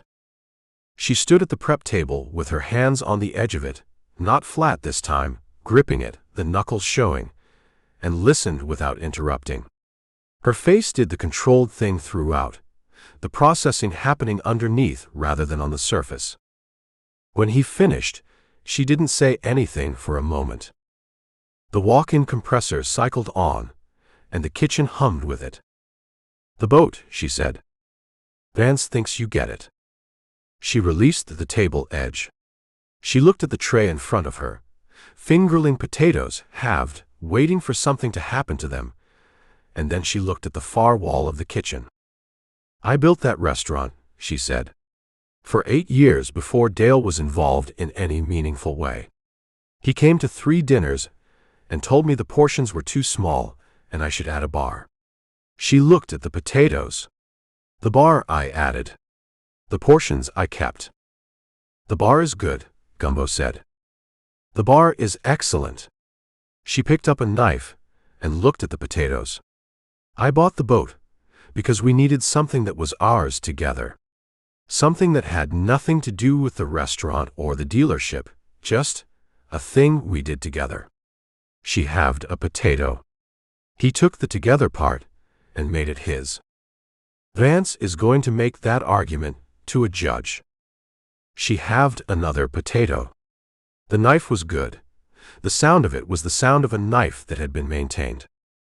"What happens next?" she said. "Vance files Monday. Dale's attorney sees the discovery file Wednesday." He paused. "Then it depends on Dale." "He'll settle," she said. "He'll be angry about it, and he'll try to complicate it, and eventually he'll settle." She set the knife down. "Dale doesn't go to court.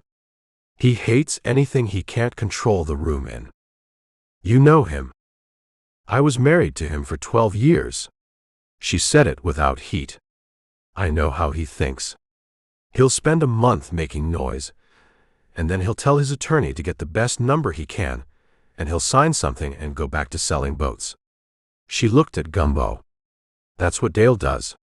He performs, and then he retreats, and then he finds the next thing that lets him perform again." "Crystal Dupree," Gumbo said. "Crystal Dupree is going to find out what that cycle looks like from the inside." She picked up the knife again. "I'm not saying that with satisfaction. I'm saying it because it's what's going to happen." Gumbo sat on the stool and watched her work the potatoes with the focused efficiency of someone who'd been doing this long enough that the efficiency was in the hands rather than the head.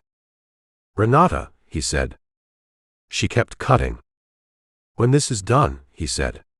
"The settlement, the proceedings, the whole thing." She stopped cutting. She didn't look up. "I'm going to still be in slip 12, he said. "At the same marina. With the same boat and the same peeling pie card." He paused. "I'm not going anywhere." She was quiet. The walk-in compressor ran. "I know that," she said, still not looking up. "I wanted to say it out loud." She looked up. Her face had the look it had when she'd said, "I know how you are," the specific expression of a woman who had assessed something carefully and reached a conclusion she was keeping to herself for now. "Dinner is at 7, she said. "Come at 6:30. Sit at the bar." He stood. "What's the fish tonight?" "Grouper." Tommy heard. She went back to the potatoes. "I'm doing something with a saffron broth I've been working on for a month." "Is it ready?" She looked at him with the mild skepticism. "Come at 6:30 and find out." He went out through the back door into the alley and walked back to the marina with the Saturday morning around him, the 2 trucks and the bicycle plus a family on rental bikes from the place on 2nd Street, the specific expanded traffic of a summer weekend on an island with one road in. He sat on the severance package with the composition book and the check from Vance's firm and the Yingling that constituted a late breakfast and wrote in the log. Footage delivered. Documentation complete. Vance filed Monday. He looked at it. Both vehicles documented at Hampton Inn 2nd Tuesday. Pattern established over 11 days. He paused. Case sufficient per attorney. He signed it. He turned to a new page and wrote at the top, Cane case status. He wrote what he had. Maggie out of the swamp. Meeting with Rutherford private, no fuss. Maggie preparing board presentation. Trevor with the server access log and Rutherford's number. The EPA complaint not filed, 30-day window given. He wrote, FOSS, folder access Tuesday 11:47 p.m. guest credentials ext FOSS legal 003. Reconnaissance only. Believes he has time. He looked at that. He wrote below it, he doesn't have time. He doesn't know that. He capped the pen and looked at the harbor. A shrimp boat was coming off the Gulf on the morning tide, the outriggers down, riding with the specific low confidence of a boat that had gone out empty and was coming back the same way, one of those mornings. The captain was visible on the bridge, standing, the posture of a man making a calculation about whether the day was worth what it had cost. He knew the calculation. He'd made versions of it for 28 years in Ohio, standing at windows that looked onto parking lots rather than harbors, adding up what the day had produced against what it had required. The numbers came out different here. He put the composition book under his arm and went below to make the second cup of coffee that was actual coffee and called Francine. "It's done," he said when she picked up the footage. "Delivered. Vance says it's more than sufficient. I told you it would be." "You did."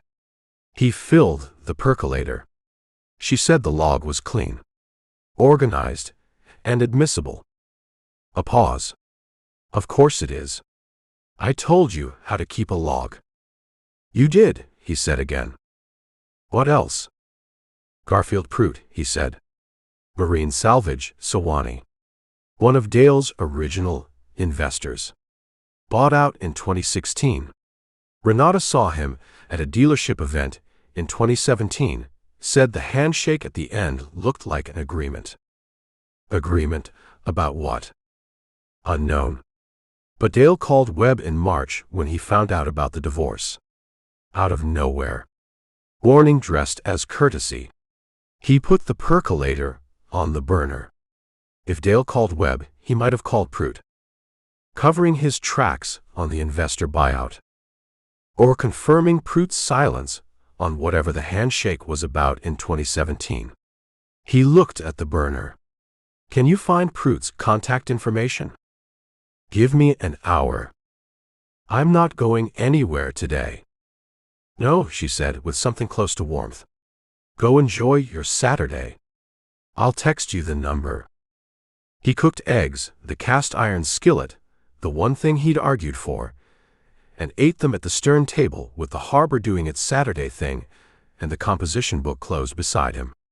He thought about the saffron broth, which Renata had been working on for a month, which meant she'd been adjusting it incrementally with the patience of someone who understood that some things required the time they required and couldn't be rushed into being right.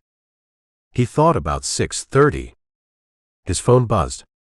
Francine's text, a Sewanee address and a phone number for Garfield Prout, Marine Recovery and Salvage, with a note. His operation had a civil judgment against it in 2018. Admiralty Court. Dispute over salvage rights. He lost. Worth knowing. He wrote it in the book. Prout had a reason to be unhappy with how things had gone since 2016. A man with a reason, and a 2017 handshake that looked like an agreement was a conversation worth having. He'd call Monday. Today was Saturday. He washed the skillet and put it back on the hook and got a second Yingling from the cooler and sat in the stern chair and put his feet on the transom rail in the position he thought of as the Cedar Key position, the position he'd found in the first week on the boat when he'd been figuring out what the days were going to look like, and which he'd returned to every morning since as a kind of measurement, not of progress exactly, but of whether he was still in the right place. He was still in the right place. The shrimp boat had made the dock at the far end of the marina. The captain had tied off and gone below and come back with something in his hand, coffee or a beer, too far to tell, and was sitting on the stern the same way Gumbo was sitting on his stern, looking at the same harbor from a different angle. Two men on two boats looking at the same water. It was enough for a Saturday morning. At noon, Deanne slid the bait shop bolt, and he heard her radio start up through the open window, and smelled the coffee she made every morning that she kept in the same carafe from 8 until it was gone, which was usually 10, and which tasted by 11 like an argument. He raised the Yingling in her general direction. She couldn't see him from the office. It didn't matter. He dressed for dinner with the deliberate attention he'd brought to it the first time he'd gone to the island room. The better Hawaiian shirt, the one with the red hibiscus pressed, which he'd done on the small ironing board that folded out from the closet with the concentration of a man who didn't iron often and wanted to get it right. He looked at himself in the head mirror. The shirt was right. The man in it was what the man in it was, which was 240 pounds of former paper supply middle management in a marina in a town of 700 at the end of a road in Florida. And he'd stopped having opinions about that somewhere around month 6 in Cedar Key, which had been a significant month. He was at the island room at 6:27. Marco was behind the bar, the dinner prep noise coming through the pass-through, the good smell of a kitchen at its best hour. Renata was at the foretop near the kitchen, talking to a couple who'd made a reservation, explaining something about the menu, the sourcing, the saffron broth, her hands moving the way they moved when she talked about food. She looked up when he came in and held his eye for a half-second and went back to the couple. He sat at the bar. Marco set a glass of the Seville orange wine in front of him without being asked. He'd become a person Marco poured for, automatically, which was a form of recognition he found he valued more than he would have expected. He drank the wine and watched the room fill. 2 tables, then 3. The Saturday crowd that was different from the Tuesday crowd, more families, more people who'd driven from the mainland for the specific reason of coming here.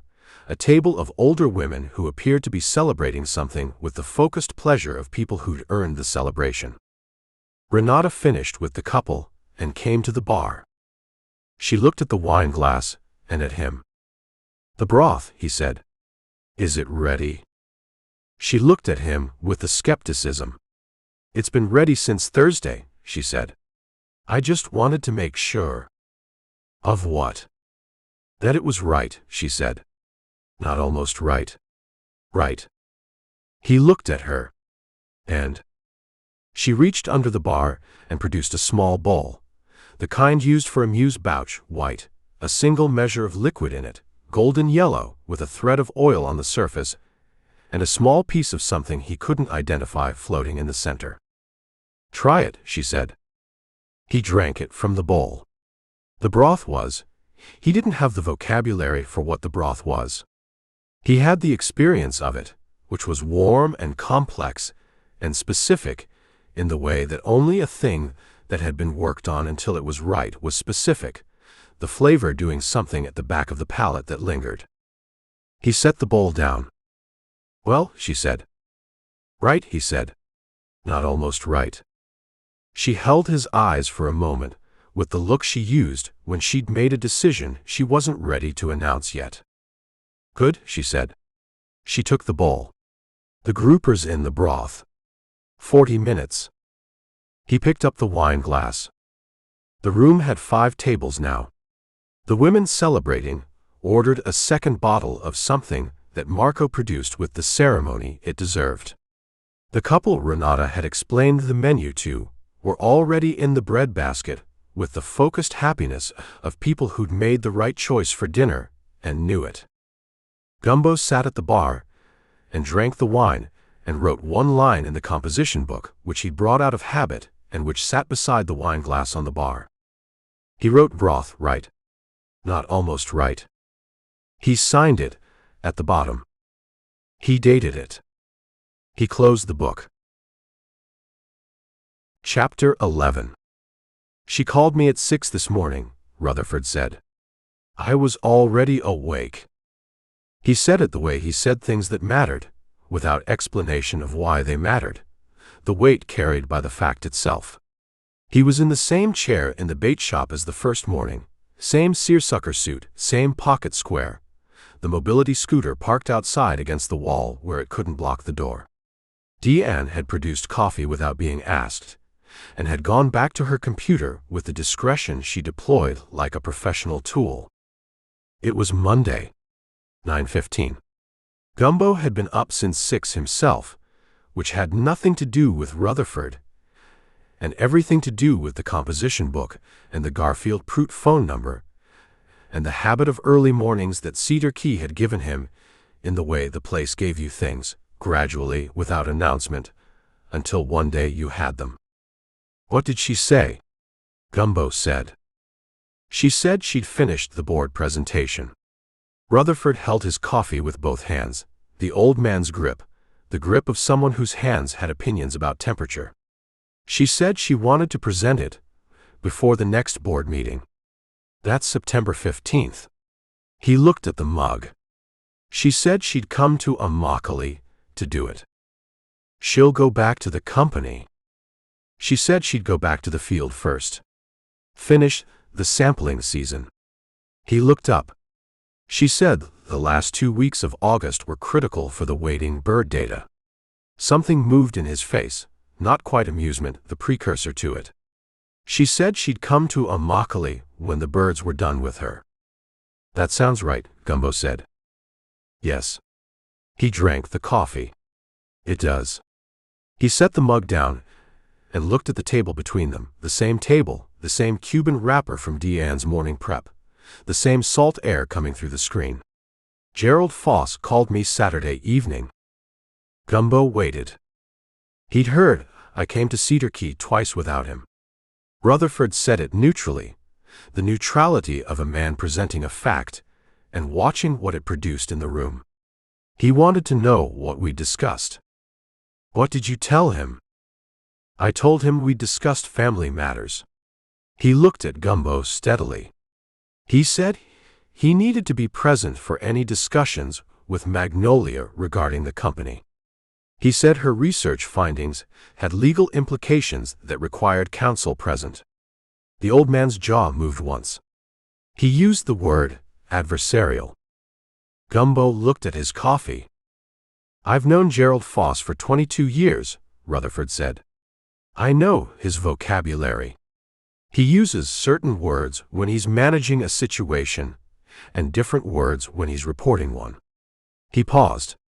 Adversarial is a managing word. Yes, sir, Gumbo said. It is.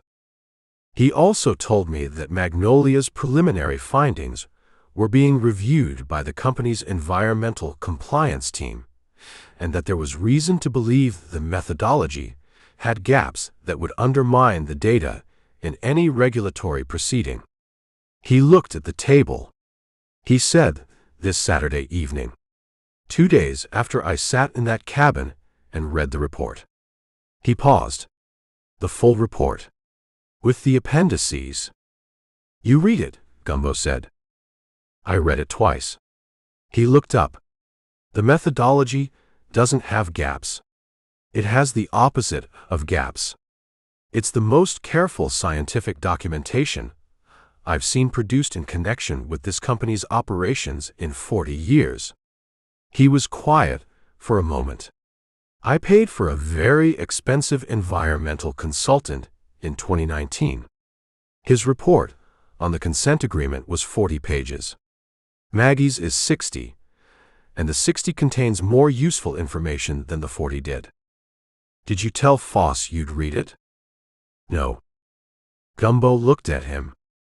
I told Gerald I appreciated his concern and that I'd be in touch.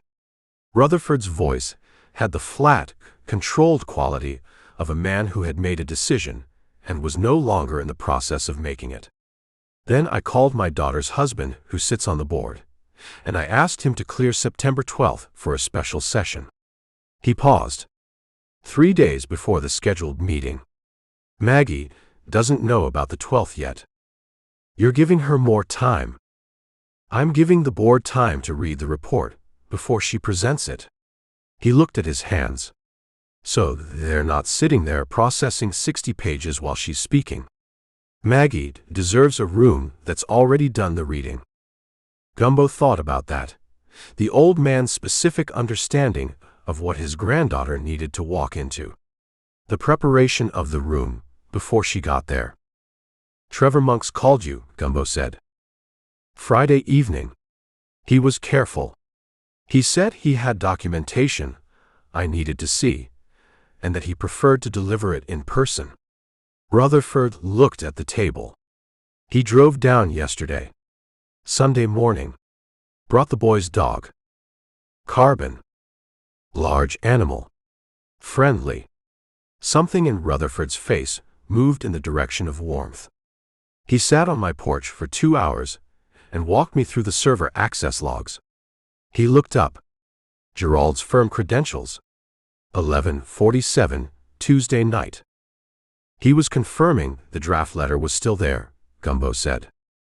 That's what Trevor said.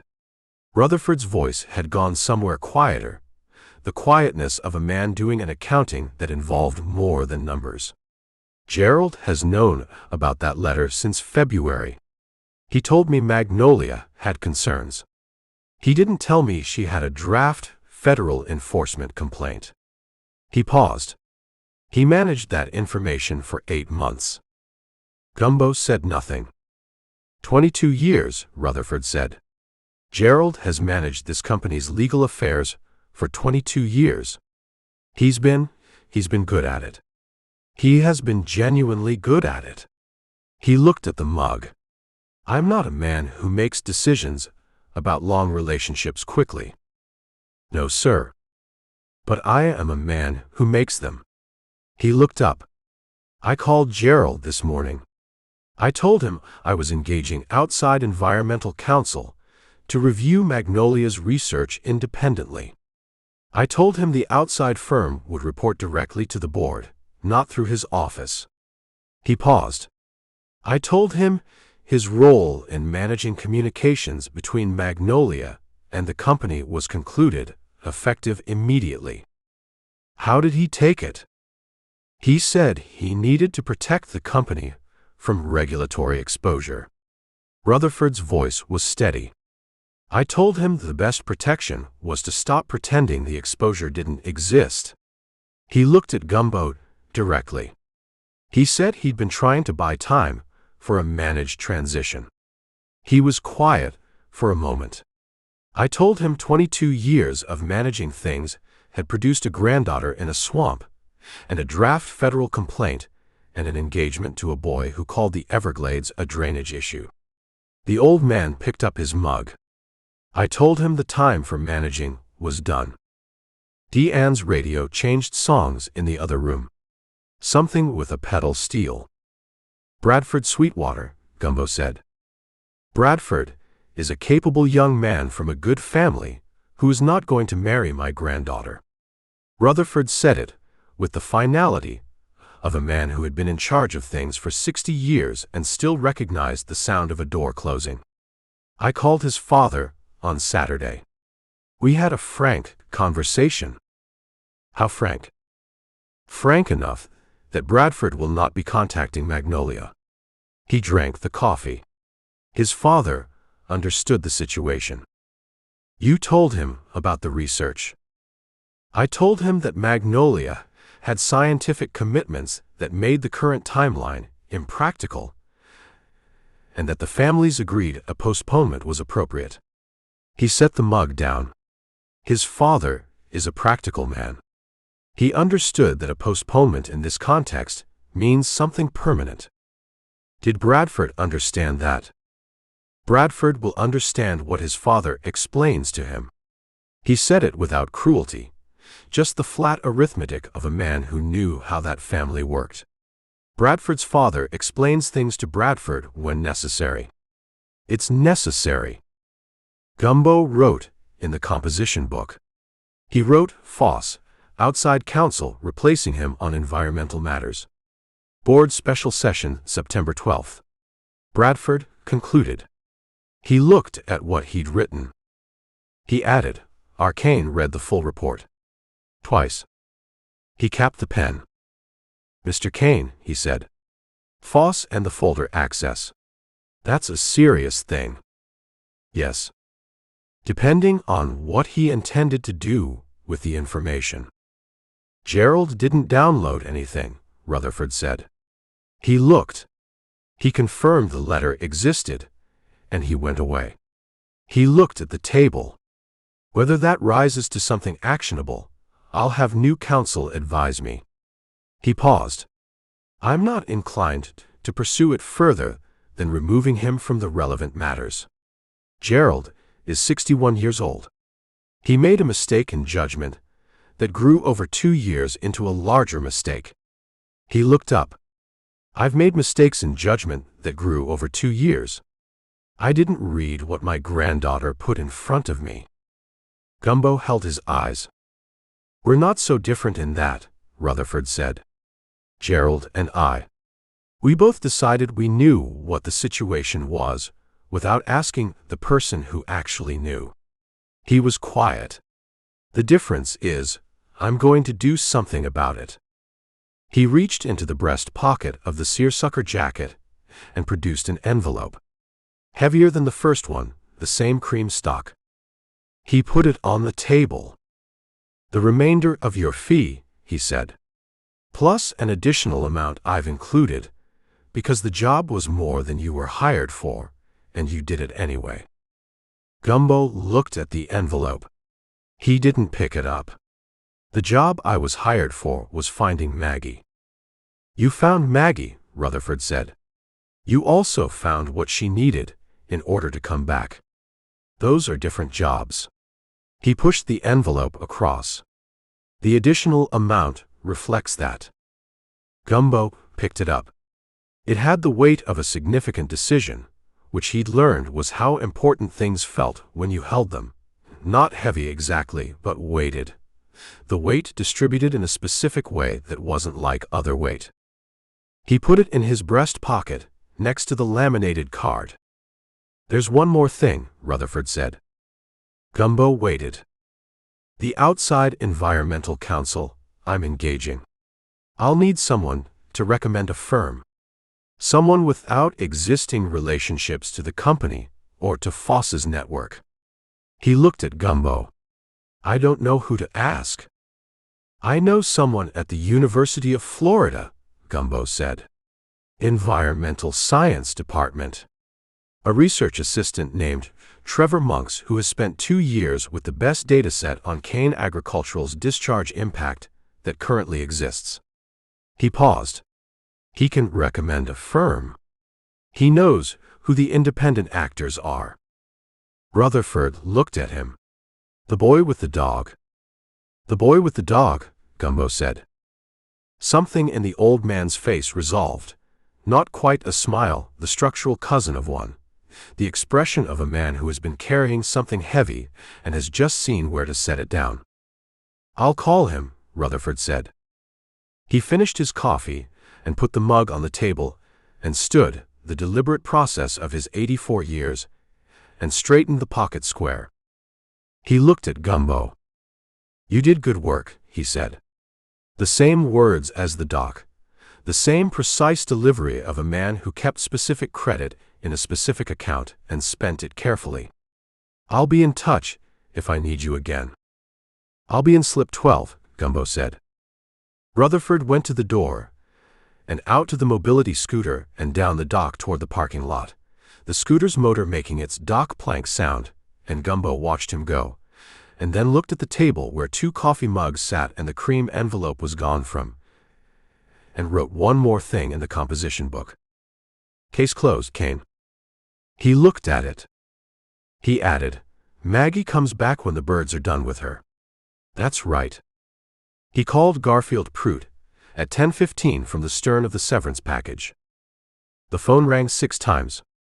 He was composing the voicemail when it picked up. Prout. The voice was short, coastal, the voice of a man who answered his phone as a burden rather than a service. Mr. Prout. My name is Gumbo Malone. I'm a private investigator working out of Cedar Key. I'm conducting background research on Suarez Marine in Chiefland, and your name came up in connection with the original capitalization of the business. Silence. Not the silence of someone deciding whether to answer. The silence of someone who had already decided and was taking a moment to confirm the decision. Who hired you? Prute said. I'm not able to share that. Dale Suarez hire you? No. Another silence. Shorter. What do you want to know? I want to know about the investor buyout in 2016. The terms of it, how it was structured, whether you felt the settlement reflected the actual value of your stake. That's 3 questions. Yes, sir. Why would I answer any of them? Because I'm not law enforcement, Gumbo said. Because this conversation doesn't go anywhere you don't want it to go. And because the information may be relevant to a proceeding in which your characterization of the buyout terms would carry weight. He paused. Weight that might correct an imbalance. Prute was quiet for long enough that Gumbo listened to the background, wind, water, the sound of something mechanical running at a constant speed. A salvage operation. The buyout, Prute said. Dale bought us out at book value. Me and the other investor, man named Carver, we each put in $40,000 to capitalize the business. Dale put in 20. He paused. 3 years later, book value on our stakes was $62,000 each. Dale paid us $62,000 each. That sounds straightforward, Gumbo said. The business was worth $400,000 at buyout, Prute said. Dale had 3 boats in inventory worth a combined $220, a customer list worth another $100 at minimum, a service contract with a marina group in Homosassa worth $40 a year. His voice had the flat quality of numbers remembered precisely because they'd been wrong. Book value was what Dale said book value was. We didn't have an independent appraisal. Why not? Because Dale said it would slow the process and that he was giving us a fair return on our capital. A pause. He was good at saying things like that. Confident. Like the statement itself was the evidence. You took the $62,000. I took the $62,000, Prute said. And then, I spent 18 months figuring out what I'd actually had. He paused. The civil judgment in 2018. Admiralty Court. You know about that. Yes. That was a salvage rights dispute that I lost because I didn't have the operating capital to fight it properly. If I'd had my fair share from the Suarez buyout, I'd have had the capital. He was quiet. That's not a legal argument. That's just what happened. Would you be willing to make a statement? Gumbo said. About the buyout terms, the book value methodology, the absence of an independent appraisal? To who? An attorney in Chiefland. Patricia Vance. A long pause. The mechanical sound in the background continued its steady run. Dale called me, Prute said. In March. Out of the blue. Gumbo sat forward. Said he was thinking about me, hoping the salvage business was doing well. A pause. Said he'd always felt the buyout had been handled fairly, and that he hoped there were no hard feelings. His voice had the specific flatness of someone recounting a thing that had landed wrong and stayed wrong. I hadn't spoken to Dale Suarez in 2 years. He called me in March out of nowhere to tell me the buyout had been handled fairly. What did you say? I said I appreciated the call, Prute said. And then I hung up. And then I sat on my dock for 20 minutes thinking about why he called. Did you reach a conclusion? I concluded he was worried about something, Prute said. And that whatever he was worried about, my agreement with his version of events was part of what he needed. He paused. I hadn't agreed with his version of events in 2016. I just hadn't been willing to spend money I didn't have fighting it. Another pause. Situation might be different now. Patricia Vance, Gumbo said. Chiefland. You want her number? I have a phone book, Prout said and hung up. Gumbo lowered the phone and looked at the harbor. He called Francine. Prout talked, he said. And book value methodology with no independent appraisal. He estimates his stake at buyout was worth roughly $250 on a $400,000 business. He received 62. He paused. Same structure as Webb. Same structure as the restaurant account. Third instance of pattern, Francine said. He also got the March call. Same as Webb. He looked at the composition book. Warning, dressed as courtesy. Dale was circling the wagons in March, Francine said. He found the intake form, and he called everyone who had a potential claim. Prout's willing to talk to Vance. That's 3 separate instances of the same financial behavior, Francine said. Webb, Prout, the restaurant account. Vance can use the pattern in the asset dispute, and Renata's attorney can potentially argue it constitutes a course of conduct. A pause. It also gives Dale's attorney a much harder conversation to have with his client. How hard? Hard enough that the settlement conversation gets considerably shorter, she said. A man with 3 documented instances of the same asset manipulation, and a prior battery conviction, and a morality clause violation, and a criminal mischief charge pending doesn't have much leverage left. Gumbo wrote Prout, third instance. Pattern complete. Vance has the picture. He looked at it. He looked at the composition book, the pages of it, the dated and signed surveillance log, the Cane case notes, the 2 envelopes folded into the back cover, the weeks of a case that had started with a man assembling a mobility scooter in a marina parking lot, and had arrived here at this stern table with the harbor going about its business in the way harbors did. Francine, he said. What? The Cane case closed this morning. A pause. Both of them. Rutherford came down. We talked. He looked at the water. Foss is out of the environmental picture. Outside counsel coming in. The board session is September 12th. Maggie presents when the sampling season ends. And the engagement. Bradford's father had a frank conversation with Bradford. A pause that contained something he recognized as Francine's version of satisfaction, which was the same as her version of most things, controlled, precise, expressed in economy rather than warmth. Good work, Gumbo. I found her, he said. The rest of it was already there. Somebody just had to carry it from one room to the other.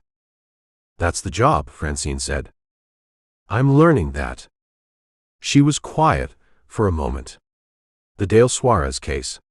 You're close. Vance files today. Discovery to Dale's attorney by Wednesday. He paused. Prout calls Vance today or tomorrow. Combined with Webb and the footage and the log. It settles, Francine said. Before it goes to a judge, it settles. A pause. And then what? He looked at the slip 12-finger pier, the water moving between the dock boards, the severance package riding easy on its lines. Then I find the next case, he said. The woman in Chiefland, Francine said.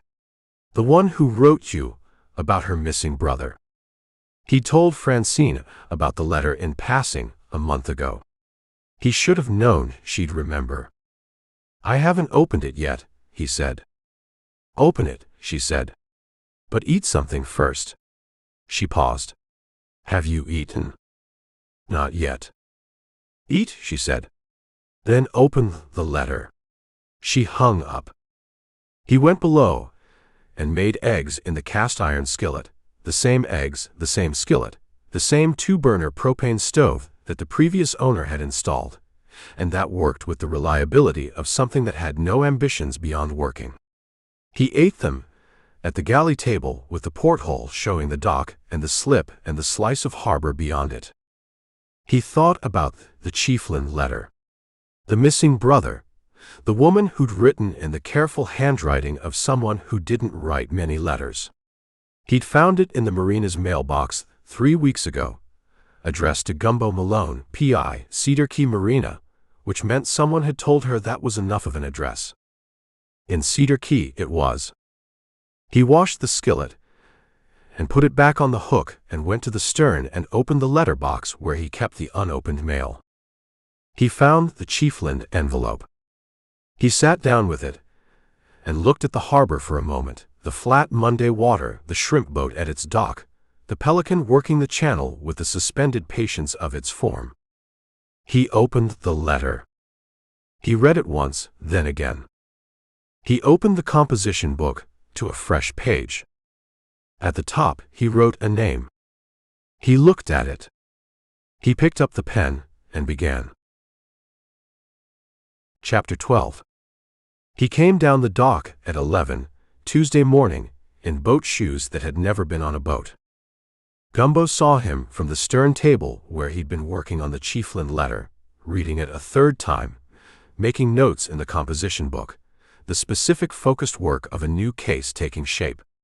He'd been at it since 8 with 2 cups of coffee, and the growing certainty that the missing brother situation was more complicated than the letter's careful handwriting suggested. He looked up when the footsteps changed character on the dock, from the flat, purposeful stride of someone who knew where they were going to the slower, checking quality of someone who didn't. The man was moving slip by slip, looking at the boats, looking at the numbers on the dock cleats. Gumbo put the composition book down. He was 30-something, trim in the way that came from a gym with a trainer rather than from doing anything physical, with the kind of haircut that required maintenance and had received it recently. He wore a white linen shirt and khaki trousers and the boat shoes, tan, unworn on the soles. He had a watch that caught the morning light in the specific way of watches that were meant to catch light. His face had the arrangement of features that photographed well and delivered less in person. The jaw slightly too forward, the eyes slightly too certain, the whole assembly of it suggesting a man who'd been told he was impressive often enough that he'd stopped verifying it. He found slip 12 and stopped. He looked at the severance package and at Gumbo on the stern and said, "You're the P.I." "Most days," Gumbo said. "Bradford Sweetwater." He said it the way people said names they expected to produce a reaction. "I'm Magnolia Cane's fiancé." Gumbo looked at him. "I need to talk to you about where she is," Bradford said. "She's not missing," Gumbo said. "She came out of the field last week." Bradford's expression moved, surprise, then recalibration, then something that tried to be relief and landed somewhere closer to irritation. "She's here." "In Cedar Key?" "She was. She's gone back to the field to finish her sampling season." "Her sampling," he stopped. "She went back to the swamp." "It's her research area," Gumbo said. "She has work to finish." Bradford looked at the boat. He looked at the water beside it. He had the look of a man who had driven a long way with a clear purpose and had arrived to find the purpose had already resolved itself without him, which was apparently a new experience. "Can I come aboard?" he said. "No," Gumbo said. Bradford looked at him. "I just need 5 minutes." "The dock's public," Gumbo said. 5 minutes.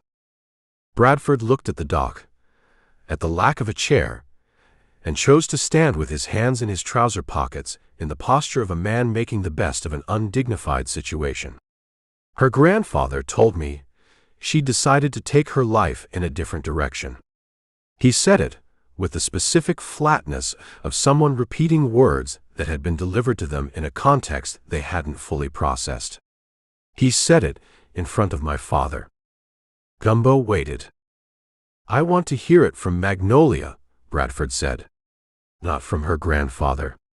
From her. That's between you and Magnolia. I've called her 17 times since Thursday. She hasn't answered." "Then she's not ready to have that conversation," Gumbo said. "Or she's in the field without signal, which is where she actually is most of the time. Bradford looked at the water beside the boat. Something moved through his face that was genuine and therefore more interesting than anything else he'd produced so far. Not the watch and haircut version of himself, but something behind it, a younger version, less assembled. "I know she didn't want this," he said. "The engagement. I knew it when it was happening." He said it quietly, not to Gumbo exactly, more in the direction of the water. I thought she'd come around. That's a thing people say. Come around." He paused. "Like the person's just standing in the wrong direction, and eventually they'll turn." Gumbo said nothing. "She never turned," Bradford said. "She was never standing in the wrong direction. She knew exactly which direction she was standing in."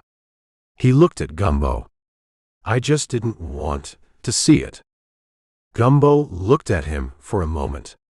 Bradford Sweetwater without the performance was a different proposition. Not likable exactly, but recognizable. The recognizable quality of someone who'd been organizing his life around what things looked like from the outside, and had just had a long drive to think about what they looked like from the inside. "Call her again in a week," Gumbo said. "When she's out of the field. Don't call 17 times. Call once and leave a message, and let her decide." Bradford looked at him. "That's your advice?" "That's my observation," Gumbo said. "You can do what you want with it." Bradford looked at the severance package, the boat, the stern table, the composition book. Gumbo in the hibiscus shirt with the Yingling it was still too early for, but which was there anyway because it was his boat. "You live here," Bradford said. It came out as an observation rather than a judgment, which suggested the drive had done more work on him than the boat shoes indicated. "I do," Gumbo said. "Cedar Key." Bradford looked at the marina, the fish houses, the flat water. "How long?" 14 months. "From where?" "Columbus, Ohio." Bradford absorbed this. "What did you do there?" "Paper supply," Gumbo said. "Procurement." Bradford looked at him the way everyone looked at him when he said this. The expression of someone encountering a fact that didn't fit the available categories. Then he looked at the composition book on the stern table, and at the laminated card, visible in Gumbo's breast pocket, and at the harbor beyond the marina. "Ha," he said. It was the most honest thing he'd said. He took his hands out of his pockets. "If she calls you," he said, "or when you talk to her, tell her," he stopped. Gumbo waited. "Tell her I'm sorry about the Everglades comment," Bradford said. "The drainage issue thing. I knew when I said it that it was wrong. I said it anyway because," he looked at the water. "I don't know why I said it." "I think you do," Gumbo said. Bradford looked at him. "You said it because it was the kind of thing that gets said in rooms like the ones you're in," Gumbo said. "And you'd been in those rooms long enough that you stopped noticing what you were saying." He picked up the composition book. "That's fixable." Bradford looked at him for a moment. He had the expression of someone receiving information they'd requested and now weren't sure they wanted. "Is it?" he said. "Depends on what you do next," Gumbo said. Bradford stood on the dock for another moment. He looked like he was going to say something else, and then decided against it, which was the right call. He nodded once, the nod of a man completing a transaction he hadn't expected to complete this way, and turned and walked back up the dock. Gumbo watched him go. He reached the parking lot and got into a silver Porsche SUV and sat in it for a full minute before he started it. Then he pulled out and went north on the road that led to the causeway, the only road out of Cedar Key back toward the mainland. Deanne appeared in the bait shop window. "The fiancé," she said. "Former fiancé," Gumbo said. She looked at the parking lot where the Porsche had been. He looked young. He looked like someone who just figured out he's been playing a character, Gumbo said. Deanne considered this. That can go a lot of ways. Yes, he said. It can. She went back to the computer. He spent the rest of the morning on the Chiefland letter. The woman's name was Beverly Frick. She was 48, a schoolteacher, lived on a county road outside of Chiefland in a house she described in the letter as her parents' house, now hers since her mother had passed in April. Her brother Danny had disappeared in June, 6 weeks before she'd written the letter. He was 44, unmarried, had worked the same job at a lumberyard in Chiefland for 11 years until the lumberyard closed in March. He'd been looking for work since then, the letter said. Here she'd crossed out a word and written another, he'd been struggling. The sheriff's department had taken a missing persons report. A deputy had come to the house and looked at Danny's room and written things down. Beverly had called twice in the 4 weeks since. The deputy had told her the case was active. Active, in Beverly Frick's letter, was in quotation marks. Gumbo knew what that meant. He'd been in enough Cedar Key conversations to understand the specific local weight of a quote mark around a word that was supposed to be reassuring. Danny's truck had been found at a boat ramp on the Suwannee River, 10 miles from Beverly's house, 3 days after he'd gone missing. The truck was locked. His phone was in the glove compartment. His wallet was in the cup holder with $42 in it and all his cards. His fishing rod was in the bed of the truck. He hadn't taken the rod out of the truck. Gumbo wrote that down and put a circle around it. A man who drove to a boat ramp to fish didn't leave his fishing rod in the truck. He wrote Danny Frick, 44. Lumberyard closed March. Struggling. Truck at Suwannee Ramp. Rod in bed. Phone in glove. Wallet in cup holder, $42, all cards. He wrote below it, went to the river. Didn't go fishing. He looked at that for a long time. He wrote, why the river? He wrote, who else uses that ramp? He wrote the name he'd written 3 days ago, at the top of the fresh page, the name from the letter. He wrote it again now, and looked at it, and thought about the lumberyard closing in March and the struggling, and the crossed-out word. His phone buzzed.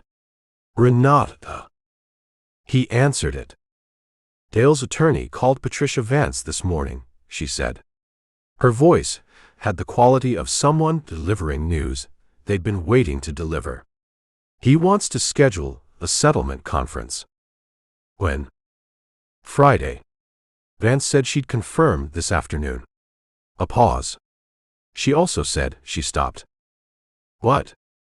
She said the conversation was short. His attorney called, said his client was prepared to discuss resolution, asked for Friday. Another pause, shorter. She said it was the shortest call she'd had on a contested divorce. He looked at the file, Gumbo said. She thinks so. Renata was quiet for a moment. The kitchen background was there, lower than usual, the mid-morning quiet between prep and service. Prout called her yesterday afternoon. I know. I gave him her number. She said he was very specific. Very precise about the numbers. She paused.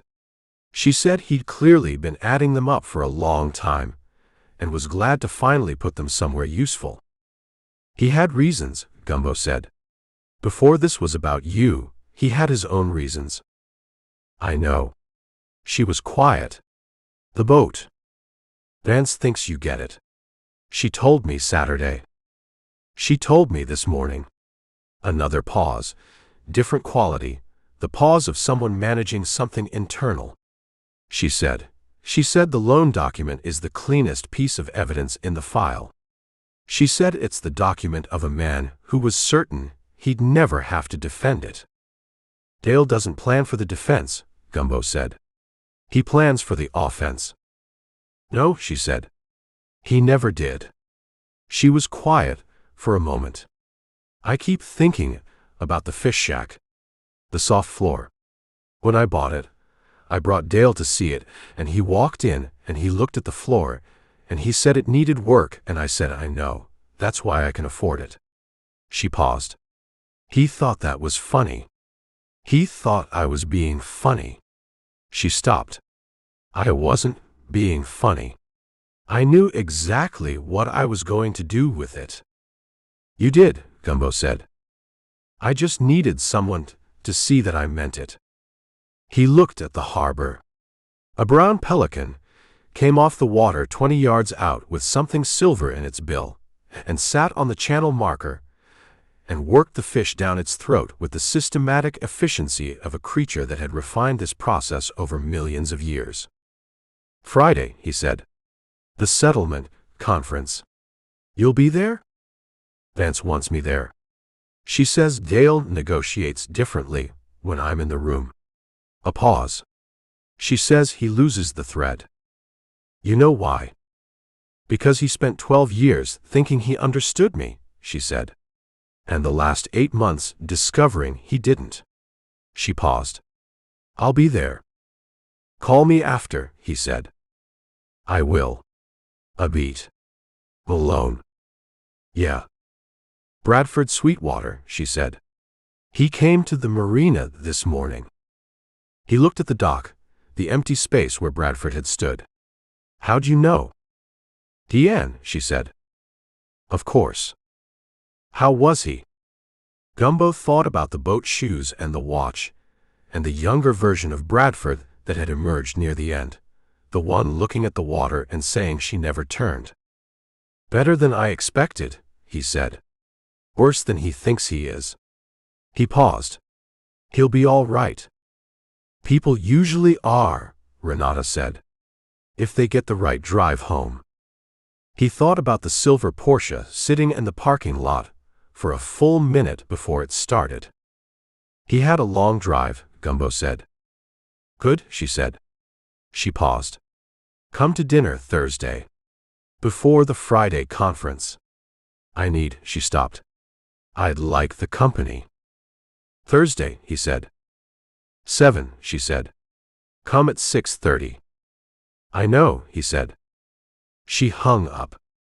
He sat with the phone in his hand, and the composition book on the table, and the harbor in front of him, and thought about Beverly Frick's letter, and Danny's truck at the boat ramp, and the fishing rod he hadn't taken out of the bed.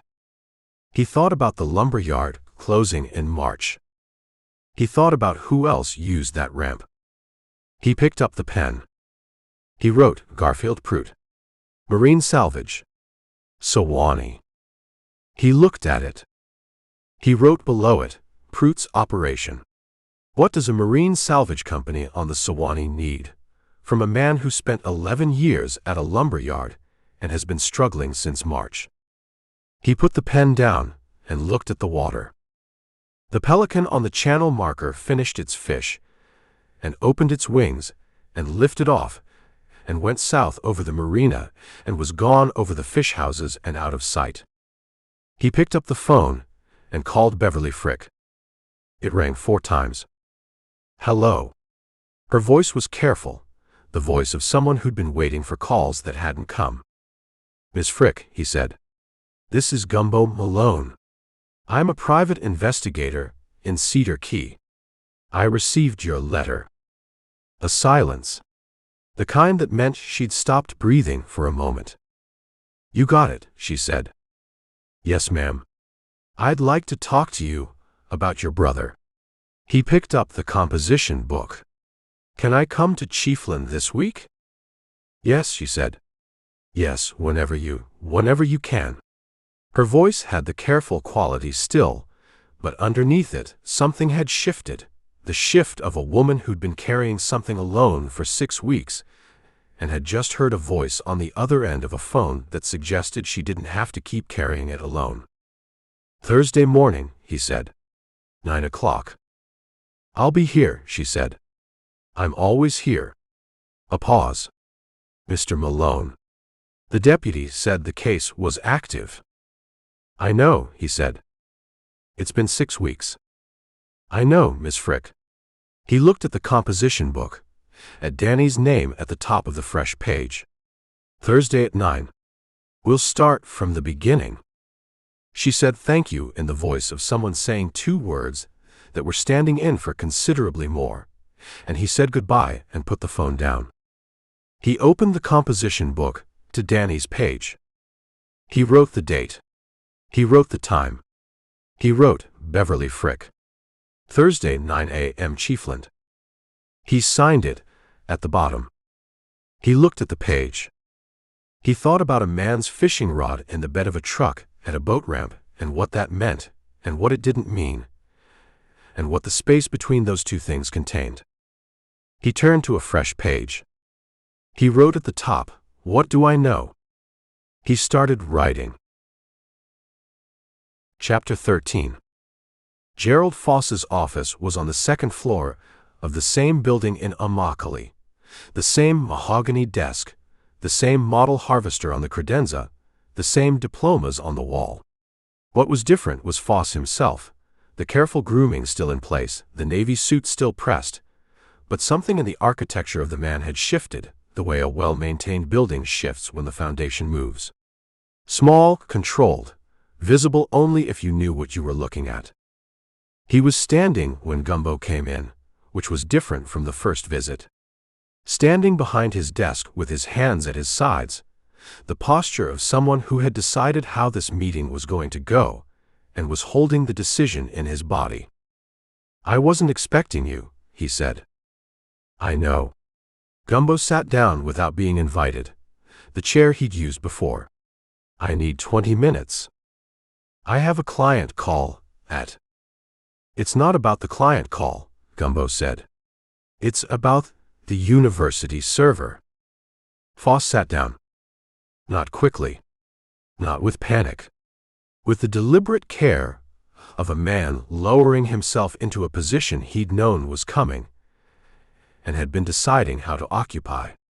He put his hands on the desk flat and looked at Gumbo. "I don't know what you—" "Ex-Foss Legal 003, Gumbo said. "Tuesday night, 11:47. Collier County IP. Directory browse, the shared research folder, no files downloaded." He paused.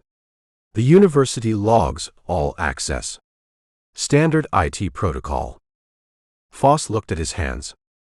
"The credentials have your firm's name in the identifier string," Gumbo said. "They issued them to you in 2021 for the grant agreement review. You've had system access since then." He let that sit. "It's not subtle."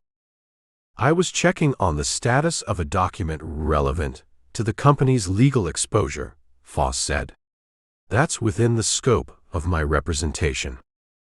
"The folder isn't within the scope of your system authorization," Gumbo said. "Your guest credentials were issued for specific grant-related directories, not Magnolia's research folder." Foss looked at the credenza, the harvester model, the diplomas. "What do you want?" he said. Quiet, direct, the attorney beneath the attorney, the man who'd built 22 years of careful management, now reduced to a direct question. "I want to understand something," Gumbo said. "You're a smart man. You've been managing complex situations for 2 decades. You accessed that folder using credentials with your firm's name in them at midnight, 2 days after I called your office." He looked at him. "That's not careful. That's something else." Foss was quiet for a long moment. "I've been managing this situation for 8 months, he said.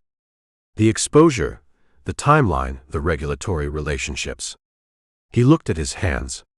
"When you called and told me you'd found Magnolia, I needed to know whether the letter was still contained." He paused. "I didn't think about the logging protocol. I've had those credentials for 3 years and I've never—" He stopped. "I wasn't thinking about the logging protocol.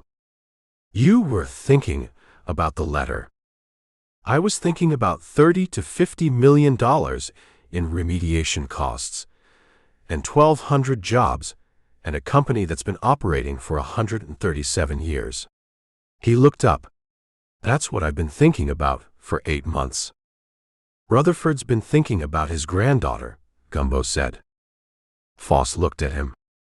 That's the difference, Gumbo said. You were protecting the company. He was trying to find a way back to her. You were both doing it without telling the other, and in the space between the two of you, Magnolia spent 2 years hitting a wall. He paused. She's 27 years old, and she's been right for 2 years, and nobody with any authority listened to her. I was trying to manage the timeline, Foss said. A premature enforcement action would have cost money, Gumbo said. So would the alternative, which is what's coming now. The difference is that the alternative Magnolia was proposing 2 years ago might have cost less and preserved more. He held Foss's eyes. You don't know that because you didn't read the report. You characterized it as preliminary, and you didn't read it. Foss said nothing. Rutherford read it, Gumbo said. Twice. With the appendices. He watched Foss's face process this. He said the methodology doesn't have gaps. Something happened in Foss's face, a collapse of something structural, small and controlled but real. The face of a man who had told himself for 8 months that the data was preliminary, that independent verification was reasonable, that the timeline was manageable, and who had just learned that the man he'd been protecting had read the thing he'd called preliminary and reached a different conclusion. He read it, Foss said. He said, it's the most careful scientific documentation he's seen produced in connection with the company's operations in 40 years. Gumbo paused. He also said he paid for an expensive environmental consultant in 2019 whose 40-page report contained less useful information than Magnolia's 60. Foss looked at the desk surface. He looked at it the way people looked at things that had stopped being what they were. When did he read it? He said. Wednesday night. After he came to Cedar Key, alone. Gumbo paused. He didn't tell you he was coming down. No, Foss said. He didn't. He also didn't tell you when he came the second time. When Maggie came out of the field. Foss looked up. She came out. Last week. She met with Rutherford on the boat. 2 hours. Gumbo held his eyes. Without you. Foss sat with this. The air conditioning in the office ran, the low steady breath of a system doing its one job. Gerald, Gumbo said, and using the first name was a decision, a deliberate shift in the register of the conversation. I'm going to tell you what Rutherford told me this morning. Not because I'm required to, but because you've been working for this family for 22 years, and you deserve to hear it from someone who's going to tell it straight. Foss looked at him. He's engaging outside environmental counsel. They report directly to the board, not through your office. He paused. Your role in managing communications between Magnolia and the company is concluded. The silence in the room had a different quality than the previous silences. Not the pause of a man calculating. The silence of someone who had reached the end of a calculation that had been running for a long time. He told you to tell me this? Foss said. He told me Monday morning. He'd already called you by then. Gumbo paused. He said you needed to protect the company from regulatory exposure. He said the best protection was to stop pretending the exposure didn't exist. Foss nodded once. Small, private, the nod of a man confirming something to himself. He's right, Foss said. Gumbo looked at him. He's right, Foss said again. That's the thing about Rutherford Cane. He is almost always right. He's right slowly, after considering everything, but he gets there. He looked at the harvester model on the credenza. I've watched him be right for 22 years. About people, about markets, about when to hold and when to move. He paused. I thought I was protecting him from being wrong. I think I was protecting myself from having to tell him he needed to change. There's a difference, Gumbo said. Yes. Foss looked at the desk. A significant one. Gumbo sat in the chair across the mahogany desk and let the room be what it was.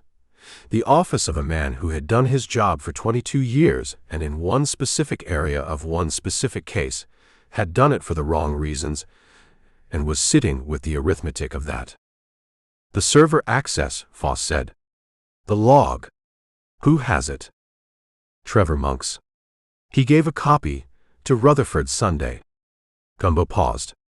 Rutherford told me he's consulting new counsel on whether it rises to something actionable. He said he wasn't inclined to pursue it further than removing you from the relevant matters. Foss absorbed this.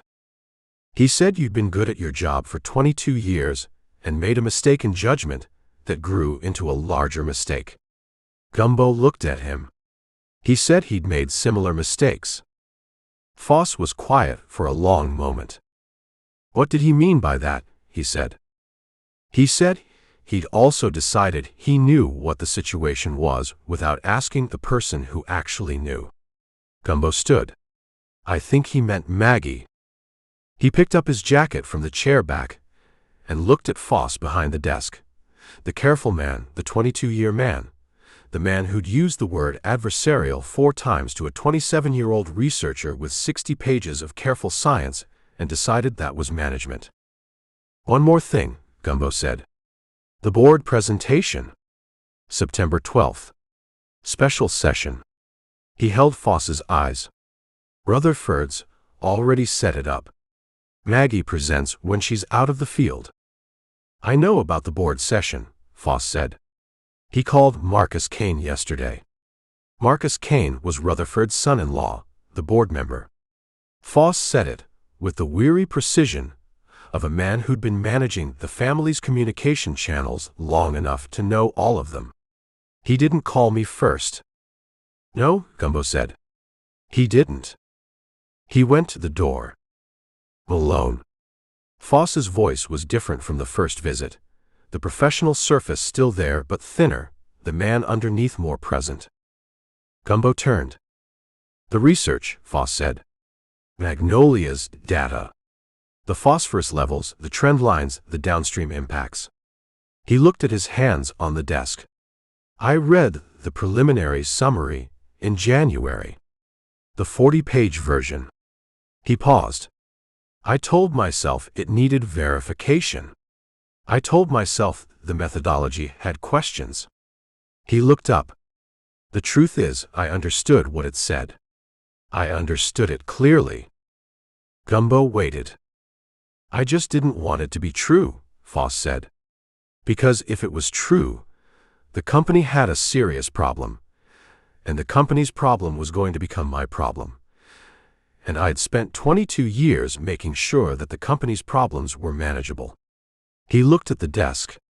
Some problems aren't manageable. They're just problems. I know, Gumbo said. Rutherford will fix it, Foss said. Whatever the remediation costs, whatever the operational restrictions, whatever the permit renegotiation looks like, he'll fix it. That's what he does. He paused. I should have let him do it 2 years ago. Gumbo looked at him. The 22-year man. The careful man. The man who'd used the word adversarial 4 times and meant it as protection and delivered it as a wall. Yes, Gumbo said. You should have.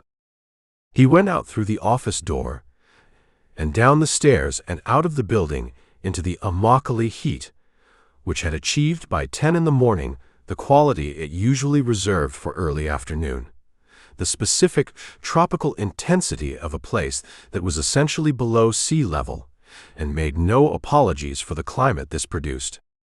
He sat in the Jeep with the windows down and the engine off for a moment. He thought about 22 years of careful management and the specific way it ended, not with a confrontation, not with a dramatic accounting, but with a man sitting behind his own desk saying, "I should have let him do it 2 years ago," to a pie in a faded Hawaiian shirt who had no authority to receive the confession and no power to do anything with it. The power was Rutherford's. The reckoning was Foss's. Gumbo had just been the room where it happened. He started the Jeep and drove north on State Route 29. He called Rutherford from the road north of Immokalee, the flat agricultural land giving way to scrub. "I talked to Foss," he said when the old man answered. "I expected you might." No surprise in it, no judgment. He read the 40-page summary in January, Gumbo said. He understood what it said. A silence on the line. Then, "Yes. I thought that was probably the case." He said he didn't want it to be true. Another silence, longer. "That's honest of him." He said, "You'll fix it. Whatever the remediation costs. That's what you do." "It is what I do." The old man's voice was steady, the voice of someone who'd been fixing things for 60 years and had opinions about the process, but not about the necessity. "The outside counsel starts next Monday. Berman Environmental, out of Tallahassee." Maggie approved the selection. "You consulted her." "She's the one with the data," Rutherford said. "Of course I consulted her." A pause. "She said Berman is independent and thorough, and that she'd worked with their lead scientist on a wading bird survey in 2021. Another pause. "She said she trusted the lead scientist's methodology." "She called you?" "Last night." "From the field?" Something in his voice shifted, the quality of it changing in the way voices changed when they were carrying something that mattered. "She called at 7:30. She said she'd been thinking about the board presentation and wanted to know if I'd read the phosphorus trend data in Appendix 3. He paused. "I'd read Appendix 3 twice." "What did you tell her?" "I told her the trend line from 2015 to present was the most alarming thing in the document, and that I'd been trying to understand why nobody had brought it to me directly." He paused. She was quiet for a moment. Then she said she'd tried. "What did you say to that?" The line was quiet. Not empty. Gumbo could hear the ambient sound of Rutherford's office, the air conditioning, something distant. "I told her I knew," the old man said. "I told her I was sorry I hadn't listened better." He paused. "She said she'd see me September 12th. "Good," Gumbo said. "It's not enough," Rutherford said. "An apology over the phone to a girl in a swamp." He said it with the flat self-assessment of someone who had high standards for himself and was not meeting them. "But it was what I had last night." "September 12th, Gumbo said. "In person. With the board and the data and the outside counsel and however many years you've got left to make it right." He drove through a crossroads, a gas station, a church, the Florida interior going past. "That's considerably more than an apology." Rutherford was quiet. "She knows that," Gumbo said. "That's why she said September 12th instead of never." "Yes." The old man's voice had something in it that had not been there in the bait shop, not softness exactly, something more structural, a load-bearing element, shifting into a position it had been avoiding. "She's like her grandmother," he said. "My wife. Margaret." He paused. "Margaret could hold a position against me for 20 years if she thought she was right. She usually was right." "Maggie usually is too," Gumbo said. "I know it." A pause. "I've always known it. I just—" He stopped in the way he stopped when he reached the edge of what he was willing to say. "I thought the engagement would give her a reason to come inside." He said it quietly. Out of the field, out of the arguments, into something more. He stopped again. "Safe," Gumbo said. "Yes." The word cost him something. "Safe." She was never going to be safe in the way you meant, Gumbo said. She's going to be in the field for the rest of her career. She's going to argue with company attorneys and collect water samples and sleep in a cypress dome 2 miles into the Big Cypress. He paused. The safety you wanted for her and the safety she needs are different things. Rutherford was quiet for a long time. My wife used to say that, he said finally. That my version of taking care of someone and their version of needing care were 2 different conversations. He paused. I argued with her about it for 40 years. Who won? She did, Rutherford said. She always did. I just kept needing to be shown. He cleared his throat, the sound of a man gathering himself. Your invoice. I submitted it with the first envelope. The additional amount, Rutherford said. Was it enough? Gumbo thought about the second envelope and what was in it. He thought about what enough meant in the context of a case that had started with a girl in a swamp and ended with an old man calling her from his office at 7:30 at night to ask about Appendix 3. More than enough, Gumbo said. Good. A pause. Malone. Sir. If you're ever in Immokalee. He stopped. Yes, sir, Gumbo said. Come by the office, Rutherford said. We'll have lunch. Real lunch, not bait shop coffee. I'd like that, Gumbo said. The old man hung up. Gumbo drove north through the scrub with the windows down and the radio finding and losing a Gainesville station that was playing something with horns. And he thought about Margaret Cane, dead these however many years, telling a man she was right about the nature of care for 40 years and being right each time, and needing to show him each time and doing it anyway. He thought about what that required of a person. He thought about Renata on Thursday and the saffron broth and 6:30. He drove north. At noon, he stopped at Rosario's in Immokalee. The same table against the wall. The same woman behind the counter who told him the special was ropa vieja and that he should sit down, and he sat down, and it took 9 minutes and was what it always was. The thing itself made correctly by someone who knew what it was supposed to be.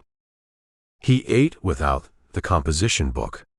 He looked at the other tables, the working lunch crowd, the truckers and the co-op workers, and the man in the corner who appeared to be doing his taxes on a paper form with a pencil, the specific concentration of someone who trusted pencils more than computers. His phone showed a text from Trevor, called Rutherford Sunday. He was already awake. Said he'd been thinking about Appendix 3.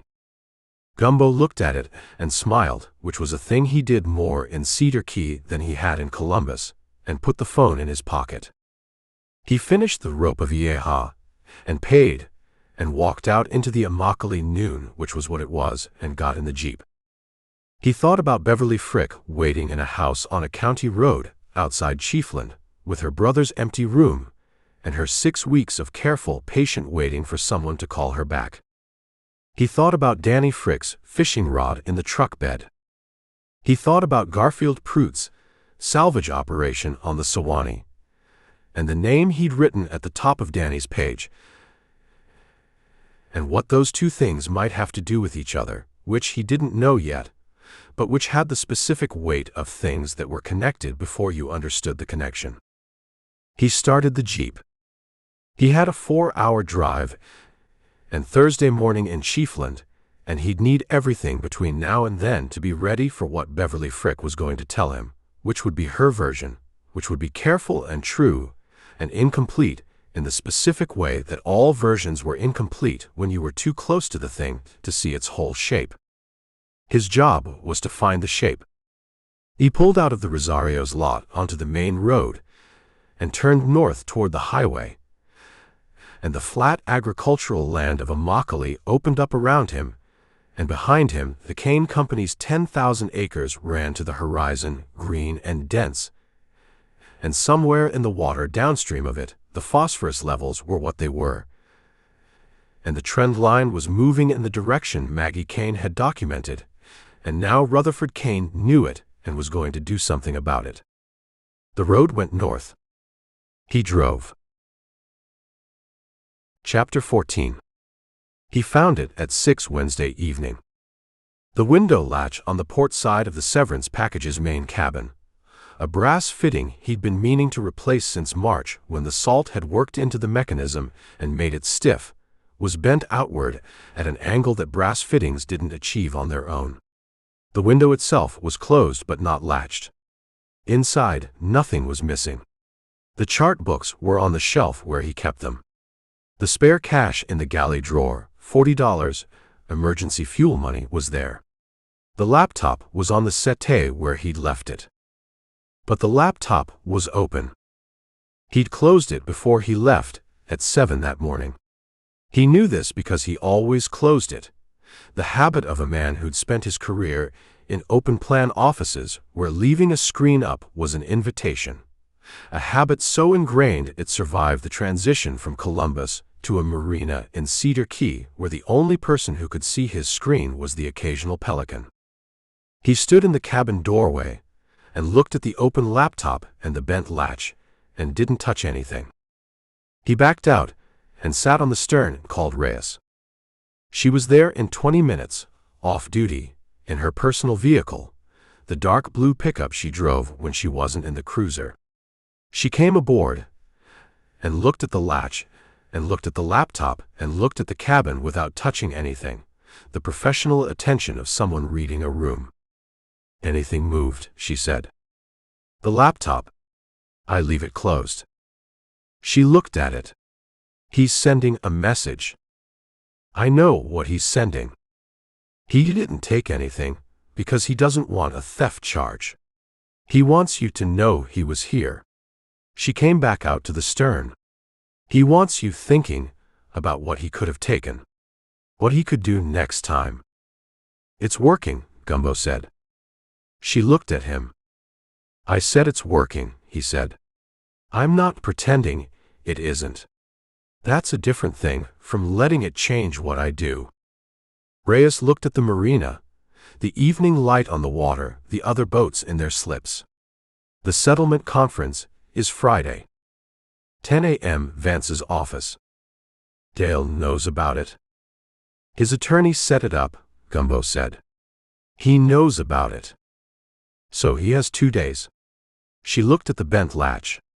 "This is him managing his anxiety. He breaks something small that you can't prove he broke, and he feels like he did something." She paused. "The problem with men like Dale is that managing anxiety through action has a dose-response curve. Each action has to be bigger than the last to get the same effect." Gumbo looked at her. "You studied that." "I've worked rural Florida for 8 years, she said. "I didn't need to study it." She went back to the latch and took her phone out and photographed it from 3 angles. "I can't file a report on a bent latch. There's no evidence it's Dale." "I know. I can, however, make it known around the marina that I've been by. That someone on a boat here has had a security concern." She put the phone away. "Cedar Key is 700 people. Word travels to Dale. Eventually." She paused. "Tonight I'm going to drive past Suarez Marine in Chiefland. Just a drive. If Dale's truck is there at 7:30 in the evening, which it shouldn't be because the dealership closes at 6, I'll note the time and the location, and I'll keep driving." She held his eyes. "I won't stop. I won't make contact. I'll just know where he is." "Appreciate it," Gumbo said. She went to the stern rail and looked at the harbor, the shrimp boat at its dock, the last of the evening light doing what it did to flat water. "The battery charge," she said. 2009. Terrence Webb. "What about it?" "I talked to a contact at Alachua County yesterday. Detective who was there for the original arrest." She paused. "The plea arrangement. Dale's attorney got the charge reduced in exchange for cooperation on an unrelated matter. Gumbo looked at her. What unrelated matter? Receiving stolen marine equipment, she said. Dale gave a statement about a supplier he'd been using, who was moving stolen outboard motors through a legitimate parts distribution network. She paused. The supplier was in Suwannee County. Gumbo was quiet. The supplier's name was in the cooperation agreement, Reyes said. My contact didn't have the file in front of him. He remembered the county. She looked at Gumbo.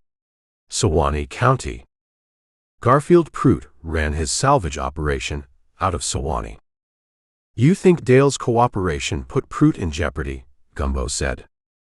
I think Dale's cooperation put someone in Suwannee County in jeopardy in 2009, Reyes said carefully. I don't know who. My contact is pulling the full file.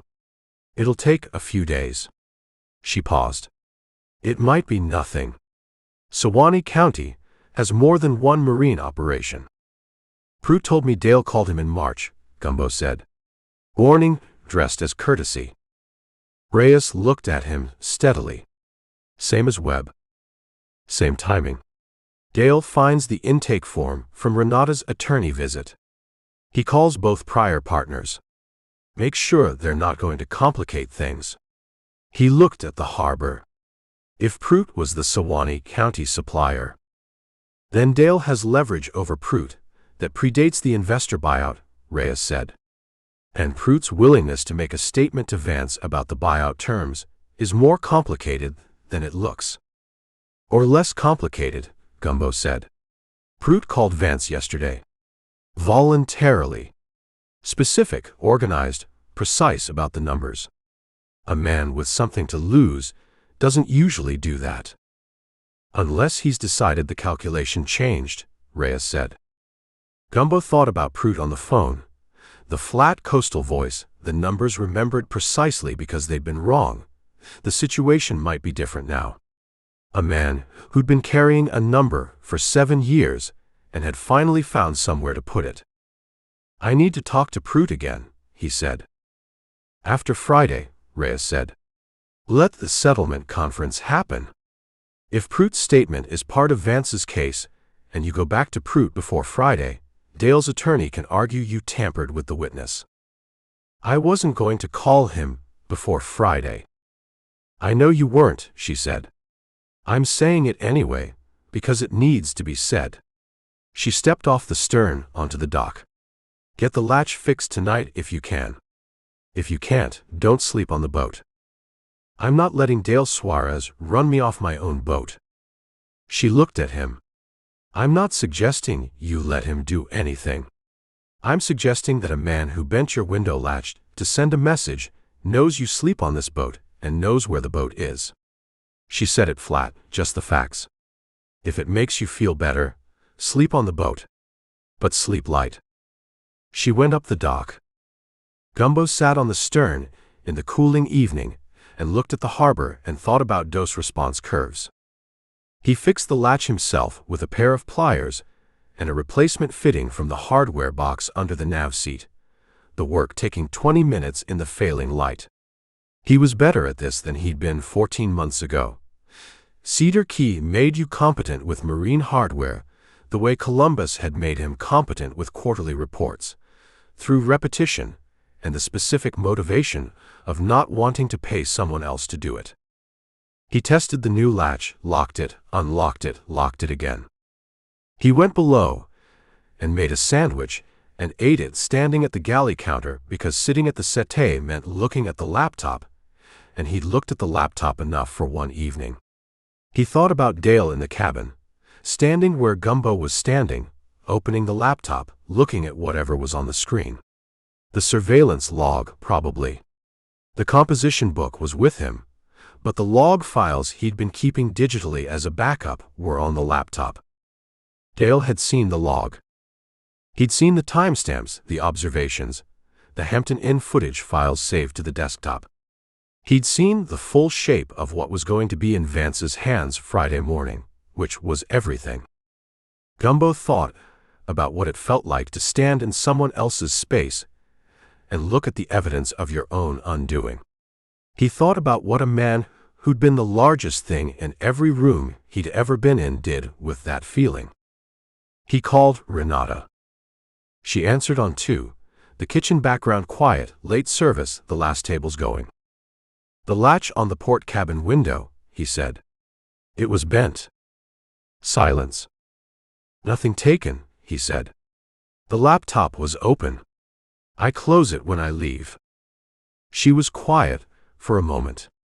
When she spoke, her voice was steady, the same steadiness she used for practical things, but underneath it something had tightened. He was on your boat. He sent the message he came to send. Are you? I'm fine. Fix the latch. I'm on the boat. He paused. He saw the log on the laptop. He knows what's in the file. She absorbed this. Does that change anything? For Friday? No. Vance has everything. What's on my laptop is a copy. He paused. It might change Dale's calculus going into Friday. He knows the full picture now. What does that do to him? He thought about it. Dale standing in the cabin, reading the log, seeing the timestamps and the parking lot footage, and the Chiefland photographs and the Webb and Prout documentation. A man who'd organized his life around controlling information, seeing the information arranged clearly against him. It either makes him more reasonable or less, he said. I've been trying to figure out which. Less, Renata said, without hesitation. Why? Because Dale doesn't get reasonable when he's cornered. He gets louder. She paused. He'll come to that conference Friday with something he thinks changes the terms. He'll have a number he thinks is insulting enough to make me walk away. She paused again. He doesn't understand that I'm not walking away from anything. Vance knows that. Vance has known that since February, Renata said. It's why she took the case. Gumbo looked at the fixed latch on the port window.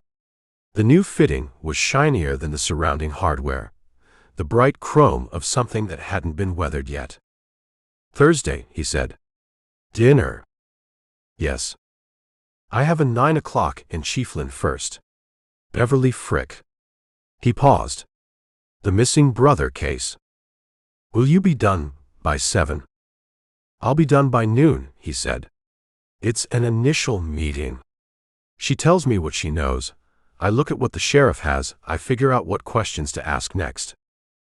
Is it serious? She said. The case. He thought about the fishing rod in the truck bed. The phone in the glove compartment with the wallet beside it, $42 and all the cards. A man who'd lost his job in March and had been struggling. I don't know yet, he said. That's what Thursday morning is for. She was quiet for a moment. Be careful with her, she said. Beverly Frick. People who've been waiting 6 weeks for someone to take them seriously. They're fragile in a specific way. I know, he said. I know you know, she said. I'm saying it because you'll be thinking about Friday and Dale and the settlement, and she deserves your whole attention. He looked at the port window. The new latch. You're right. Come at 6:30 Thursday, she said. I'll feed you before the dinner service. Staff meal. Marco's been doing a pork shoulder since yesterday. That sounds like the right meal for a Wednesday night. It's Thursday. I know when it is, he said. I mean, it sounds right for the night before something. She was quiet for a moment. Yes, she said. It does. A beat. Good night, Malone. Good night. He slept on the boat, and slept light the way Reyes had said, and woke twice, once at 2 when a shrimp boat came into the marina on the tide, and once at 4 when something moved on the dock that turned out to be a raccoon doing raccoon business with a fish carcass someone had left on the dock box 3 slips up. At 5:30 he gave up on sleep, and made coffee, and sat in the dark stern with it, The marina in the specific pre-dawn stillness of a place between one day and the next, the water black and flat, the dock lights making their strips on the surface. He thought about Dale's truck. He thought about Reyes driving past Suarez Marine at 7:30, and what she'd found, which she hadn't called to tell him, which meant either the truck wasn't there or she'd found something she wanted to think about before she said it. At 6:15 she texted. Truck was there at 7:35. Left at 8:10. Followed at distance to State Route 24 junction. He went east, not north. Not toward Cedar Key. Gumbo read it. East meant the interior. Bronson, Williston. The county roads that went into the scrub and the cattle country, and eventually to Gainesville, if you stayed on them long enough. He texted back, "What's east of the State Route 24 junction?" Her response took 4 minutes. Couple of things. Hunting lease territory. Some agricultural operations. And a storage facility on County Route 336 that the county has flagged twice in the last 3 years for unreported commercial activity. What kind of activity? Marine equipment, she wrote. Outboard motors mostly. Reported both times by the same neighboring property owner who said trucks came at night. Gumbo put the phone down on the stern table. Marine equipment. Outboard motors. Suwannee County supplier. 2009 Cooperation Agreement. He picked the phone back up and typed, "The storage facility. Who owns it?" The response took longer this time. 7 minutes. Registered to a Shell, LLC. Filed in 2014. Registered agent is a law firm in Gainesville that does corporate formations. A pause, then another message. The LLC name is Crestwater Holdings. He looked at the name. He typed, Pruitt Salvage Operation. What's the registered business name? 30 seconds. Pruitt Marine Recovery, LLC. Why? He put the phone down and looked at the pre-dawn water and thought about Garfield Pruitt and the 2017 handshake that lasted longer than handshakes lasted, and the Admiralty Court judgment in 2018 and Danny Frick's truck at the Suwannee River boat ramp. He thought about what a marine salvage operation needed from a man who'd spent 11 years at a lumber yard. He thought about the crossed-out word in Beverly Frick's letter. He'd been reading it as struggling. The word she'd replaced it with. He hadn't thought about what she'd crossed out, what the first word had been, before she'd decided to soften it. He pulled the letter from the composition book and held it in the dock light and looked at the crossed-out word. The strike-through was a single line, the careful cross-out of someone who wrote deliberately and changed words deliberately. Underneath the strike-through, the original word was still legible. Afraid. Danny Frick had been afraid. Not struggling. Afraid. Gumbo put the letter down on the stern table and looked at the water and at the sky going pale over the fish houses to the east, and at the name he'd written at the top of Danny's page in the composition book, the name that connected to Pruitt and to Dale and to a storage facility on County Route 336, and to a cooperation agreement in 2009. The marina came alive around him as the light built, the live aboard stirring, Deanne's bolt on the bait shop, a charter captain prepping his boat 3 slips down with the efficient noise of someone who'd done this at this hour for 20 years. He had Thursday morning with Beverly Frick, and Thursday evening with Renata, and Friday morning with Vance's settlement conference, and after that, whatever came next, which was shaping up to be considerably more than a missing person, and considerably less simple than he'd thought when he'd first opened the letter. He picked up his coffee. He drank it, and watched the light come and didn't write anything down. Some things needed to stay in your head for a while before they were ready to be on paper. Chapter 15. I'm going to tell you something I haven't told my grandfather yet, Maggie said. I want your opinion before I tell him. It was 9:40 Wednesday night. Gumbo was in the stern chair with the lights off, the marina settling into its nighttime sounds around him. He'd been reading the John D. MacDonald from the book exchange box, the one with the broken spine that someone had read hard before him, when the phone had buzzed with a number he recognized now, the field phone, the one that only worked when she was within range of a cell tower, which meant she'd come out to the edge of the Cypress Dome to make this call. "Go ahead," he said. "The EPA complaint," she said. "I'm filing it." He looked at the dark water. "Not instead of the board presentation," she said. "In addition to it. I'm filing Friday and presenting September 12th. You said you'd give Rutherford 30 days. I said I'd give him the chance to act on it first." Her voice was clear, the outdoor clarity of someone talking in open air without walls around it. "He's already acting on it. Berman Environmental starts Monday. The board session is set." He read the appendices. She paused. "I'm not filing the complaint to force his hand. His hand is already moving." Another pause, shorter. "I'm filing it because the data belongs in the federal record, regardless of what the company does internally. Both things need to happen." Gumbo thought about that. Foss will see it as an attack. Foss is no longer in a position where his perception matters to this process, she said, in the voice of someone who had thought this through at length and arrived at the end of it. He managed the timeline for 8 months. "I'm done with the timeline. Rutherford might see it the same way Foss does. Then I'll explain it to him, the same way I'm explaining it to you." She paused. "Do you think he'll see it that way?" Gumbo thought about the old man reading Appendix 3 twice. The phone call at 7:30 to ask about the phosphorus trend data.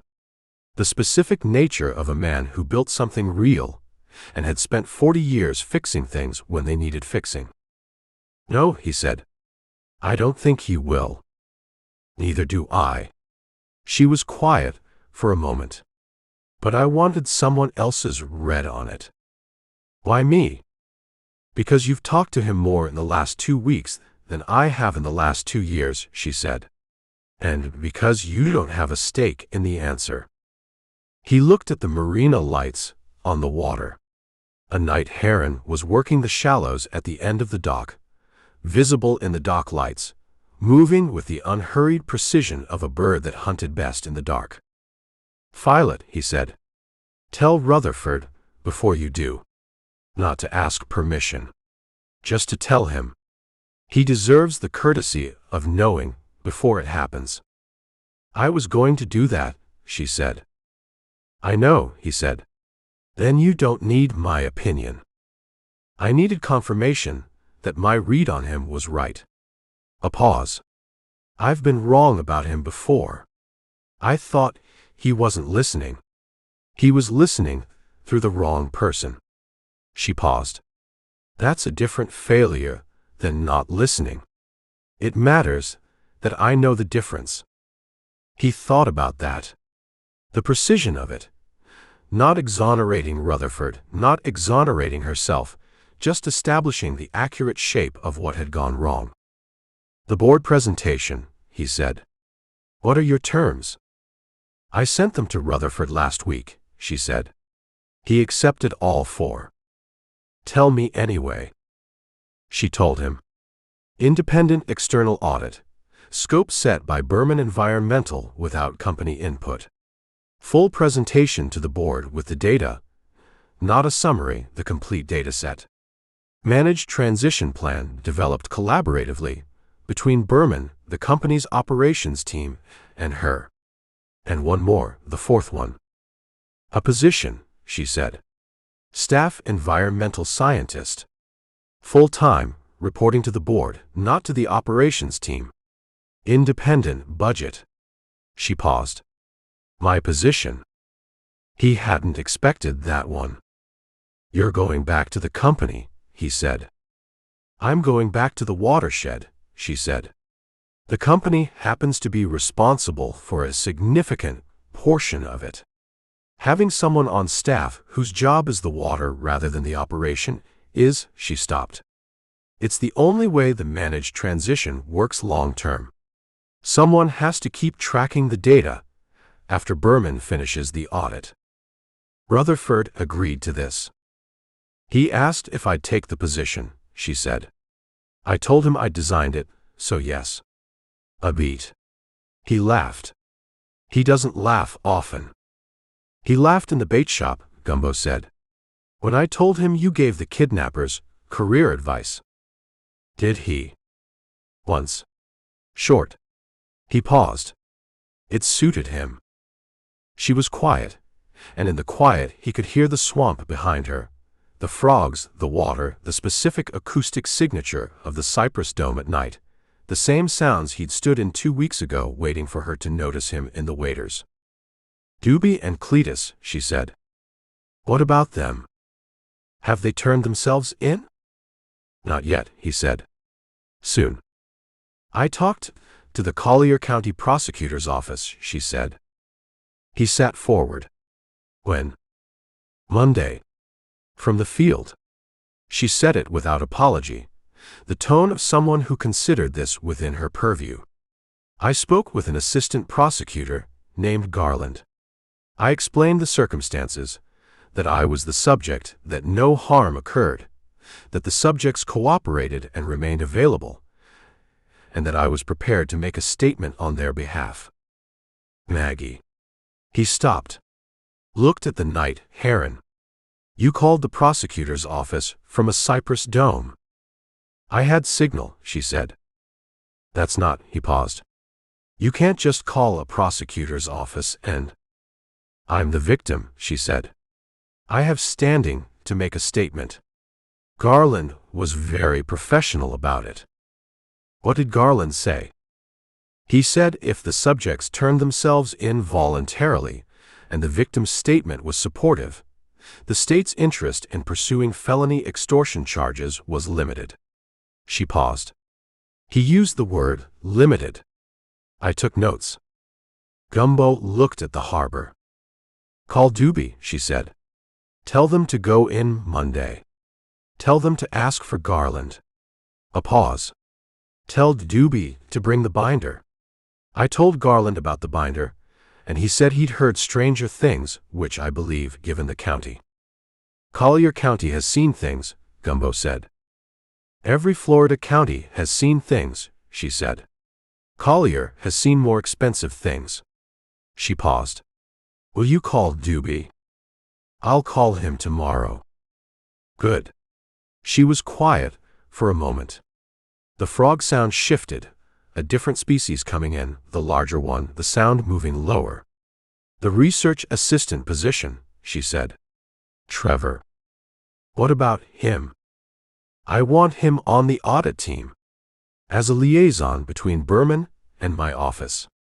She paused. He knows the data better than anyone, except me. He knows the field sites. He spent 2 years on this. Another pause. He deserves to be in the room when it gets fixed. Tell Trevor that, Gumbo said. Not me. I'm going to, she said. I wanted to say it to someone who knows what the last 2 weeks cost him. She paused. He talked to you when he didn't want to. He called Rutherford. He drove to Immokalee with the dog on a Sunday. Her voice had something in it that hadn't been there in the swamp conversations, something warmer, less controlled, the sound of someone who had been alone with their work for a long time and was registering from a distance that other people had been working alongside them. He's been carrying this almost as long as I have.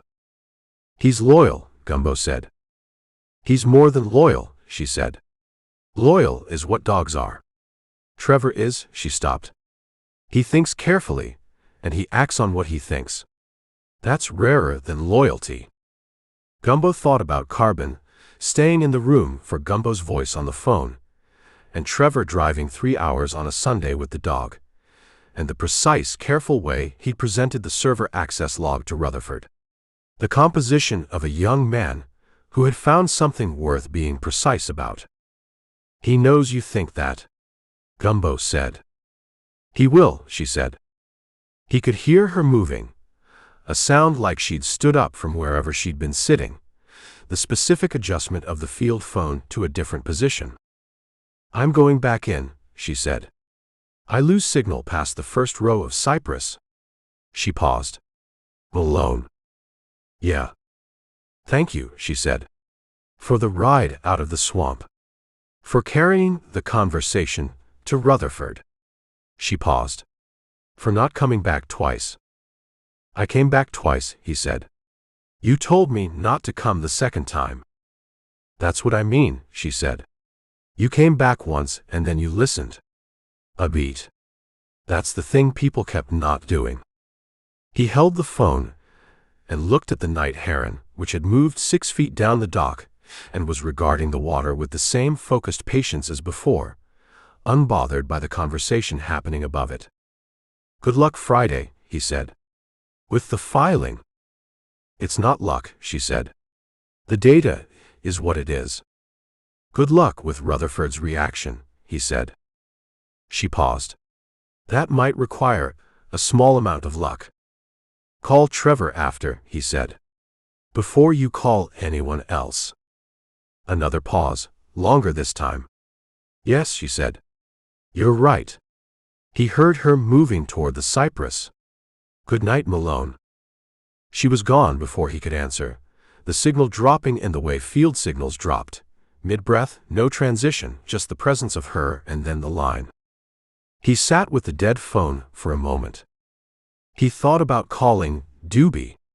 He'd do it tomorrow, as he'd said.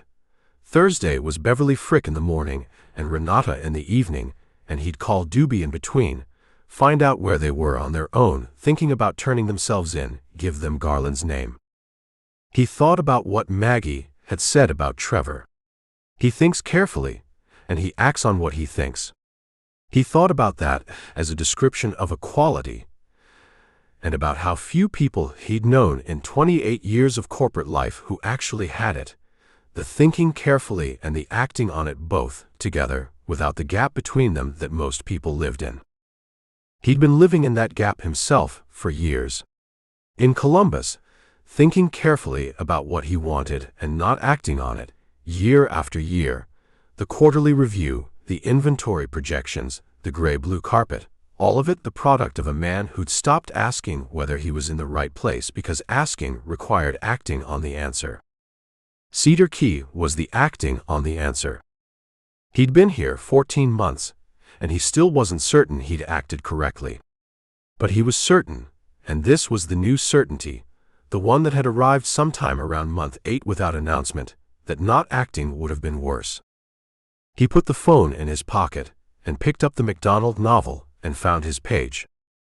Travis McGee was in the middle of something on a boat, which was where Travis McGee always was, in the middle of something, the boat being both the setting and the point, the life structured around a vessel that moved when it needed to and stayed when it needed to and required your full competence to manage and gave you, in exchange, a life that was entirely your own. He read for an hour. Thursday morning came in off the Gulf with low clouds and the smell of rain somewhere north of the island.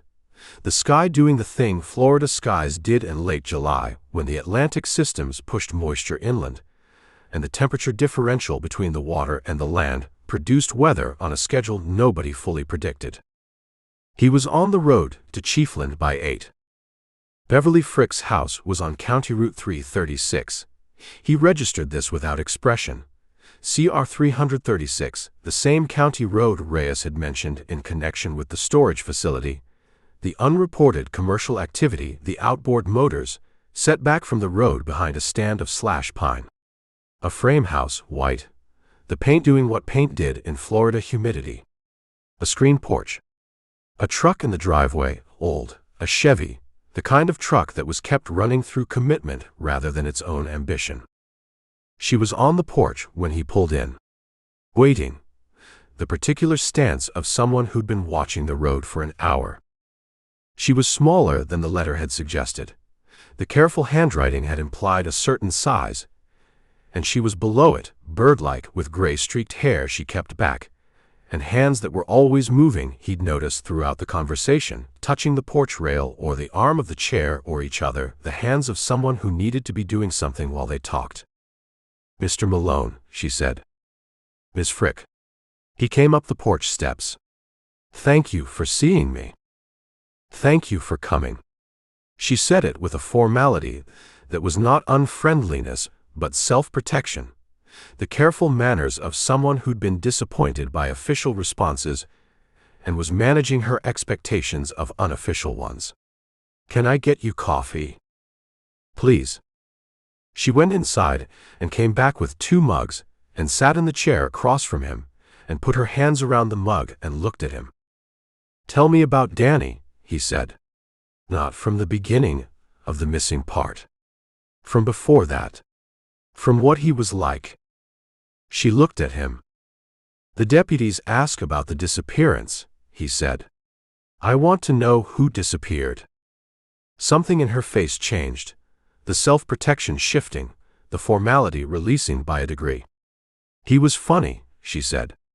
"Dry.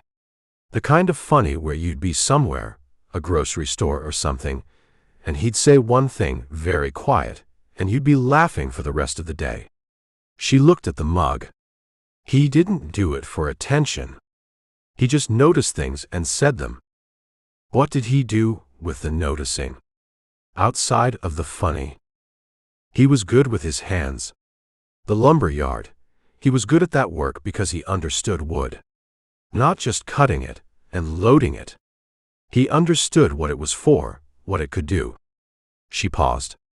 "He built me a bookshelf when Mama died. Floor to ceiling, the whole east wall of the living room.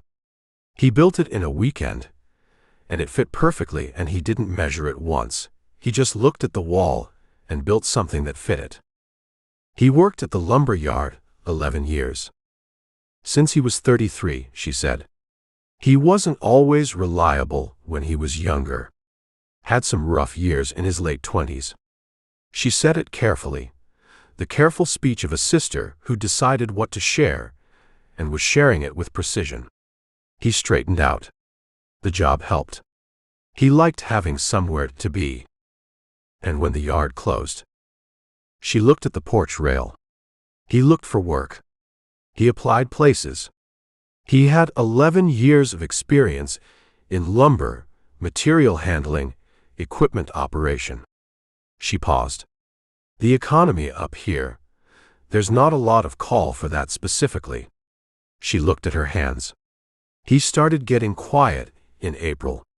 Quieter than usual. Danny was always quiet, but this was different. It was a worried quiet instead of a thinking quiet. Did he say what he was worried about? Money, I assumed. He was living on savings and whatever he could pick up doing odd jobs. She looked at the slash pines. In May, he seemed better. More himself. He told me he had some work lined up. Temporary, he said. Cash work. Did he say what kind? Physical labor was all he said. Loading and moving equipment. She paused. He had cash in June. I saw it. He paid for groceries in cash when we went to Winn-Dixie. A lot of cash for groceries. She looked at him. Danny wasn't a cash in his pocket kind of man. He paid for everything with his debit card. 11 years of bank statements would show you that. The work he was doing, Gumbo said. Did you get any sense of where? Who hired him? He was vague about it. I asked, and he said it was down by the river. She paused. He'd been going out early some mornings and coming back late. I heard his truck a couple of times at 4 in the morning. Before the disappearance. The 2 weeks before, she said. Maybe 3 weeks. Her hands moved on the mug. I thought the hours were odd, but I thought he was taking what work he could get. If someone needed equipment moved at 4 in the morning, she stopped. I didn't ask enough questions. You asked the right ones, Gumbo said. He was vague on purpose. She looked at him. He was protecting you from knowing, he said. That's not a criticism. That's information. He held her eyes. The word you crossed out in the letter. Afraid. He paused. When did the afraid start? She looked at the porch rail. You could read that. It was legible under the line. She was quiet for a moment. The last week. The week before he disappeared. He came over for dinner on a Tuesday, and she stopped. He ate dinner, and he didn't say anything funny. He just ate. She paused. Danny always had something to say at dinner. Since he was a kid. Our mother used to say dinner without Danny was just eating. She looked at the slash pines. That Tuesday he just ate. And when he left, he hugged me. He's not a hugger. He patted my shoulder when Mama died. He doesn't hug. She paused. He hugged me. At the door. And he said be good, which is something he said when we were kids. Our mother used to say it when she sent us somewhere. She looked at her hands. I didn't understand it until he was gone. Gumbo looked at the County Route 336 road, beyond the slash pines. The storage facility was east, according to Reyes. He didn't know how far east. He didn't know what was in it or who ran it, or what Danny Frick had been loading at 4 in the morning for cash money in the weeks before he said be good and hugged his sister at the door.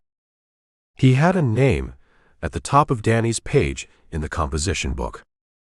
He wasn't going to say the name to Beverly Frick. Not yet. Not until he knew more about the shape of what Danny had gotten into, and whether saying the name to her was information or a danger. The boat ramp, he said. The one where his truck was found. Did Danny fish that stretch of the river? He fished all of it, she said. He and his friend Lyle used to take Lyle's John boat out on weekends. Start at that ramp, go south, fish all the way to the bend. She paused. But Lyle's been in Ocala since February. Working construction. Danny didn't have a boat of his own. Did he ever use the ramp for anything other than fishing? She looked at him. Like what? Like putting something in the water that wasn't a boat. She was very still. Is that what you think happened? I don't know yet, he said. I'm asking what you know. She looked at the porch floor. There's a place downstream from that ramp, she said slowly. A clearing on the east bank. Private property, but nobody uses it. Hasn't been used in years. Danny mentioned it once, 2 months ago. He was talking about the river, and he mentioned it, and then he stopped himself. She looked up.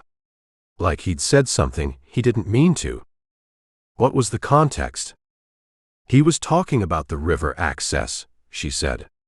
About how the ramp was the only public access in a 5-mile stretch. And then he said something about the clearing, and then he stopped. She looked at her hands. I didn't ask him about it. I wish I had. The clearing's on the east bank, Gumbo said. What's the address of the property? Do you know? No. I just know Danny mentioned it. She paused. It's downstream. South of the ramp, maybe a mile. He thought about a marine salvage operation that needed a clearing on a riverbank that nobody used. He thought about outboard motors and a storage facility on County Route 336 and a lumberyard worker who understood loading and moving equipment and who had been afraid in his last week and had left his fishing rod in the truck. Miss Frick, he said, I need you to do something for me. She looked at him. I need you not to go to that clearing, he said. Or to the ramp. I need you to stay on your property and conduct your normal routine and not make any inquiries with anyone locally about Danny's disappearance. He held her eyes. Not the sheriff's office. Not neighbors. Not anyone you might mention this conversation to. She looked at him carefully. You know something.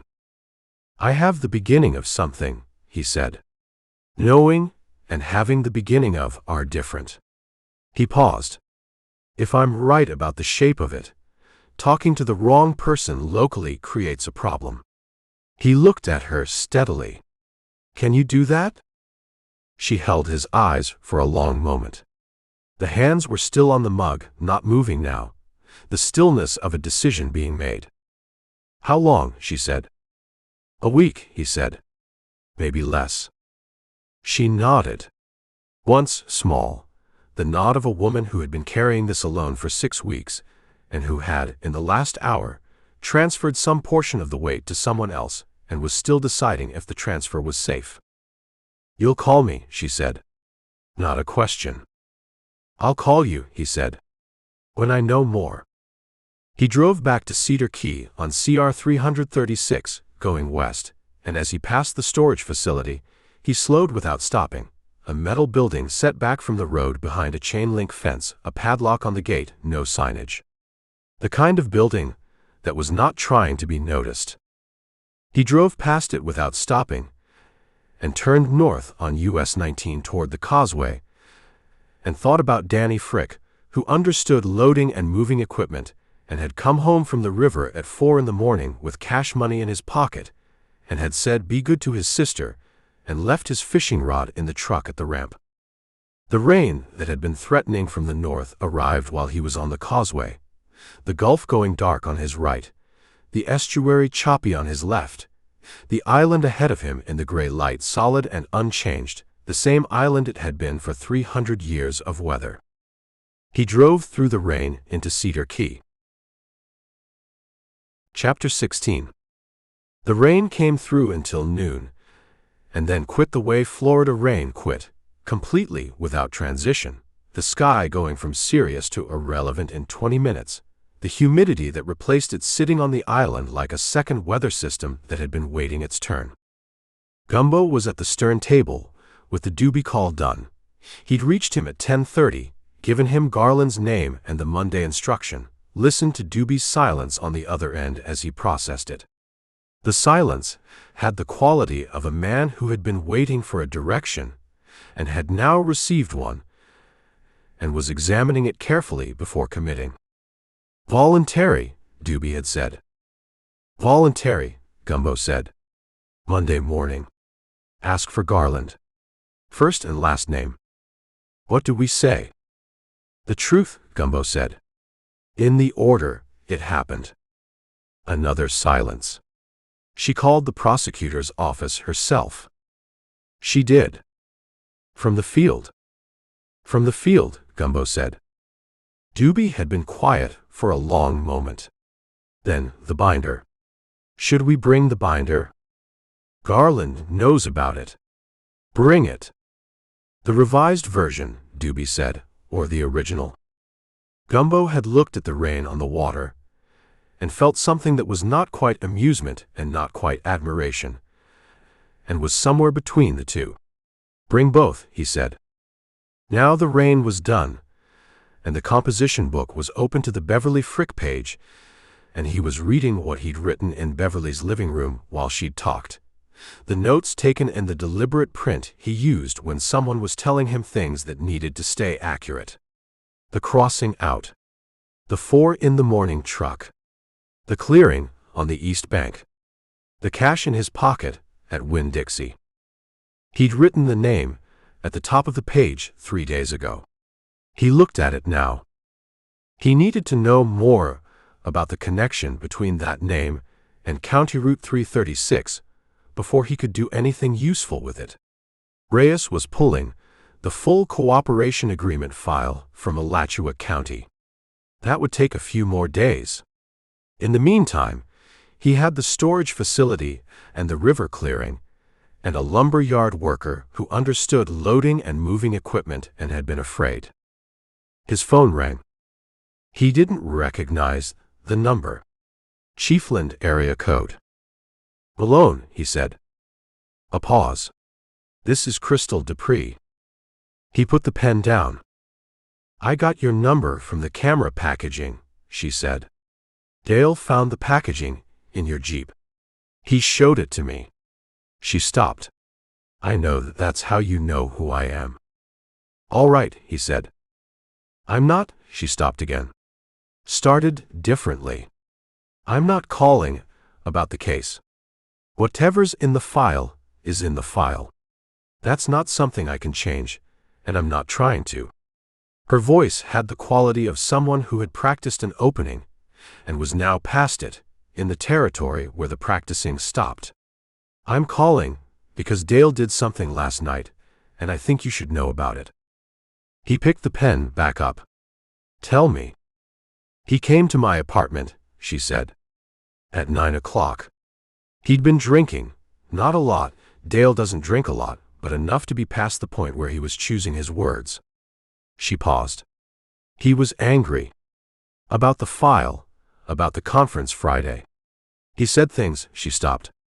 He said things about Renata that I'm not going to repeat, because they were ugly and wrong, and saying them again makes me part of them. Okay, Gumbo said. He also said something about the boat. She paused. The Robalo. He said he wasn't going to let it go too. He used a word I'm not going to use. He said he'd put it at the bottom of the river before he'd sign it over. Gumbo looked at the harbor, where it showed beyond the marina office. Where is the boat? He said. It's been at the dealer dock at Suarez Marine since July. Dale said he moved it there in July so he could. She stopped.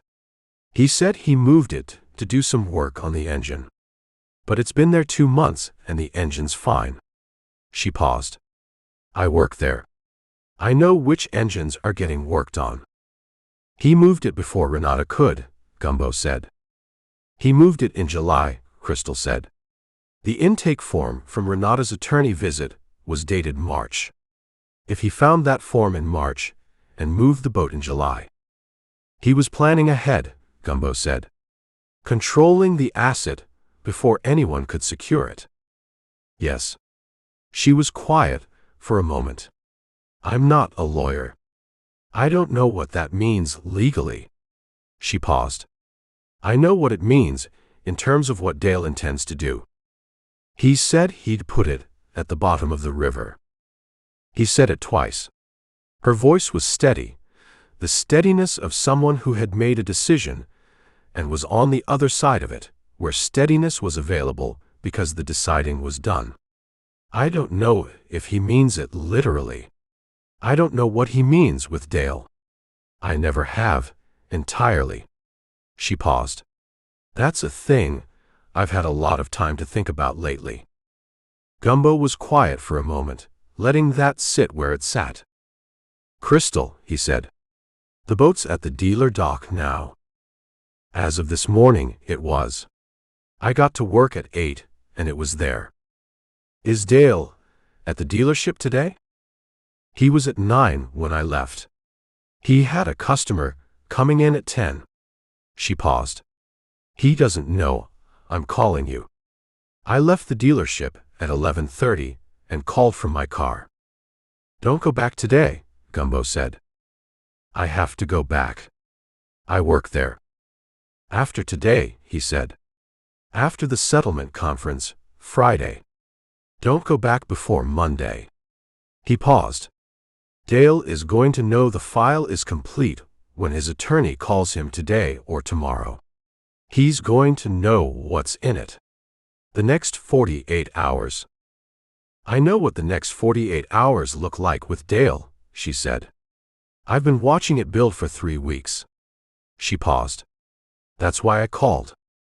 He heard a car door, her car, the specific sound of someone sitting in a parking lot making a call they needed to make away from people who might hear them.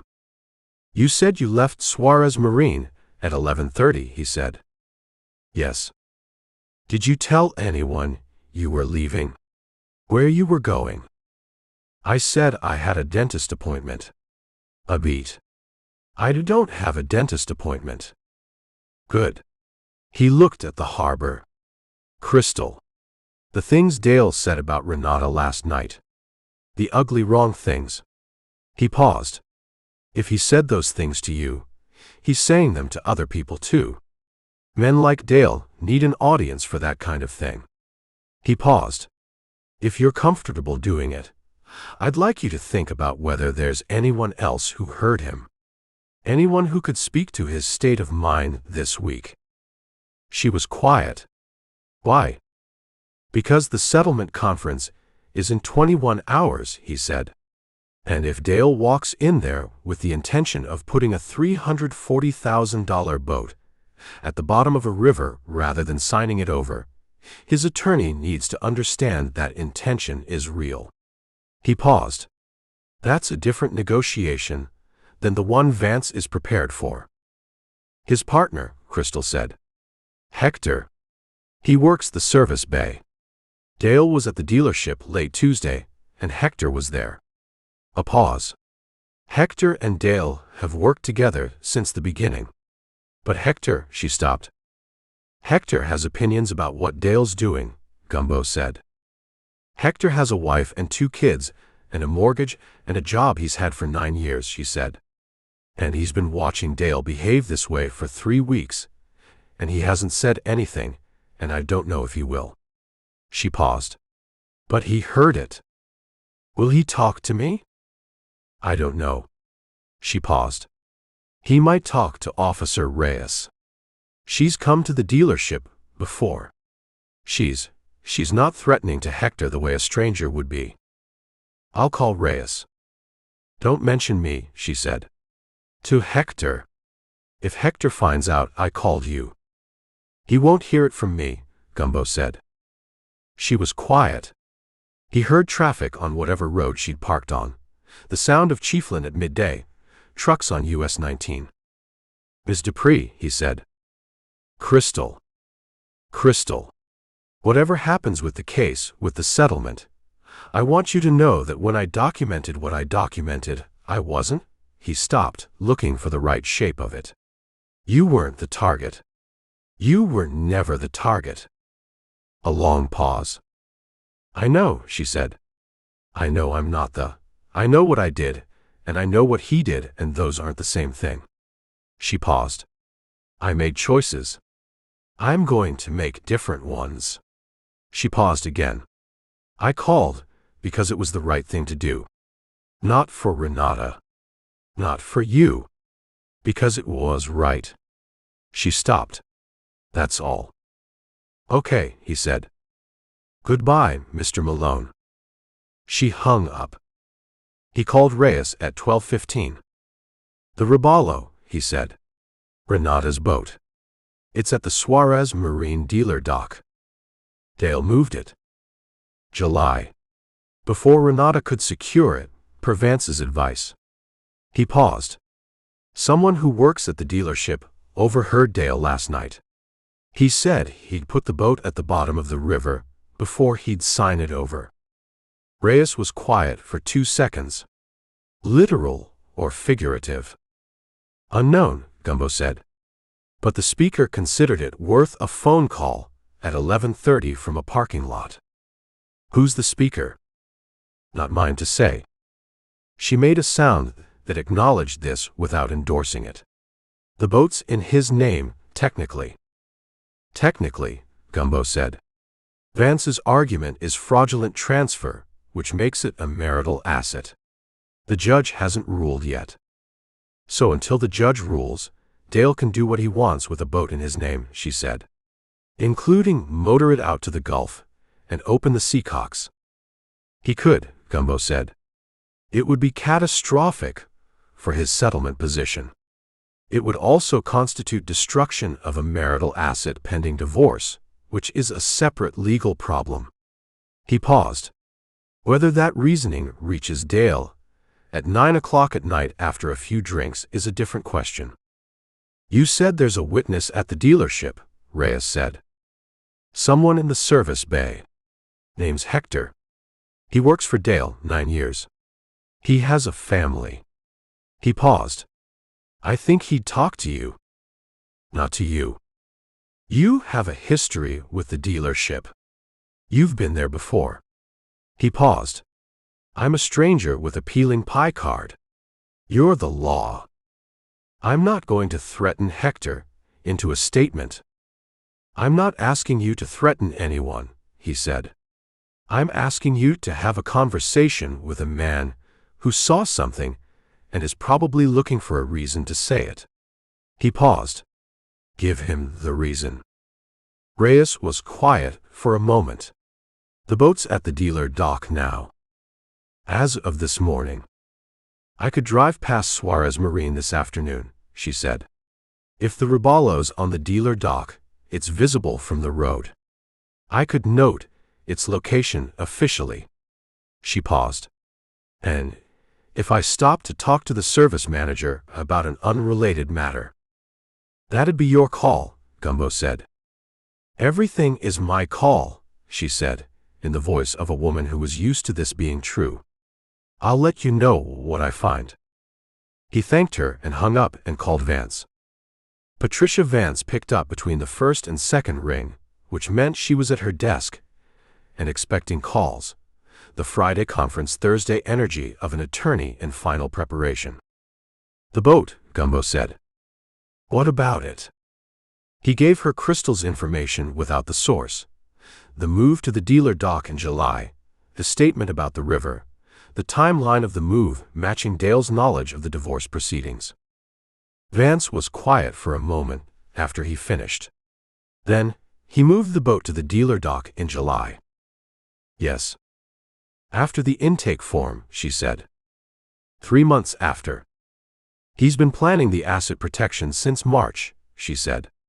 The March calls to Webb and Prout, the boat relocation in July, the spousal abandonment motion. She paused. He's been building a structure. The river statement, Gumbo said. If he damages the boat before the judge rules. It accelerates our motion on asset preservation, she said. I can have an emergency injunction filed by 5 o'clock today. The judge would need to sign it, which on a Thursday afternoon, she paused. Judge Harriman owes me a return call, anyway. I'll make it count.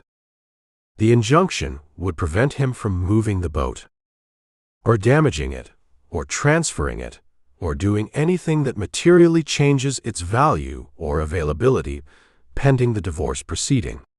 She paused. If he violates an injunction, he's in contempt. That's a different conversation from a settlement conference. How do you establish the threat without the source? I have a deposition from Prout. I have the Webb documentation. I have the boat's relocation in July, and the timeline matching his knowledge of the divorce proceedings. She paused. I don't need the source to establish that Dale Suarez has demonstrated a pattern of protecting assets from legitimate claims. That pattern, combined with the boat's current location at his place of business, is sufficient basis for an emergency motion. She stopped. The source strengthens it. Without the source, it still stands. Then file it, Gumbo said. I'm filing it at 4:30, she said. I was already considering it, based on the relocation. This confirms the direction. A pause. Malone. The source. I can't. They work at the dealership. I can't confirm that either. Dale's going to have a limited pool of suspects when he finds out about the injunction, she said. If the source is someone who could be in danger. They're aware, Gumbo said. They made the call knowing the risks. Vance was quiet. Then, tell them to stay away from the dealership until Monday. Already done. She hung up. He called Renata. She answered from the kitchen. The prep sounds behind her, the 2 o'clock rhythm of a restaurant getting itself ready for the evening. The boat, he said. Dale moved it to the dealer dock in July. Vance is filing an emergency injunction at 4:30 to preserve the asset pending the proceeding. Silence on the line. Not the shocked kind. The kind where someone is processing a thing they half expected and are confirming its shape. He moved it in July, she said. After he found the intake form. He's had it at the dealership for 2 months. Her voice was level. I thought he'd moved it for the engine work. He told me, she stopped. He didn't tell me anything. He told me it needed engine work when I asked where it was in August. She paused. I should have checked. You had other things to manage. I always have other things to manage, she said. That's how Dale operates. Keep enough in the air that you can't watch everything. She was quiet for a moment. Is the injunction going to hold? Vance thinks so. Judge Harriman signs it tonight or tomorrow morning. Dale's attorney gets served before the conference. He paused. Dale walks into Friday, knowing the boat is legally preserved. That changes his opening position. His opening position is going to be chaos, she said. That's Dale's method. Create enough confusion that the other party wants to end it. Vance knows that. I know Vance knows that. She paused. I'm going to be in that room, Gumbo. Whatever he does, I'm going to be in that room. She said it not as a statement of courage, but as a practical fact, the way she stated practical facts. He needs to see that I'm not confused. You won't be. No, she said. I won't. She was quiet for a moment. Come at 6:30. Marco's pork shoulder has been going since yesterday. It'll be ready by 6.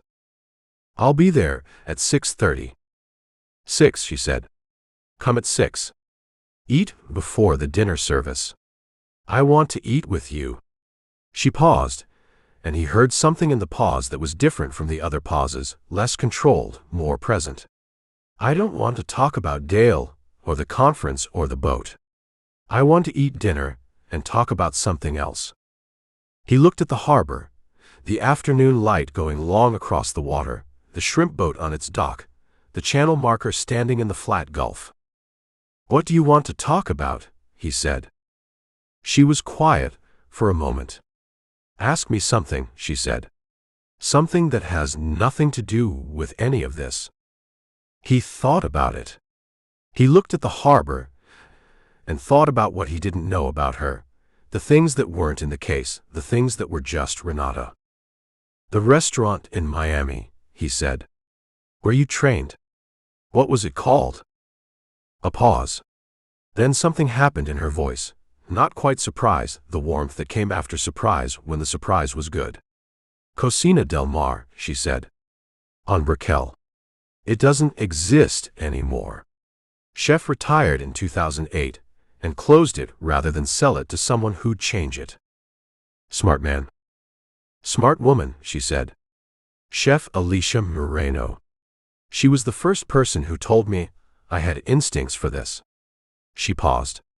She also told me instincts without discipline were just opinions, and that I needed to spend 2 years learning discipline before I trusted my instincts. Did you? I spent 3 years, she said. She was right about the 2, but I needed the 3rd. A beat. I'll tell you the rest at dinner. 6 o'clock, he said.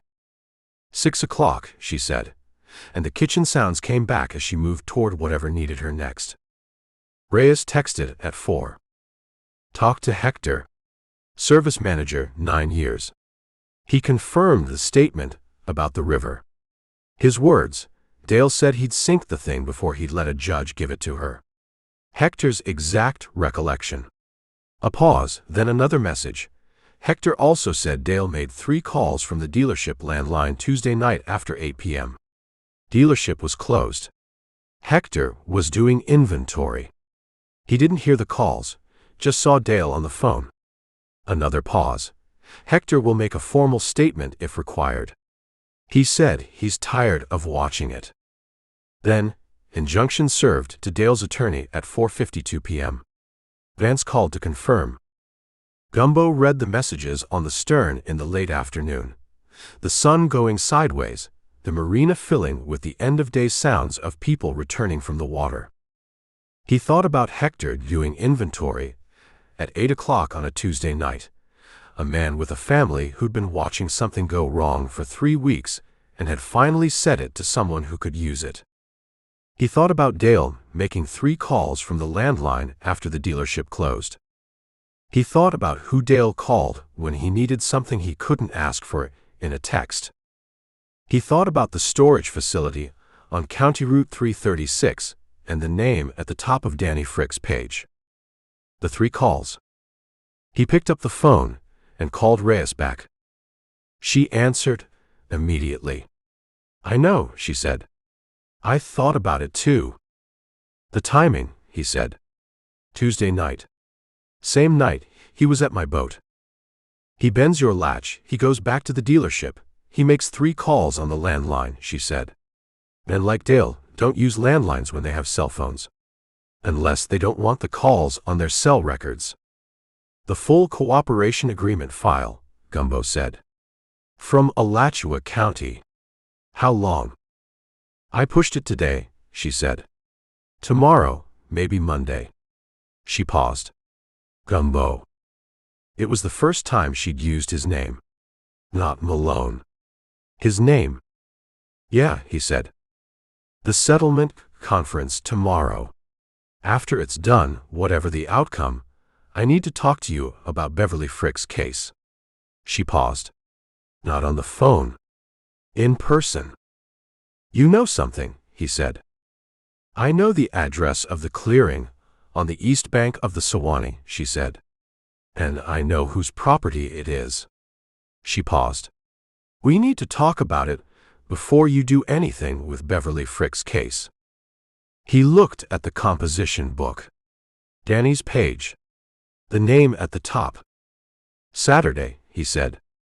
"After the conference." "Saturday," she said. "Come find me." She hung up. He sat on the stern with the phone in his hand, and the harbor going golden around him, and thought about Dale's 3 calls, and Reyes knowing whose property was on the east bank of the Sewanee, and the name he'd written 3 days ago that was connecting itself to things he hadn't connected it to yet. He had dinner in 2 hours. He was going to go to dinner, and he was going to eat Marco's pork shoulder, and he was going to ask Renata about Alicia Moreno and Cocina del Mar, and what the 3rd year had taught her that the first 2 hadn't. And he was going to do all of this with his full attention, because she'd asked for it, and because she deserved it, and because tomorrow had enough in it already. He put the phone in his pocket. He went below to change his shirt. Chapter 17. Dale Suarez came down the dock at 8:15 Friday morning in the same ostrich boots and a different polo shirt, this one without the Suarez Marine logo, which meant he'd thought about what to wear, which meant he'd thought about this visit more than the last one. Gumbo was on the stern with coffee, and the composition book open to Beverly Frick's page, going over what he knew before the settlement conference at 10. He saw Dale at the head of the dock, and watched him come without moving, not performing calm, just measuring what was coming and deciding he didn't need to stand up for it. Dale stopped at the stern. He looked different from Wednesday. Not smaller. Dale didn't do smaller. But the size was carrying something now, the extra weight of a man who'd been served legal papers the previous afternoon and had spent the night in the specific company of that fact. "You filed for an injunction," Dale said. "My client's attorney filed for an injunction," Gumbo said. "I don't file anything. I document." "On the boat." He said it with the flatness of a man identifying what had been taken from him. "On a marital asset, pending divorce proceeding," Gumbo said. Dale looked at the harbor. He put his hands in his pockets. Not the hip stance of the first visit, something else. The hands going into pockets the way hands went there when they needed to be somewhere that wasn't visible. "I want to talk to Renata." "Call her." "She won't answer." "She'll answer today," Gumbo said. "She'll be at the conference at 10. "Before the conference?" He looked at Gumbo.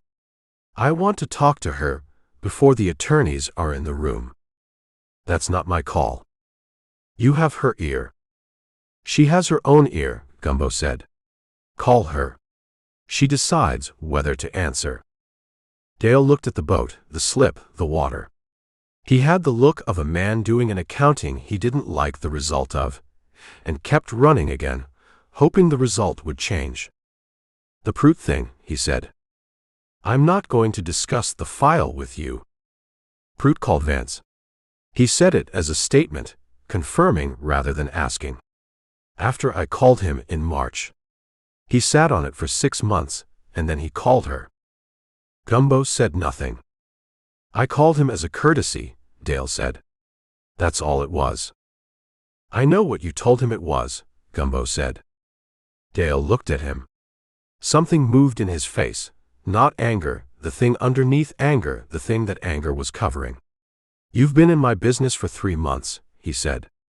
"My marriage. My dealership. My investors." He stopped. "You don't know what 12 years looks like." "You said that last time," Gumbo said. "It's still true. It's still also true that I'm not required to understand the marriage to document what I observed." He drank his coffee. "Dale, your attorney is going to give you advice in 2 hours. Take it. My attorney is going to tell me to settle. Probably. At terms I don't." He stopped. Looked at the harbor. The boat. The Robalo. He paused. "I built that dealership so I could have a boat like that. Everything I did, the hours, He stopped again. "You know what it means to build something?" Gumbo thought about Renata's pine floors, and the soft spot she'd covered with discipline rather than a rug. "Yes," he said. "I do." "Then you understand why I can't just?" "I understand why it's hard," Gumbo said. "I don't understand why that justifies a landline call to someone who can make a $340,000 problem disappear into a river." Dale went very still. The dock was quiet.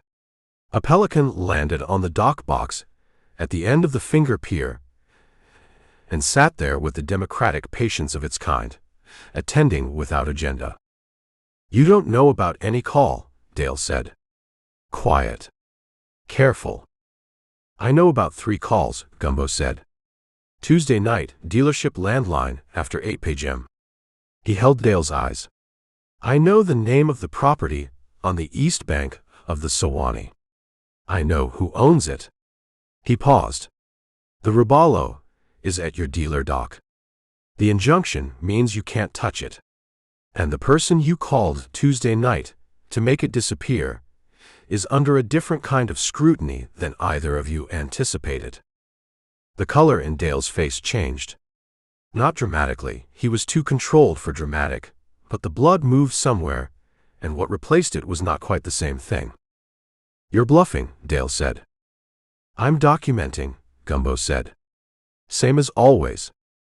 Dale stood on the dock and looked at Gumbo, and Gumbo looked back, and the harbor went on around them. The shrimp boat on its dock, the channel marker, a mullet clearing the surface near the marina entrance for no reason anyone could name. The ostrich boots made a sound on the dock planks. Gumbo heard them, the specific quality of a man turning and walking back the way he came, not running, not fleeing, but the walk of a man who had come to say something and found the ground had shifted under the saying of it and was now recalculating. He listened until the boots were off the dock and on the parking lot asphalt. He listened until a truck started. He wrote nothing. He sat with the coffee and looked at the pelican on the dock box, which had watched the whole exchange with the same attention it gave everything, which was total and entirely without opinion.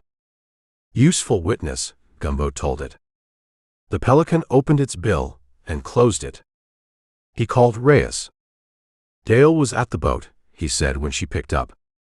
"I'm in the marina parking lot," she said. "I watched him leave." He looked toward the parking lot, which he couldn't see from the stern. "You've been here how long?" "Since 7:45. A pause. "You said he made 3 calls on a landline Tuesday night. I figured he might want to have a conversation before the conference that wasn't on his cell." She paused. He was here 11 minutes.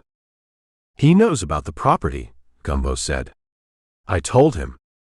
A silence on her end. Not the disapproving kind. The assessing kind. How did he take it? She said. He tried to tell me I was bluffing. He didn't believe himself. He paused. He's going to call his attorney before the conference. He's going to walk into that room, a different kind of cornered than he was yesterday. Cornered men, she started. I know, he said. I've been thinking about it. He looked at the harbor. The person he called Tuesday night.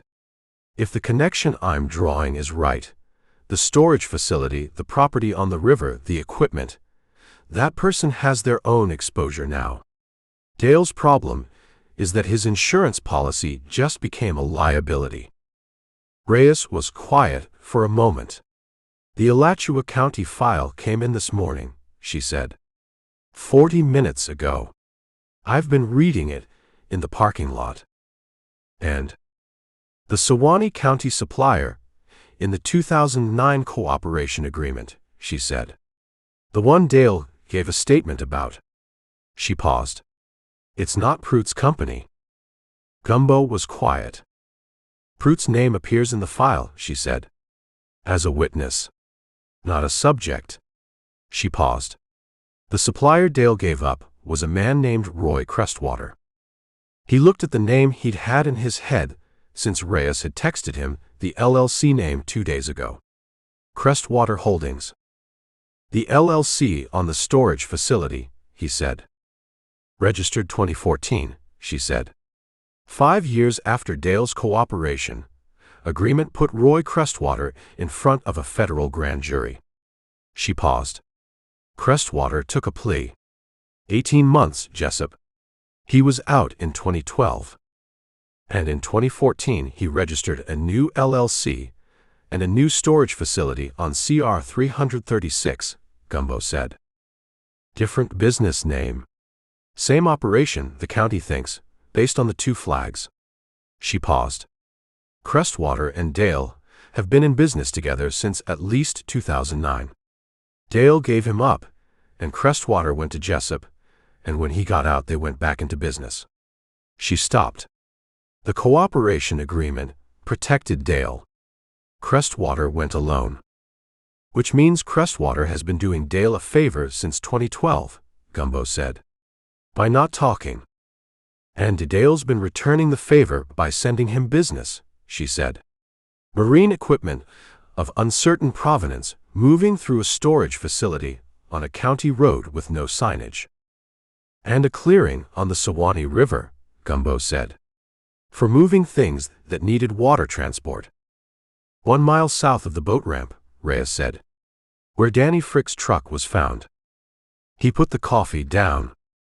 Danny worked for Crestwater, he said. Loading and moving equipment. Cash. 4 in the morning. That's what I think, she said. And Danny got afraid. That's what I think too. She paused. I don't know what Danny saw or heard or did that made him afraid. I don't know what happened at that ramp.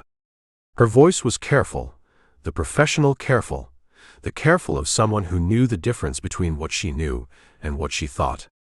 But I know the Sewanee River is 14 feet deep at the bend south of that ramp, and I know the current runs east to the Gulf, and I know we've had 3 months of summer rainfall. The morning was very quiet. Beverly Frick, he said. I know, Reyes said. I know. He looked at the Pelican on the dock box. It had turned to face the water. The long bill pointed at the marina channel, the ancient profile of it unchanged. She needs to know, he said. Not yet, Reyes said. Not until I have more. She paused. This is a sheriff's matter now, Gumbo. What I'm describing, if it's what I think it is, that's a criminal investigation. Multiple counts. State and possibly federal. She paused. Your case was finding Danny. You found what Danny was into. That's the job. My case was Beverly Frick's brother, he said. I know what your case was. Her voice was steady. I'm telling you what it is now. She paused. Stay out of the Crestwater situation. Let me work it through the right channels. If you go near that storage facility, or that clearing, or anything connected to Roy Crestwater, you compromise every piece of evidence we might be able to build. He knew she was right. He'd known it since Tuesday when he'd driven past the storage facility without stopping. The discipline of not stopping, the understanding that some things required the right authority. The conference, he said. 10 o'clock. Go, she said. Be there. That's where you need to be this morning. She paused. I'll be working the Crestwater angle. I've got calls to make before the Levy County Sheriff is fully in the loop. She paused. And Gumbo. Yeah.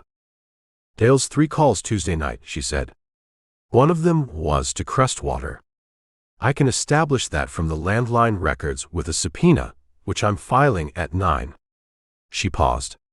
If Crestwater did something to Danny Frick because Danny got afraid, and Dale called Crestwater Tuesday night about making a boat disappear, Dale's cooperation agreement from 2009 is going to look like the most expensive mistake he ever made.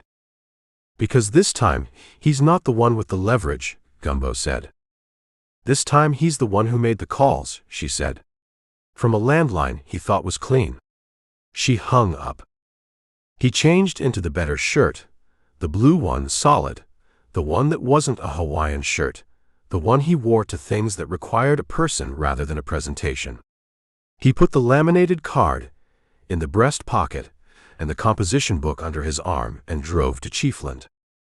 Vance's office at 9:45 had the organized energy of a room that had been prepared. The web documentation in a folder on the left side of the desk.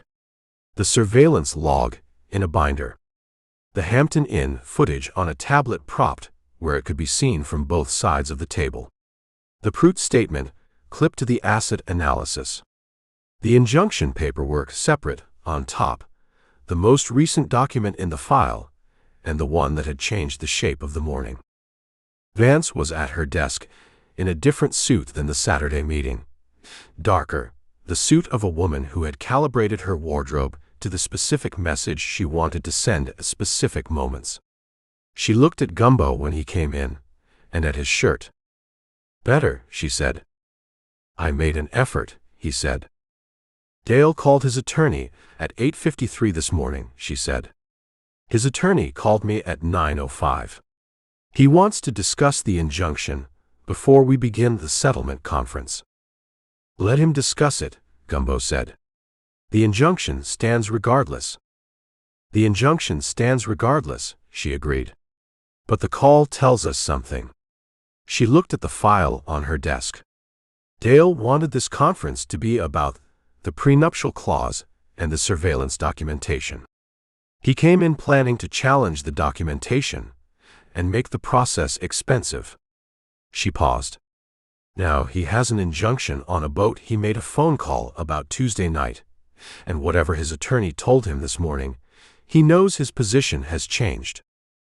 Renata arrived at 9:52. She wore the clothes of a woman who had dressed to be exactly herself and nothing more, dark trousers, a cream blouse, the gold earrings.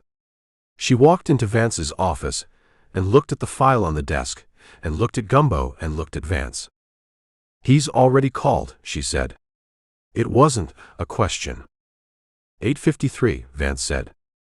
Renata sat down in the chair beside Gumbo's, the 2 client chairs facing Vance's desk. She put her bag on the floor and her hands in her lap and looked at the injunction paperwork on top of the file. The boat, she said. It's preserved, Vance said, until the judge rules on the asset. Renata nodded. She looked at the surveillance log binder, the Hampton Inn footage on the tablet, the Prout statement clipped to the asset analysis. She looked at all of it, the way she looked at the restaurant at the end of a service, the full inventory of a room, everything accounted for. Is it enough? She said. It's more than enough, Vance said. Renata looked at Gumbo. It's more than enough, he said. She nodded again. She looked at the window, 2nd Street, a Thursday Chiefland morning, trucks on US 19. How's he going to be in there? She said. Not to either of them, specifically. To the room. Loud at first, Gumbo said. Then quiet. She looked at him. He was at the marina this morning, he said. He came to talk. He was loud for about a minute, and then he got quiet. He paused. The quiet is when he's doing the real accounting. She absorbed this. He came to the marina. Yes. What did he say? He said he wanted to talk to you before the attorneys were in the room. She looked at the window. What did you tell him? To call you. He held her eyes. That you'd answer. She looked at the window a moment longer and then looked back at the room. The file, the binder, the tablet, Vance behind the desk. I'm ready, she said. Dale's attorney was a man named Kerrigan, who had the practiced ease of someone who'd sat across from Patricia Vance before, and respected her without enjoying the experience. He came in with Dale behind him, and Dale came in the way Dale went everywhere, the shoulders first, the width of him, the boots. He looked at Renata. She looked back.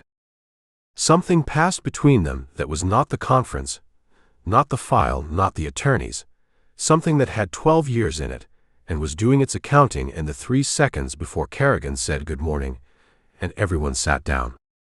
Then it was the conference. Gumbo sat against the wall on the client's side, outside the table, the position of someone present but not a party, and he watched it the way he'd learned to watch things, without performing attention, just receiving what the room produced. Kerrigan opened with the injunction.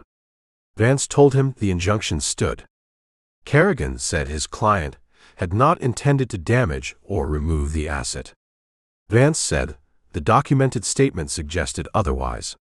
Kerrigan asked about the source of the documented statement.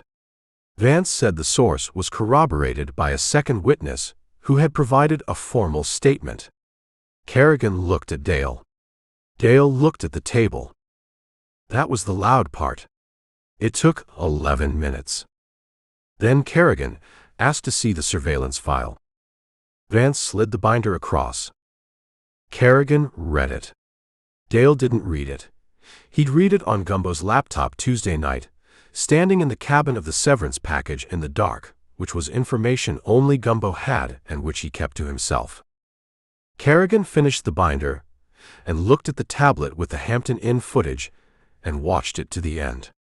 He put the tablet down and looked at his legal pad and wrote something.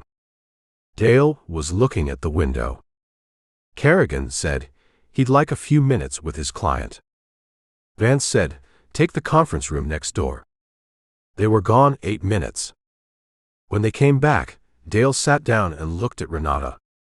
"The restaurant," he said. "Building and business. I'm not contesting it." Vance looked at Renata. Renata looked at Dale. "The boat," Dale said. The word cost him something visible. The Robalo. He looked at his hands on the table. "I want it on record that I bought that boat for us. Not for me. For us." He looked at Renata. "That's true." "I know it's true," she said. He looked at her when she said it. The 12 years doing their thing in his face for a moment. The man under the shoulders and the boots present, in a way the conference hadn't produced yet. "The boat goes to her," he said to Kerrigan. Kerrigan wrote it down. The rest took 40 minutes. The dealership operating account, the jointly held assets, the additional 20% from the prenuptial morality clause. Kerrigan contested each item. Vance answered each contest, and they moved through it in the methodical way of two attorneys who were both done with the theatrical portion of the proceeding and were now doing the actual work. Dale signed where Kerrigan told him to sign. When it was done, He stood and looked at Renata one more time. "The restaurant," he said. "The floor guy. The one who knew how to read the floors." He paused. "I thought that was sentimental. I thought you should have just refinished them." He paused. "I was wrong about that." Renata looked at him. "You were wrong about several things," she said. "That one was minor." He nodded. He picked up the pen from the table and put it down. He looked at Gumbo against the wall. "The floors are good," Gumbo said. Dale looked at him for a moment.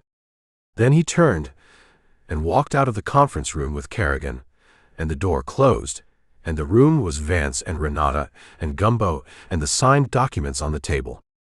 Vance gathered the papers with the efficiency of a woman filing the last page of a case she'd worked since February. Renata sat at the table with her hands in her lap. She looked at the window. "The boat," she said. "The boat," Gumbo said. She was quiet for a moment. Then she looked at him with the expression she used when she'd made a decision she wasn't going to announce yet, and said, "Come to dinner tonight." "Not as a client. Just come." "What time?" he said. 7, she said. "Come at 7. Marco will be there.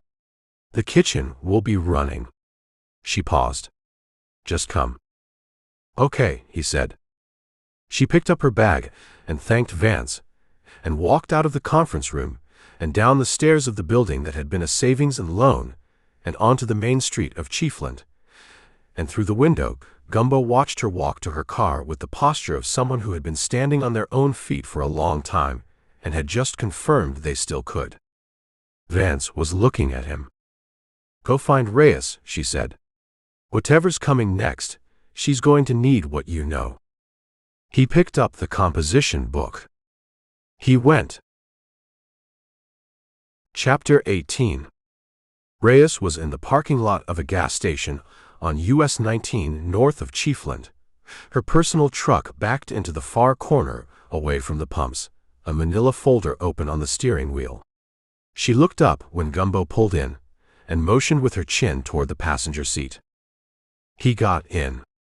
The folder had the density of a case file that had been building for years and arriving at once: photocopied court documents, handwritten notes on Levy County Sheriff letterhead, 2 printed satellite images of the County Route 336 storage facility and the Sewanee River clearing, a subpoena returned from the Chiefland telephone exchange showing Suarez Marine's landline records for Tuesday night. 3 outgoing calls. 8:47 p.m. duration, 4 minutes, 12 seconds. Number registered to Crestwater Holdings, CR 336, Levy County. 9:03 p.m. duration, 1 minute, 40 seconds. Same number. 9:31 p.m. duration, 9 minutes, 6 seconds. Same number. Gumbo looked at the timestamps. Dale had left the marina at approximately 8:30 Tuesday night. The first call was 17 minutes later. He'd driven to the dealership, thought about it for 17 minutes, and called Roy Crestwater 3 times. "The conference," Reyes said. "Done," he said. "Signed. Renata gets the restaurant, the boat, the building, the settlement amount." He looked at the landline records. Dale walked out of there an hour ago. "He know about Crestwater?" "He knows I know the name," Gumbo said. "He knows I know about the property." He paused. "He doesn't know what you have." "What I have," she said, "changed this morning." She took a page from the bottom of the folder and put it on top. It was a Levy County Sheriff's incident report, dated that morning, 6:15 a.m., Roy Crestwater's operation on County Route 336. "A deputy went out at my request at 5:30 for a welfare check on an adjacent property, the neighbor who reported the unreported commercial activity twice. The neighbor is 81. She called the non-emergency line last night, saying she'd heard trucks at the storage facility at 2 in the morning. She paused. The deputy drove past the facility on the way to the neighbor's address. Gumbo looked at the incident report. The gate was open, Reyes said.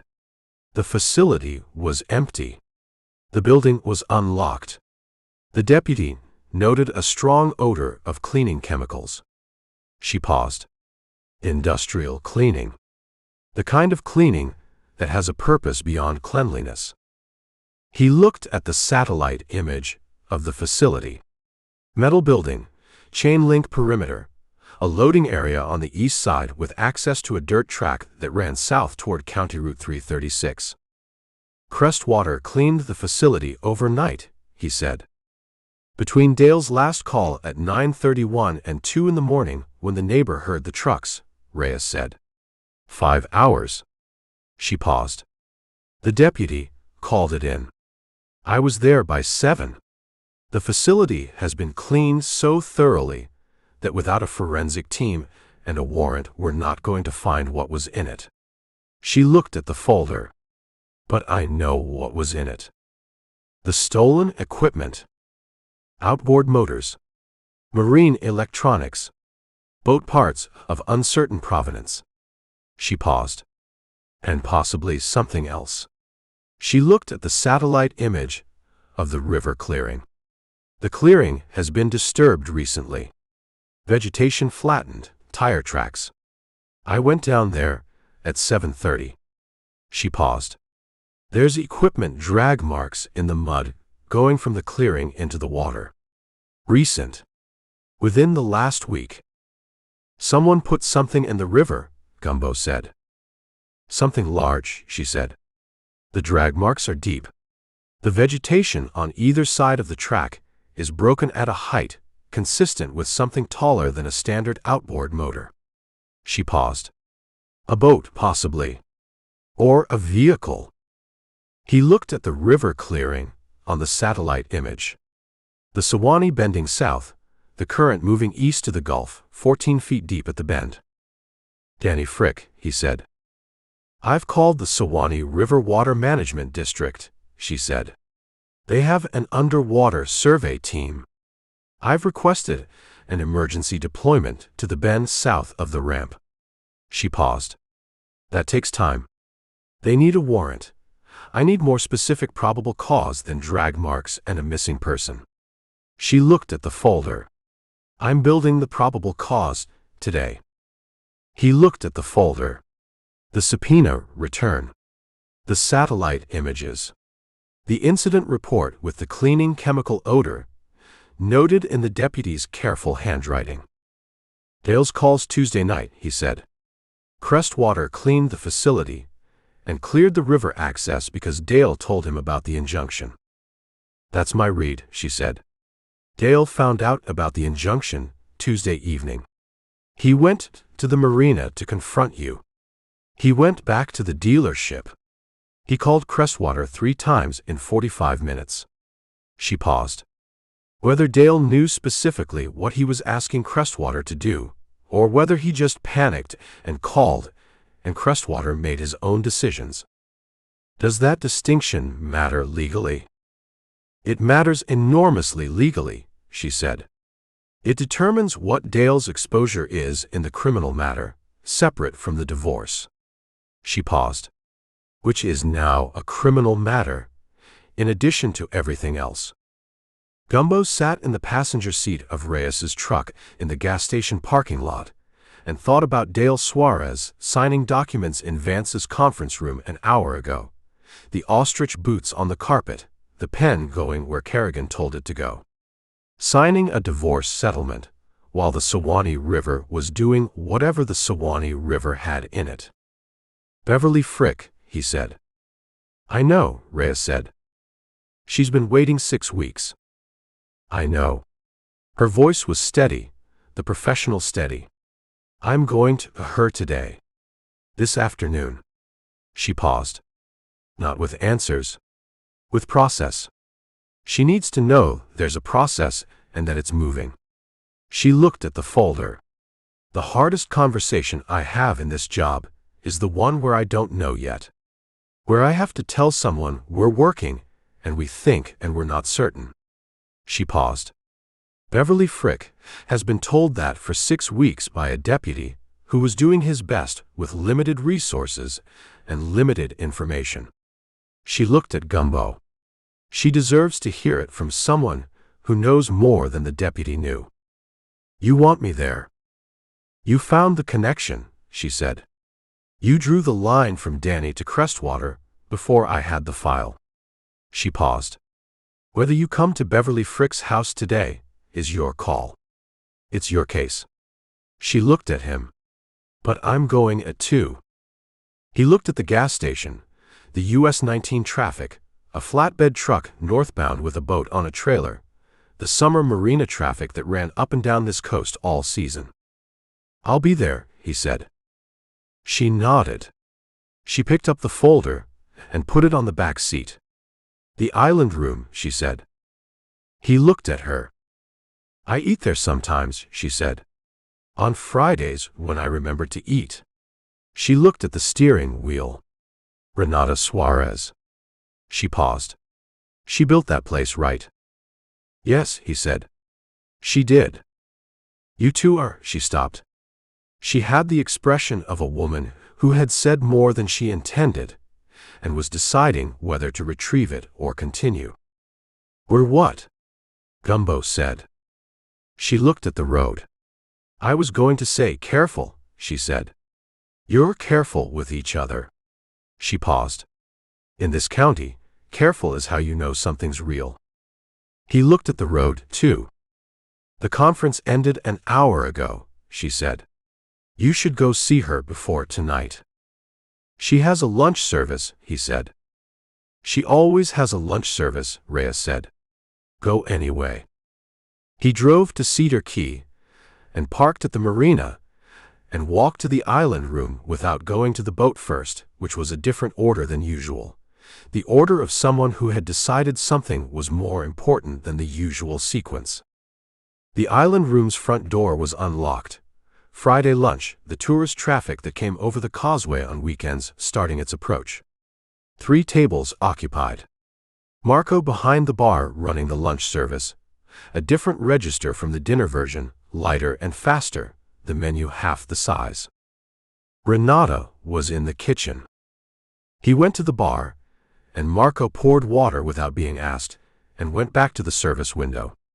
Gumbo sat on the stool and waited. She came out of the kitchen 5 minutes later with a towel on her shoulder and stopped when she saw him. You came early, she said. Conference ended at noon, he said. Reyes had information. I went to see her. Now I'm here. He looked at the water glass. I'm not early for anything. I just came. She looked at him with the assessment expression that was also something else. She came around the bar and poured herself water and stood against the back counter in the position she used. Dale signed, she said. It wasn't a question. She'd been at the conference.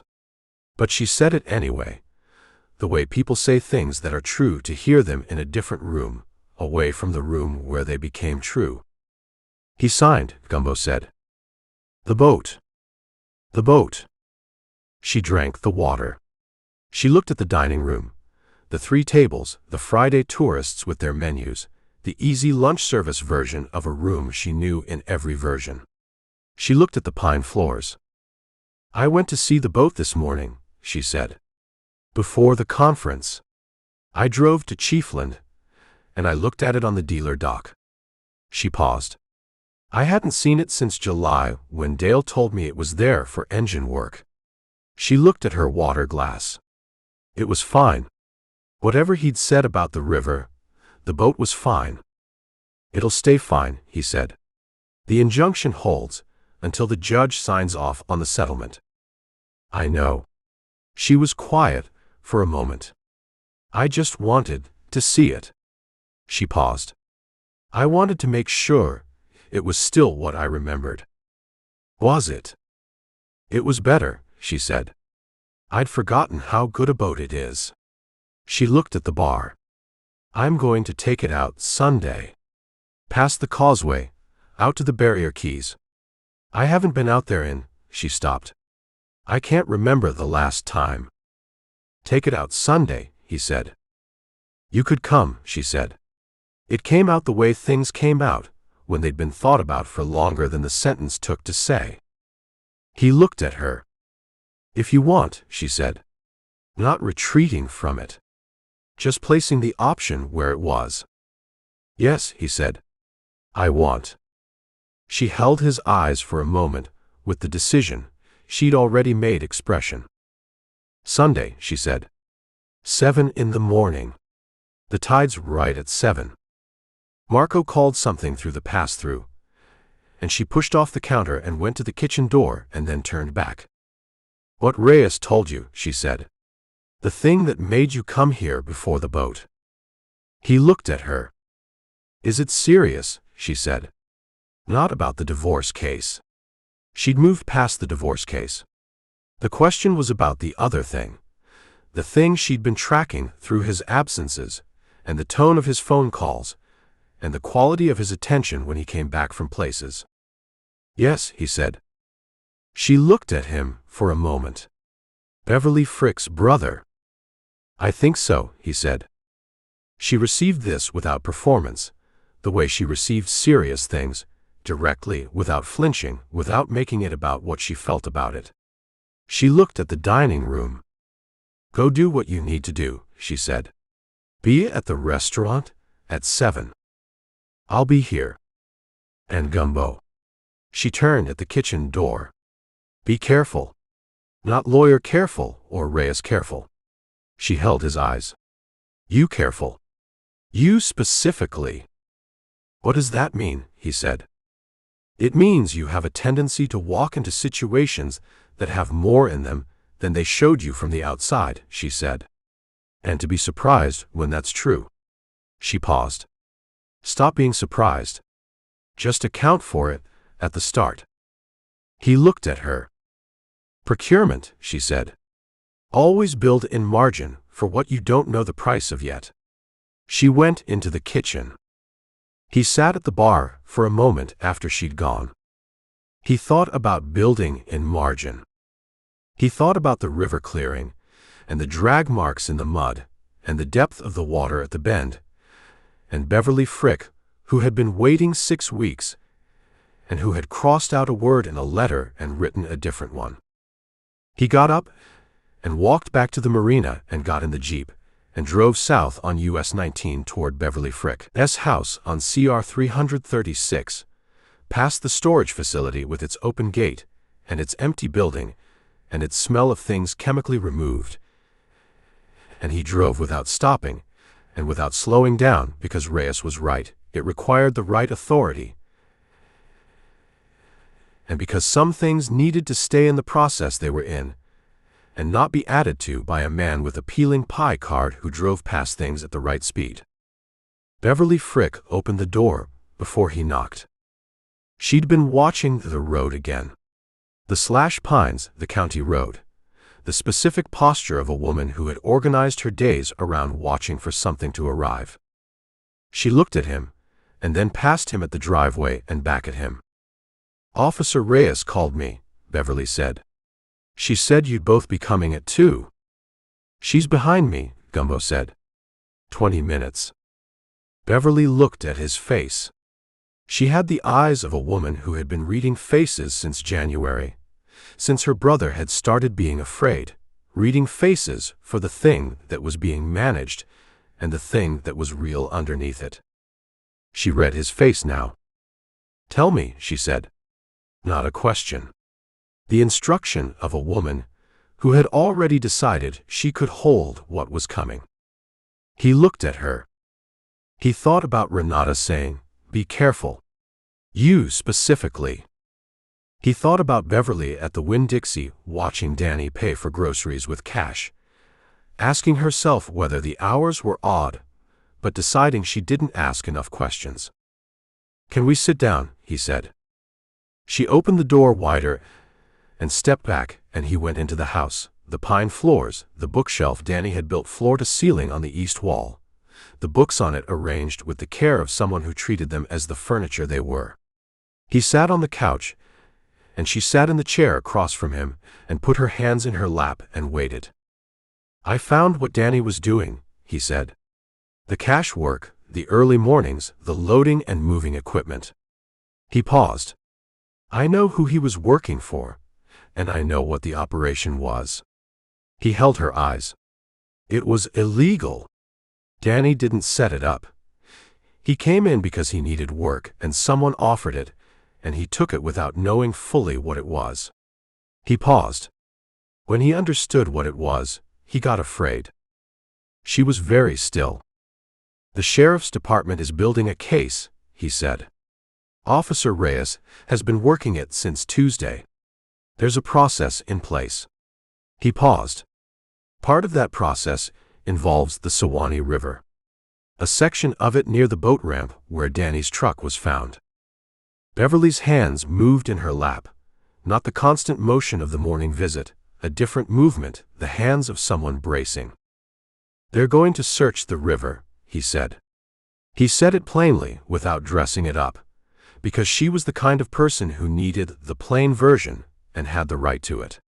"They need a warrant and some additional evidence before they can deploy the search team. That's what Reyes is working today." Beverly looked at the bookshelf. The floor-to-ceiling wall of books Danny had built in a weekend without measuring. "Is he in the river?" she said. He looked at her. "You don't have to," she started. "I don't know," he said. "I genuinely don't know. What I know is that something went into the river near the ramp, and that the sheriff's department needs to find out what it was." He paused. "I'm not going to tell you something I don't know is true." She looked at the bookshelf for a long moment. "He built that in a weekend," she said. "You told me," he said. "He looked at the wall," she said. "Just looked at it. And then he built something that fit it." She was quiet. He was good at seeing what a space needed. She looked at Gumbo. He was always better at that than I gave him credit for. The room was quiet. A truck went by on County Route 336 outside, the sound of it traveling through the slash pines and arriving in the house smaller than it started. "Miss Frick," he said. "Beverly." He waited until she looked at him. "Whatever is in that river, the people responsible for it are being looked at by the right people now. That's happening regardless of what the search finds." He paused. "I need you to know that your letter brought this to where it is. You wrote to a pie and Cedar Key with your brother's story, and you were specific and careful. And what you included in that letter, the crossed-out word, the grocery store, the fishing rod in the truck, those things built the shape of what happened." He held her eyes. "You found this. I just walked where you pointed." She looked at him for a moment. She nodded. It was the nod from before, the small private one, the weight transfer nod. But it carried something different now, the specific weight of a woman who had been told an honest thing and had recognized its honesty and had taken it in and was deciding what to do with it. Outside, a vehicle pulled into the driveway. "Reyes." Beverly stood and went to the door, and Gumbo stood and followed, and they both stood on the porch of the house on CR 336 in the July afternoon, with the slash pines and the flat Florida sky and the sound of Reyes's boots on the porch steps. And Gumbo stepped back to give Beverly the front of the porch, because this part was Reyes's to carry, and he knew when to step back. That evening, at the island room, Marco put a plate in front of him that had on it a piece of grouper in a saffron broth that was right, not almost right, and a glass of something Renata had chosen from behind the bar without showing him the bottle, and the restaurant was full around him in the Good Friday way. The hurricane lamps on the white cloths, the pine floors doing what they did in lamplight. Renata came out of the kitchen at 8 and sat at the bar beside him, which she hadn't done before, the stool beside his, and Marco put water in front of her, and she looked at Gumbo's plate. "How is it?" she said. "The same as last time," he said. "Right. Good." She drank the water. She looked at the dining room. Beverly Frick. Reyes is with her, he said. The process is moving. He paused. The river search will happen. Probably Monday. She was quiet for a moment. Is she going to be okay? He thought about Beverly, looking at the bookshelf. He was good at seeing what a space needed. She's going to be okay, he said. Not today. But eventually. He drank the wine she'd chosen. She's the kind of person who gets okay.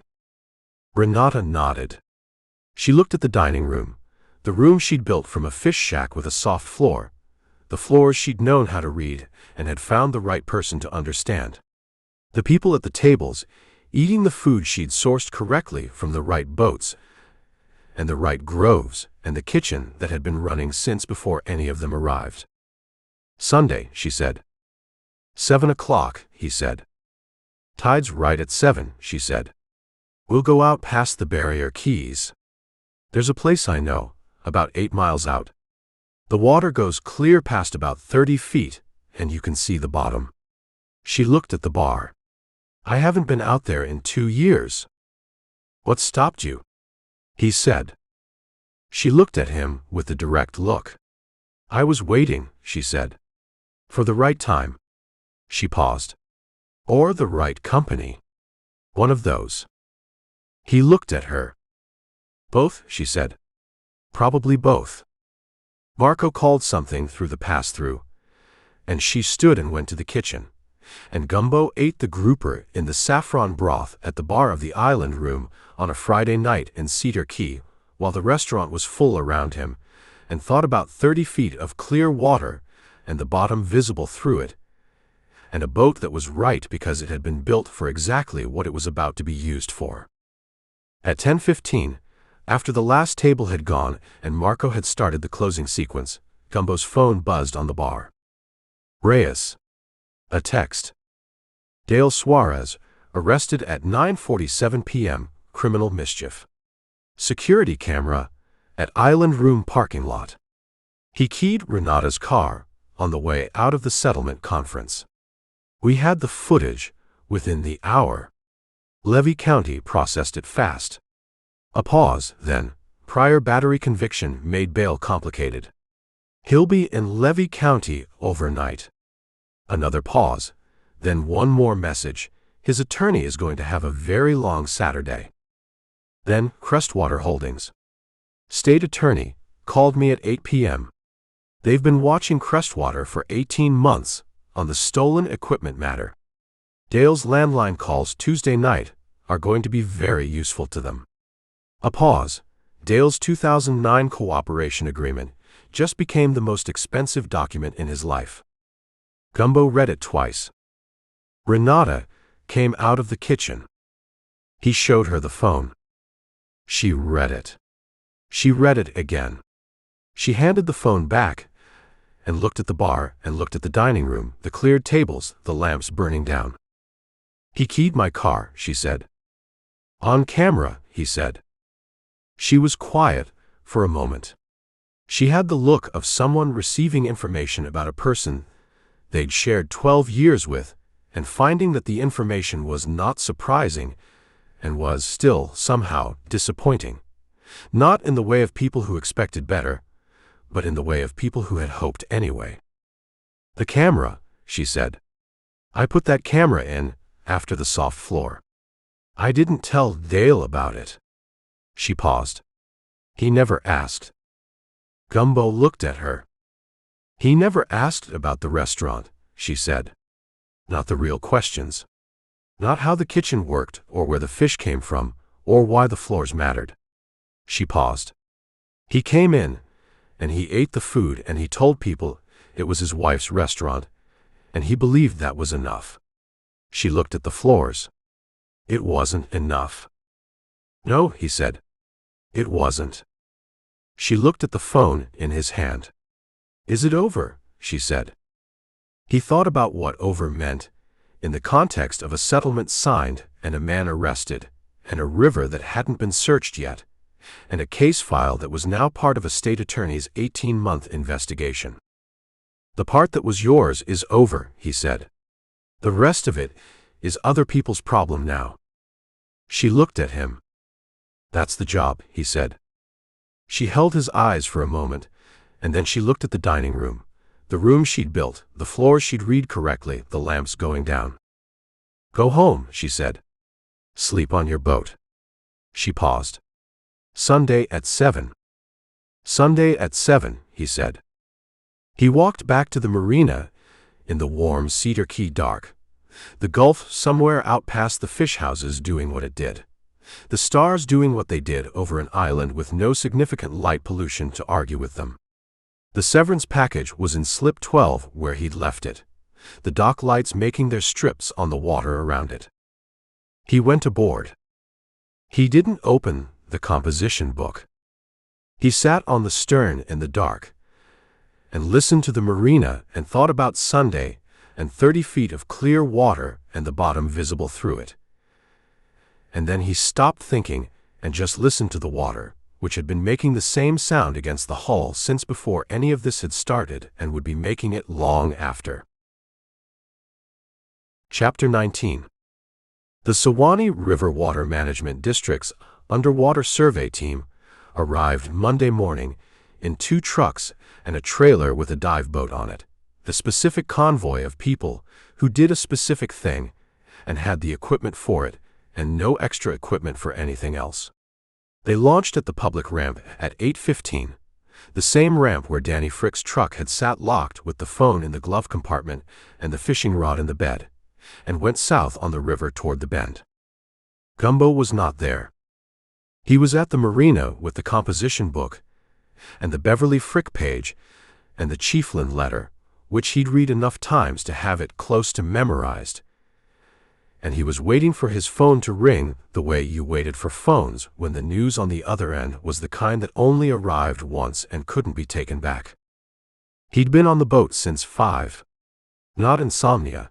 He'd slept, the sleep of someone who'd done what he could do and had reached the boundary where other people's work began. He'd woken at 4:30 with the marina quiet around him and made coffee and sat with it and thought about Beverly Frick in the house on County Route 336 with Danny's bookshelf on the east wall. Reyes had called him Saturday evening. Not with news, with process, the update of a professional keeping another professional current within the limits of what was shareable. The state attorney's office was involved.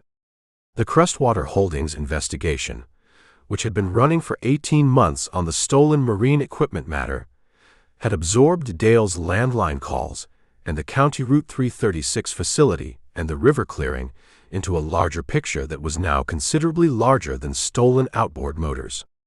Dale's 2009 cooperation agreement, which had put Roy Crestwater at Jessup for 18 months, was being reviewed by a federal prosecutor in Tampa who had opinions about men who burned their cooperation agreements by going back into business with the people they'd cooperated against. The divorce, in this context, had become a footnote. A well-documented, legally resolved footnote with a signed settlement and a criminal mischief charge and an injunction on a boat that was now Renata's, but a footnote. Gumbo had asked Reyes about Beverly. Reyes had said she'd been to the house Saturday afternoon and Sunday morning. She'd said Beverly was doing what people did when they were waiting for a thing they didn't want to arrive. Keeping busy, keeping the house in order, staying near the phone. She'd said Beverly had been calm, in the specific way of someone who had already done the hardest grief work, the work of uncertainty, and was now in the comparative clarity of waiting to know. He'd asked Reyes about the river. She'd said Monday. His phone rang at 10:47. Reyes. He answered it. They found him, she said. He put the coffee down.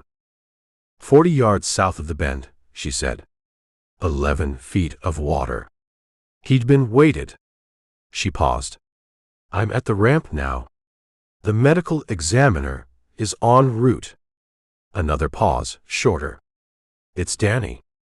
He looked at the harbor.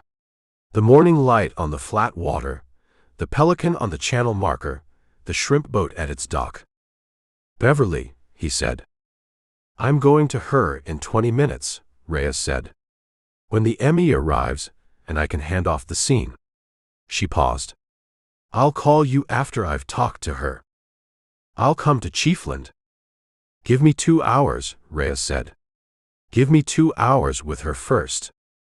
2 hours, he said. She hung up. He sat on the stern for a long time. Not writing, not moving, just sitting with the harbor and the Monday morning, and the specific weight of a thing that had been uncertain and was now certain, and the knowledge that certainty in situations like this one was not a relief so much as a different kind of hard. He thought about Danny Frick noticing things. The funny thing, he said at the grocery store, that Beverly would be laughing about for the rest of the day. The bookshelf built in a weekend, by looking at a wall and understanding what it needed. The cash in his pocket at Winn-Dixie, and the fear in the last week, and the fishing rod in the truck bed because he'd driven to the ramp, but he hadn't gone fishing. He thought about what the space between went to the ramp and didn't go fishing contained.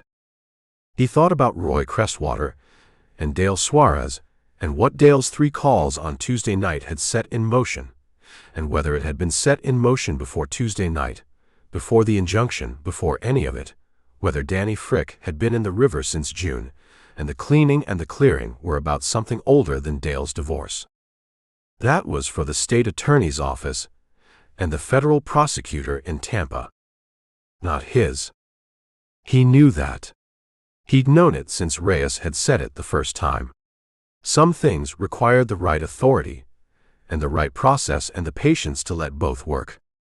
He went below and made eggs in the cast-iron skillet, and ate them at the galley table, because the stern felt like too much open space for the moment. He ate, and looked at the porthole, and the slice of harbor it showed, and thought about Beverly's letter in his marina mailbox with the careful handwriting and the crossed-out word, and what it had cost her to write it and address it to Gumbo Malone, P.I., Cedar Key Marina, with faith that the address was sufficient. It had been sufficient. At 12:30, he drove to Chiefland. Reyes's personal truck was in Beverly's driveway. He parked behind it and went to the porch and knocked. Beverly opened the door. She was smaller than she'd been at the first visit, which he knew was not literally true but was the perceptual truth of grief in its first hours, the specific compression of it, the way it took up space inside a person and made the outside of them seem less. Her eyes were dry. She'd done the crying in the 2 hours before he arrived, in whatever way Beverly Frick cried, which he suspected was privately and with her back to the room. She looked at him and said, "Come in." Reyes was at the kitchen table with 2 cups of coffee. She looked at Gumbo when he came in and nodded once, the brief professional nod of someone who had done a hard thing and was on the other side of the doing. Beverly sat at the table. Gumbo sat across from her. Reyes poured a 3rd cup without being asked and put it in front of him. The kitchen was the kitchen of a woman who lived alone and cooked for herself and kept things in order. The counters clean, the dish rack empty, a calendar on the wall with the month's appointments written in the same careful handwriting as the letter. He looked at the calendar. The days since June had a quality of emptiness. Not blank, Beverly had filled them with school planning, with appointments, with the ordinary infrastructure of a life being maintained, but empty in the underlying way. "Reyes told you," Beverly said. "Yes," Gumbo said. "I'm sorry." She held the coffee cup. She looked at the table. "I knew," she said. "Since the fishing rod. I knew when I told you about the fishing rod." She paused. "I just needed someone else to know, too." "I know," he said. She looked at the calendar on the wall. "He was afraid," she said. At the end. "I told you he was afraid." She paused. "I've been thinking about whether I could have done something with that. If I'd asked him directly, if I'd said, "Danny, what are you afraid of?" whether he would have told me. "You can't know that," Gumbo said. "No," she said. "But I think about it." She looked at the coffee cup. "He was protecting me. That's why he didn't say anything." She paused. "He thought if he didn't say it out loud, I wouldn't have to know." She was quiet for a moment. He was wrong. But that's what he thought. Gumbo looked at the bookshelf through the kitchen doorway. The east wall of the living room, floor to ceiling, the books on it. "Miss Frick," he said. "Beverly." He waited until she looked at him. The people responsible for this are being looked at by the right people. The state attorney's office, a federal prosecutor in Tampa. He paused. The case that Danny stumbled into was already under investigation before he disappeared. Your letter, and what we found because of it, has added significantly to that investigation. He held her eyes. Danny's death is not going to be ignored. It's going to be part of the largest case those people have built in years. She looked at him steadily. "Will they go to prison?" "Yes," he said. He said it without hedging, because hedging would have been the wrong thing and because he believed it. She nodded. She looked at the calendar. She looked at the bookshelf. "He should have come to me," she said. "When he got afraid. He should have come to me and told me, and we would have figured it out together." She paused. "We always figured things out together. That's what we did." She looked at her hands. "I don't know why he thought this was different." "He was trying to protect you," Reyes said. Quietly, from her side of the table. "Men do that. It's not logical. It's just what they do when they love someone, and they've made a mistake they don't know how to explain."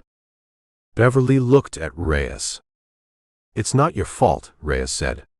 "And it's not his fault that he loved you in the wrong direction at the wrong moment." She paused. "What happened to Danny is Roy Crestwater's fault. That's where the fault lives." Beverly held Reyes's eyes for a moment. Then she looked at the bookshelf. "He built that shelf the weekend after Mama died," she said. "We were going through her things, and Danny kept moving around the house looking for something to do with his hands. He couldn't sit still." She paused. "He went to the hardware store and came back with lumber, and he built it in 2 days." She looked at it. "I cried when he was done. Not because of the shelf. Because I understood what he was doing." She paused. "He was making something for the house that would last. Something Mama would have liked." She looked at the table. He was saying goodbye to her by making something that would stay. The kitchen was quiet. Outside, a mockingbird in the slash pines was working through its repertoire. Cardinal, then jay, then something Gumbo couldn't identify. The long free-form improvisation of a bird that had the whole morning for it. "What can I do for you?" Gumbo said. "Practically. This week." Beverly looked at him. She seemed to be taking stock of the question, the genuine practical shape of it, what it meant in the days ahead. "The sheriff's department," she said. "The process. I don't understand the process. What happens now, what I'm supposed to do, who I'm supposed to call." She looked at Reyes. "I've been dealing with the young deputy for 6 weeks, and he's been kind, but he doesn't explain things." "I'll walk you through everything," Reyes said. "Every step. I'll be your contact at the department, not the deputy." She paused. "You call me directly. Any hour." Beverly nodded. "The funeral," Beverly said. "Eventually." She looked at her hands. "We don't have family. It's just me." She paused. "I don't know how to do a funeral for just me." "You're not doing it for just you," Gumbo said. "There's the lumber yard. 11 years of people who worked alongside him." He paused. There's Lyle in Ocala. You mentioned Lyle. Lyle, she said. I should call Lyle. She looked at the calendar. I haven't called Lyle. Call him today, Gumbo said. Before you do anything else. Call Lyle and tell him. You shouldn't be alone with this today. She nodded. She looked at the calendar, and then at the bookshelf, and then at the table. Mr. Malone, she said. Gumbo, he said. She looked at him. Gumbo. She tried the name, the slight adjustment of using it. Your invoice. I need. Don't think about that today, he said. I want to think about it today, she said. It's something I can do today. She held his eyes. Let me do something I can do today. He looked at her. He'd written the invoice the previous Thursday, after Beverly's visit, in the composition book. The hours, the mileage, the standard rate. He'd looked at it, and crossed out the total, and written a different number, half the original. And then he'd looked at that, and crossed it out too, and written $200, which was less than 2 hours at his standard rate, and less than what it cost to drive to Chiefland and back. And he'd looked at that, and thought about Beverly watching the road from her porch. He put the invoice on the table. She looked at it. She looked at the number. This isn't right, she said. It's what I'm charging, he said. She looked at him. She had the eyes of a woman who understood when she was being given something, and had complicated feelings about receiving it, and had decided to receive it anyway. Thank you, she said. You're welcome. She held the invoice and looked at the bookshelf again, and the mockingbird outside was still going, deeper into its repertoire now, something that might have been a red-tailed hawk, the imitation precise and committed. Reyes caught Gumbo's eye and tilted her head toward the door. He stood. I'll be available, he said to Beverly. If you have questions, or if there's something you need. Call the marina. Deanne at the marina office will find me if my phone doesn't answer. Beverly looked at him from the table. You live on a boat, she said. Yes, ma'am. At the marina. Slip 12. She held his eyes for a moment. Danny would have liked that, she said. Living on a boat.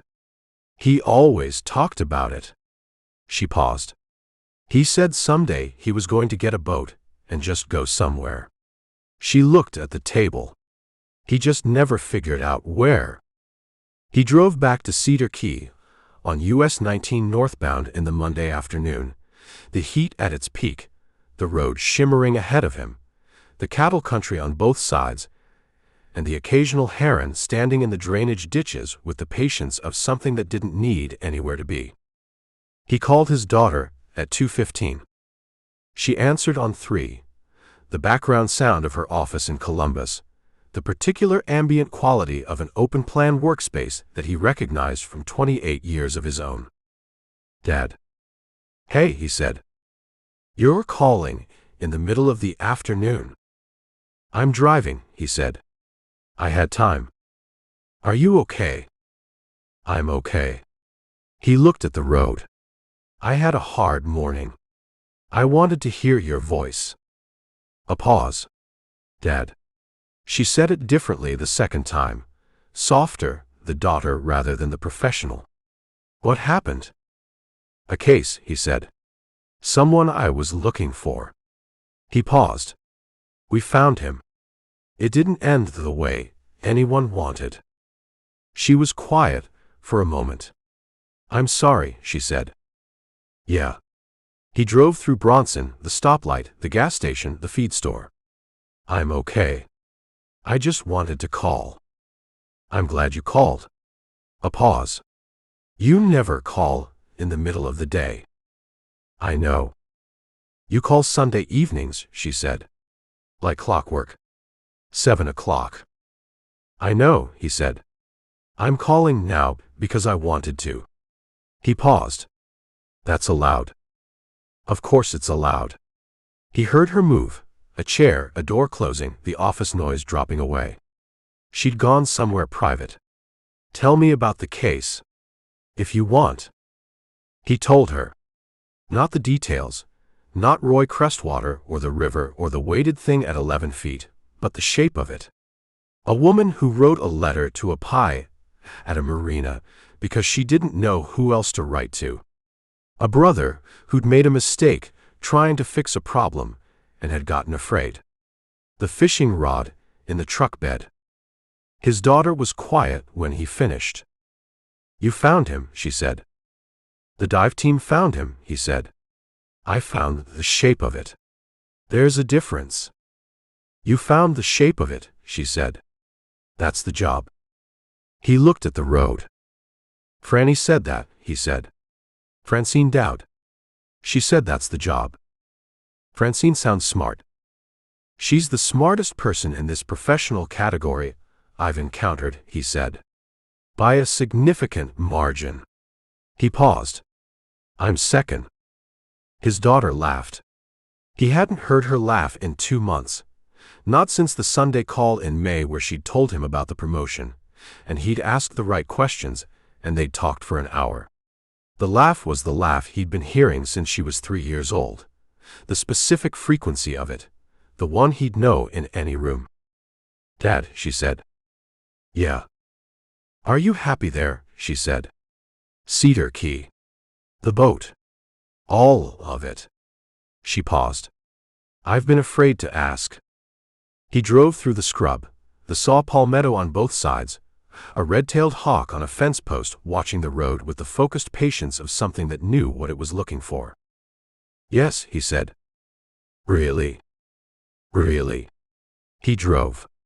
"I had a hard morning, and I called you in the middle of the day, and I'm going to go back to the marina, and I'm going to sit on the boat, and I'm going to be okay." He paused. "That's different from how it was in Columbus." "How is it different?" He thought about it. He thought about the gray-blue carpet, and the quarterly reviews, and the sound the elevator made at 4 o'clock on a Tuesday in November. He thought about the severance package in slip 12, and the harbor in the morning, and Deanne's bolt on the bait shop, and the 2 trucks and the bicycle, and Renata's pine floors, and the saffron broth that had been worked on until it was right. "In Columbus," he said, "hard mornings were the rule, and I told myself they were the exception." He looked at the road. "Here the rule is different." He paused. "The hard mornings are still hard. But they're the exception." She was quiet for a moment. "Christmas," she said. "You said you'd come for Christmas." "I'm coming for Christmas," he said. "You've said that before." "I know." He looked at the road. "This time, I mean it differently." "How differently?" "I mean it like a person who has somewhere good to come back to," he said. "Before, I mean it like someone who's saying yes because it's the right thing to say." He paused. "Those are different meanings." She was quiet for long enough that he heard her breathe, and heard the office ambient noise coming back slightly, a door somewhere. "I'll make the goulash," she said. "Grandma's recipe." "With the wide noodles." "With the wide noodles," she said. "And the bread from the bakery on 5th. "The sourdough," he said. "The sourdough." A pause. "Dad." "Yeah." "I'm glad you called." "Me too," he said. He drove the last 20 miles to Cedar Key with the window down, and the afternoon light doing its sideways thing across the scrub and the marsh and the flat Gulf counties. And he thought about Christmas in Columbus, and his daughter's laugh, and the goulash with the wide noodles, and what it meant to have somewhere good to come back to. He was at the marina by 4. Deanne was closing the bait shop, the bolt going in, the radio going off, the specific sequence of a woman ending a day she'd been running since 6 in the morning with the efficiency of someone who'd done it so many times it had become a form of precision. She looked at him when he came down the dock. "Hard day," she said. It wasn't a question. Yes, he said. She looked at him for a moment, with the assessment of a woman who had been watching people arrive and depart from a marina for 19 years, and had learned to read what they brought with them off the water. The missing man, she said. In Chiefland. Yes. She nodded. I heard Reyes had the dive team out. She paused. I'm sorry. Yeah, he said. She went back to closing up. He went to slip 12 and sat on the stern and looked at the harbor doing its late afternoon thing. The light going long and gold. The shrimp boat coming in from the Gulf on the tide. He thought about Danny Frick at 11 feet in 14 feet of water. He thought about Beverly's hands going still on the coffee cup when he'd said they're going to prison. The absolute stillness of a woman receiving the one thing she needed to hear and believing it. He took the composition book from the table. He opened it to Danny Frick's page.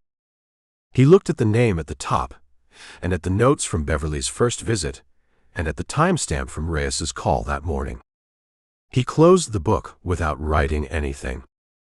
Some entries didn't need more than what they already had. Renata texted at 5:30. Marco made extra. Come at 6 if you want. No service tonight, we're closed Mondays. Just us and whatever he made. He looked at the text. He texted back, 6. He changed his shirt, not the blue one, not the hibiscus, the plain one, the gray one he wore when he wasn't performing anything, and walked to the island room at 5:58 through the Cedar Key evening, the Gulf going pink on his left, the fish houses on the water, the mockingbird from somewhere still at it, still working through the catalog of everything it had heard and remembered. The front door was unlocked. The restaurant was empty of customers, the tables bare, the hurricane lamps dark. The overhead lights on. The pine floors in the overhead light showing every year of what they were. Marco was in the kitchen. The smell coming through the pass-through was the pork shoulder from Thursday, repurposed into something, the second-day smell of something that had been cooking long enough to become patient. Renata was at the bar, with 2 glasses of wine already poured. She looked at him when he came in.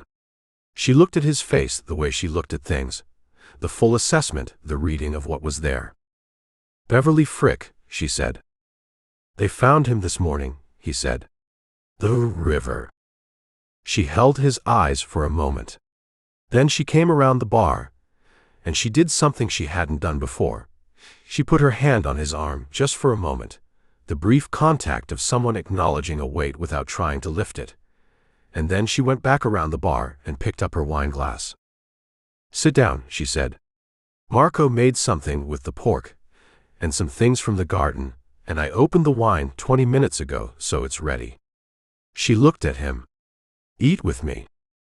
He sat at the bar. She set the plate in front of him, Marco's construction from the pork shoulder and whatever the garden had offered, the kind of food that existed at the intersection of technique and what was available, the food that restaurants made for themselves when nobody was watching. He ate. She sat on the stool beside him and drank the wine, and they talked about things that had nothing to do with the cases. She asked about his daughter, whose name she hadn't known until he'd said it on the phone in the Jeep and she'd heard it. And he told her about the Columbus call and the goulash and the wide noodles and Christmas. She told him about a trip she'd taken to the Yucatan in 2007, before the restaurant, when she'd eaten at a place on the water in Merida that had changed the way she thought about citrus in cooking. She told him about Chef Moreno's kitchen in the 3rd year, the year she'd needed beyond the 2, what it had given her that the first 2 hadn't, the understanding that technique without instinct was just performance, and that the 3rd year was where she'd learned to trust what she tasted. You could taste it before, he said. You just didn't trust it. I could taste it, she said. I thought I was wrong. She drank the wine. Moreno told me, you're never wrong about what you taste. You're only wrong about what you do with what you taste. She paused. It took me a year to understand what she meant. What did she mean? She meant that the information is always accurate, she said. The interpretation is where you go wrong. She paused. Once you trust the information, the interpretation gets easier. He looked at the wine glass. That's true about more than cooking, he said. Yes, she said. It is. She looked at the bar. Sunday, she said. 7 o'clock. I want to go past the barrier keys. I want to go all the way out. How far out? Far enough that you can't see the island, she said. Far enough that it's just the water. She paused. I haven't been that far out in 2 years. I need to go that far out. He looked at her. Come with me, she said. Yes, he said. She looked at the pine floors, the overhead light on them showing every year, the specific beauty of something that had been left what it was. Good, she said. That's good. Marco came through the pass-through with something in a small dish. A dessert of some kind, local honey and something creamy, the end of a meal arriving without being asked for. Marco, Renata said. He looked at her from the pass-through. Thank you, she said. He nodded and went back to the kitchen. They ate the dessert and finished the wine, and the island room held them in its good light, the floors and the walls and the photographs of Cedar Key in decades when it had been smaller and more serious, and outside the gulf went dark, and the stars came up over an island at the end of a road that didn't go any further, which was, Gumbo had decided sometime between month 6 and month 8, exactly as far as he needed to go.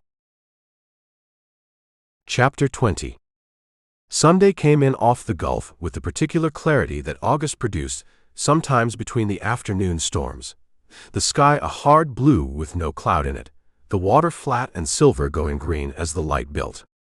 Gumbo was at the marina at 6:45 with coffee and a travel mug, and the composition book under his arm, and no particular plan for what to do with the composition book on a boat, which meant he'd brought it out of habit and would probably leave it on the dock box.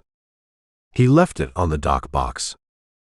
The Robalo was at the far end of the guest dock, where Renata had moved it Friday, after the injunction cleared and the settlement was signed, and the boat was legally and fully hers.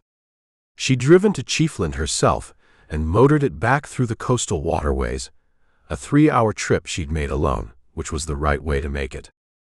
She was on the boat when he arrived, doing the pre-departure check with the focused efficiency of someone who knew what she was doing on a boat, and had been doing it long enough that the check was automatic rather than careful, though it was both. She looked up when he came down the dock. You're early, she said. You said 7. It's 6:52. I'm enthusiastic, he said. She looked at him with the mild skepticism that was also not skepticism. She handed him the dock line from the bow cleat. Hold this. He held it. She went to the stern and did something with the engine, and it turned over on the first try, the specific confident sound of a well-maintained marine engine that had been moved to a dealer dock for 2 months for fraudulent reasons and had not suffered for it. She came back and looked at the dock line in his hand. Cast off when I tell you, she said. Yes, ma'am. She went to the helm. He stood on the dock with the line, the morning quiet around them, a great egret working the shallows at the end of the marina with the slow, methodical patience of something that started this early every morning and had never found a reason to change the schedule. Cast off, Renata said. He stepped aboard. They went south through the marina channel and out past the city dock and into the open water south of the island, Renata at the helm, Gumbo in the passenger seat forward of the console with the morning air coming at them at 25 knots. The island shrank behind them. The fish houses went first, then the water tower, then the tree line, and then there was just water in every direction and the hard blue sky above it. She ran south for 20 minutes without talking, which was not the silence of people who had nothing to say, but the silence of people who had enough to say that they could afford to be quiet about it for 20 minutes. The barrier keys appeared to the west, low strips of mangrove and sand, the chain of them running southwest, the inside passage green and shallow, and the gulf side open to the horizon. She threaded the boat through the passage, between two of the keys, with the automatic confidence of someone who'd done it before, and knew the depth. And then they were on the gulf side, and the water changed color, going from the inshore green to the deep blue of open water. She pulled back the throttle to an idle, and let the boat drift. "Here," she said. The water was the color of something that had no land reference, the specific deep blue that existed only in open water, and it was clear the way she described it. Past 30 feet you could see the bottom, the sandy pale bottom with its grass beds and whatever moved through them. A ray crossed below the boat, unhurried, the wingtips barely moving, the animal going wherever it was going in the complete indifference to the boat above it of a creature that had the whole Gulf floor. "There," Renata said. She pointed at the ray. They watched it until it was gone. She cut the engine. The boat rocked in the small Gulf swell, the only sound the water against the hull, and somewhere to the south a laughing gull making its case about something. "I haven't been out here in 2 years," she said. "You said." "It's better than I remembered." She looked at the water. "I kept thinking about it. During the whole thing with Dale, the attorney, the file. I kept thinking about this specific spot." She paused. "I don't know why this spot specifically." "Because you knew it was still here," he said. "And you needed something to be in the same place you left it." She looked at him. The assessment expression, and then without it. "Yes," she said. "That's exactly it." The boat moved in the swell. The water showed its bottom 30 feet down with the patient clarity of something that had been clear long before anyone came to look at it. "Gumbo," she said. "Yeah. I want to ask you something, and I want you to answer it honestly and not carefully." She held his eyes. "There's a difference." "I know there's a difference," he said. "This," she said. She gestured at the water, at him, at the boat. "What we're doing. What this is." She paused. "Are you in it?" He looked at the water. He thought about the question that deserved the honest answer rather than the careful one. He thought about what in it meant for a man who had driven south and then west and run out of road in Cedar Key, Florida, and had been figuring out ever since what it meant to stay somewhere on purpose rather than by exhaustion. "Yes," he said. "All the way," she said. "I don't know what all the way looks like yet," he said. "But yes. All the way to whatever all the way turns out to be." He held her eyes. "That's the honest answer." She looked at him for a moment. "Good," she said. "That's the right answer." She looked at the water. "I'm not asking for a plan. I'm asking if you're present." "I'm present," he said. She nodded. She looked at the Gulf, the hard blue of it, the horizon where it met the sky in the specific line that existed only at sea. She reached under the console and produced a thermos and 2 cups, which she'd apparently brought without mentioning, and poured coffee and handed him one. He took it. They sat in the boat, in the open Gulf, and drank the coffee in the Monday morning with the barrier keys behind them, and the open water ahead, and the ray long gone to wherever rays went, and nothing requiring anything from either of them except to be there. He had 3 things waiting for him when he got back to the marina at noon. The first was a voicemail from Francine. He listened to it, standing on the dock with the boat tied off, and Renata inside the island room starting her prep day. "Roy Crestwater was arrested this morning," Francine said. "State charges filed, federal charges pending. The Tampa prosecutor has been building this since 2022. Your documentation of the landline calls and the storage facility gave them the final piece they needed to file." Reyes will give you the details. A pause. Dale Suarez's criminal mischief charge was upgraded this morning. His attorney called me, don't ask why, and told me Dale is cooperating with the state attorney's office regarding Crestwater. Second, cooperation agreement. Another pause. There's a certain poetry in that. Call me. He called her. She picked up on two. You heard. Just the voicemail, he said. Crestwater's been doing this since 2011, she said. Stolen marine equipment, boat parts, eventually whole boats taken to order. Dale has been his distribution network. Boats moving through Suarez Marine with fraudulent provenance documentation. She paused. The federal charges are wire fraud and interstate transportation of stolen property. Crestwater is looking at 12 to 15 years. She paused. Dale's cooperation gets him a reduced charge. He's probably looking at 18 months, maybe less. Danny Frick, Gumbo said. Crestwater is charged with second-degree murder, Francine said. Danny saw something at the clearing he wasn't supposed to see.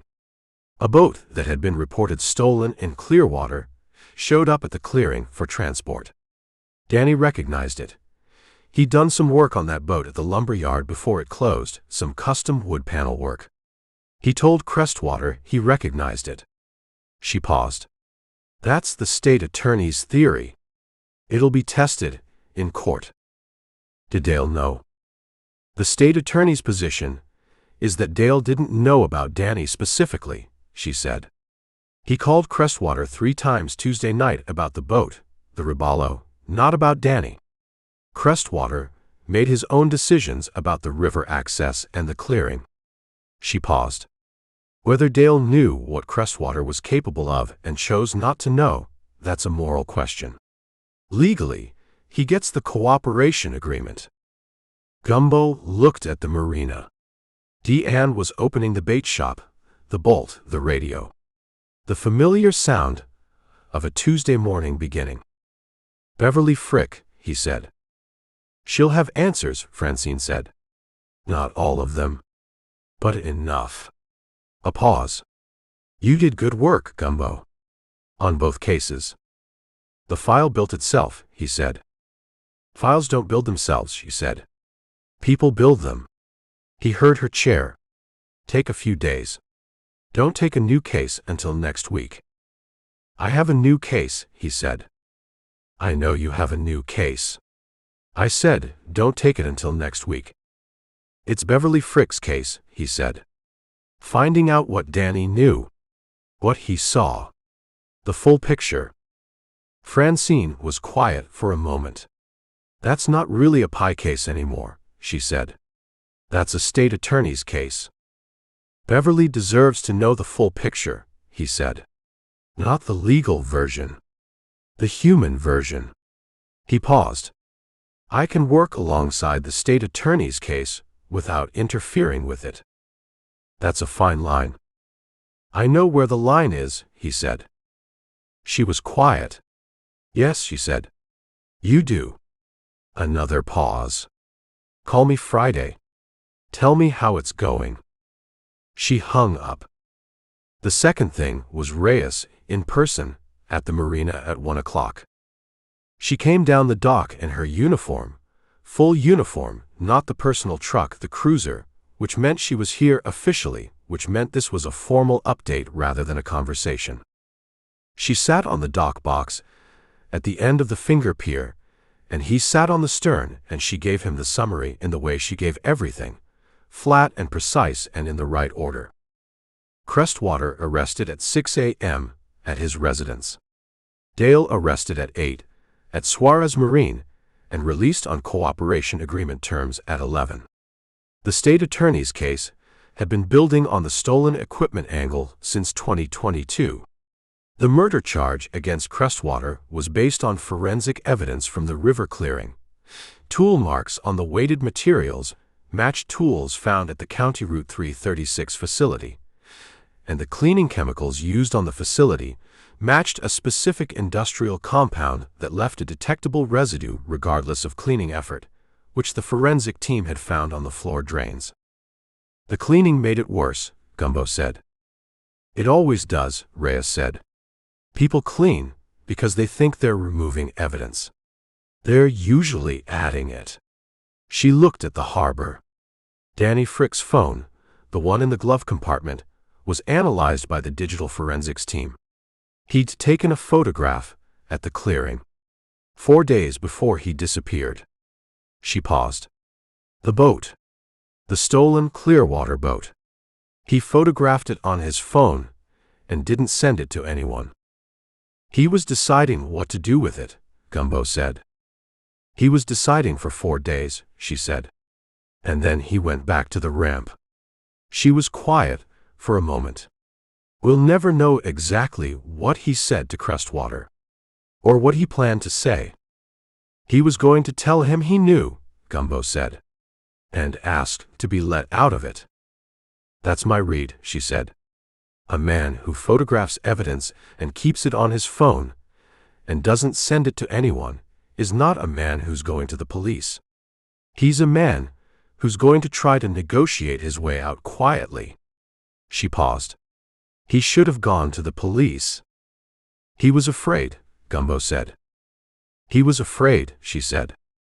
And he didn't know what I know, which is that walking in voluntarily with a photograph of a stolen boat and a story about loading equipment for cash is a very different thing from being found at 11 feet.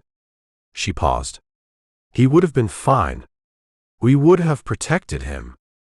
He didn't know that, Gumbo said. No, she said. He didn't. She looked at the harbor. Beverly. I'm going to Chiefland Thursday, he said. I told her I'd walk her through the full picture. The human version. Reyes looked at him. Within what the state attorney will allow. Within what the state attorney will allow, he said. She stood. She adjusted the hat, the formal gesture of a uniformed officer concluding an official visit. You did good work on this case, she said. The Beverly Frick case. You did the work, he said. I found the shape. You built what went around it. We both built it, she said. She looked at the composition book on the dock box. She looked at the marina. Cedar Key is better for having a pie and slip 12, she said, which for Reyes was the equivalent of a speech. Thank you, he said. She went back up the dock. He watched her go and thought about what it took to say a true thing simply without decoration and deliver it and walk away. He thought about what 22 years in a cubicle would have cost a person who could do that. The third thing was a letter. It was in the marina mailbox, which Deanne checked for the live aboards on Tuesdays. She brought it down to the boat at 2 o'clock, along with a fishing report from the charter captain in slip 8, and a marina newsletter that nobody read but everyone kept. The letter was from Immokalee. Creamstock engraved letterhead. He opened it at the stern table. Dear Mr. Malone, I want to advise you that the Cane Agricultural Holdings Board met in special session on September 12th as planned. Magnolia's presentation was received by the board with the full attention it deserved. The independent environmental audit, conducted by Berman Environmental, has been commissioned and will begin October 1st. I also want to advise you that Magnolia has formally accepted the position of staff environmental scientist, reporting directly to the board. She begins November 1st, following the conclusion of her current field season. The EPA enforcement complaint was filed September 9th. The agency has acknowledged receipt and assigned it to the Regional Enforcement Office. We are cooperating fully. Maggie told me to tell you something. She said, tell him Skeeter saw 3 snail kite nesting pairs at the 4th site this week. She said you'd understand why that matters. I believe I understand it myself now. Come to Immokalee when you're able. Lunch as promised. Rutherford Cane 3. Gumbo read it twice. He looked at the harbor. He thought about snail kites and what their presence meant to a watershed. Indicator species, Maggie had called them once in the swamp, in the way she said things that were technical and true and obvious to her, and that he'd looked up later on the laptop to understand fully. Snail kites nested where the water quality supported the apple snail population they fed on. 3 nesting pairs at the 4th site meant the water at the 4th site was doing something right. Or starting to. He thought about starting to. He put the letter on the stern table beside the composition book. He opened the composition book. He looked at the last entry, Beverly Frick's page, the date of the dive team's call, the closed notation he'd made without making it. He turned past it to a fresh page. He looked at the blank page for a moment. He wrote, September. Cedar Key. He looked at that. He added, both cases resolved. Beverly Frick, Thursday. Rutherford Cane, when able. He looked at the page. He turned it over. On the next fresh page he wrote a name. Not Danny Frick's, not Crestwater's, not any name connected to the cases that were closing. A new name. A different case. One that had arrived in the mail 3 weeks ago from a woman in Ocala who said her business partner had disappeared with their accounts receivable and left behind a set of books she couldn't understand. He'd been putting it off. Not because he didn't want to take it, because he'd had enough in his hands. Now his hands were clearing. He wrote the name and below it the amount, $42,000, and below that the woman's phone number. He looked at it. He put the pen down. He was going to call her tomorrow. Today, he was going to sit on the stern of the severance package in slip 12 of the Cedar Key City Marina in the September afternoon and let the cases that were finished be finished, which was a discipline he'd learned over 18 months of accidental pie work, the discipline of completion, of letting a thing be done before you picked up the next thing. The harbor did what harbors did. The shrimp boat came in on the tide. The Pelican worked the channel. Deanne's radio played something with a pedal steel that came through the marina office window at a volume that was company rather than noise. He thought about Rutherford reading Appendix 3 twice with a highlighter. He thought about Maggie in the Cypress Dome counting snail kite nesting pairs and texting Trevor about it before she called anyone else. He thought about Beverly Frick's letter in the marina mailbox 3 weeks ago with the careful handwriting and the crossed-out word, and the faith that Gumbo Malone, P.I., Cedar Key Marina was a sufficient address. It had been sufficient. He thought about Renata on the Gulf this morning, with the water 30 feet clear below the boat, and the ray going wherever it was going, in the complete freedom of something that knew exactly what it was. He thought about what she'd asked him on the water. Are you in it? He was in it. He'd been in it since the first night at the Island Room bar, before he'd known he was in it, the way you were sometimes already in something before the understanding of it arrived. He'd been in Cedar Key before he'd understood he was staying. He'd been a pipe before he'd understood he was any good at it. He'd been the person he was now for longer than he'd been paying attention. That was the thing about Cedar Key.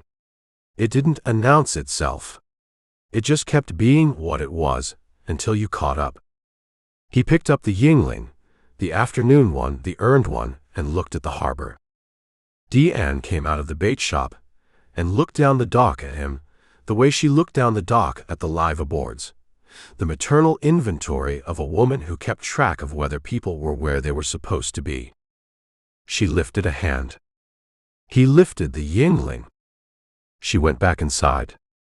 He sat on the stern of the SS Severance package in the September afternoon with the Gulf somewhere beyond the fish houses and the cases that were done behind him and the cases that were coming ahead and the $42,000 receivables question in the composition book, and the woman in Immokalee who was going to buy him lunch, and the woman who'd taken her boat 30 feet over clear water and asked him if he was present, and the harbor doing what it had always done and would do after everyone on it was gone. The sun moved across the water. He let it move. At 5:30 his phone buzzed. Renata. Snook tonight. Tommy heard. He looked at the text. He looked at the harbor. He put the phone in his pocket and stood up and went below to change his shirt, and he took his time with it because there was no reason not to. And when he was done, he came back up to the stern and stepped off onto the dock and walked up toward the island room in the early evening, the Cedar Key evening, the one that happened at the end of a road that went no further, which was exactly as far as he needed. The end.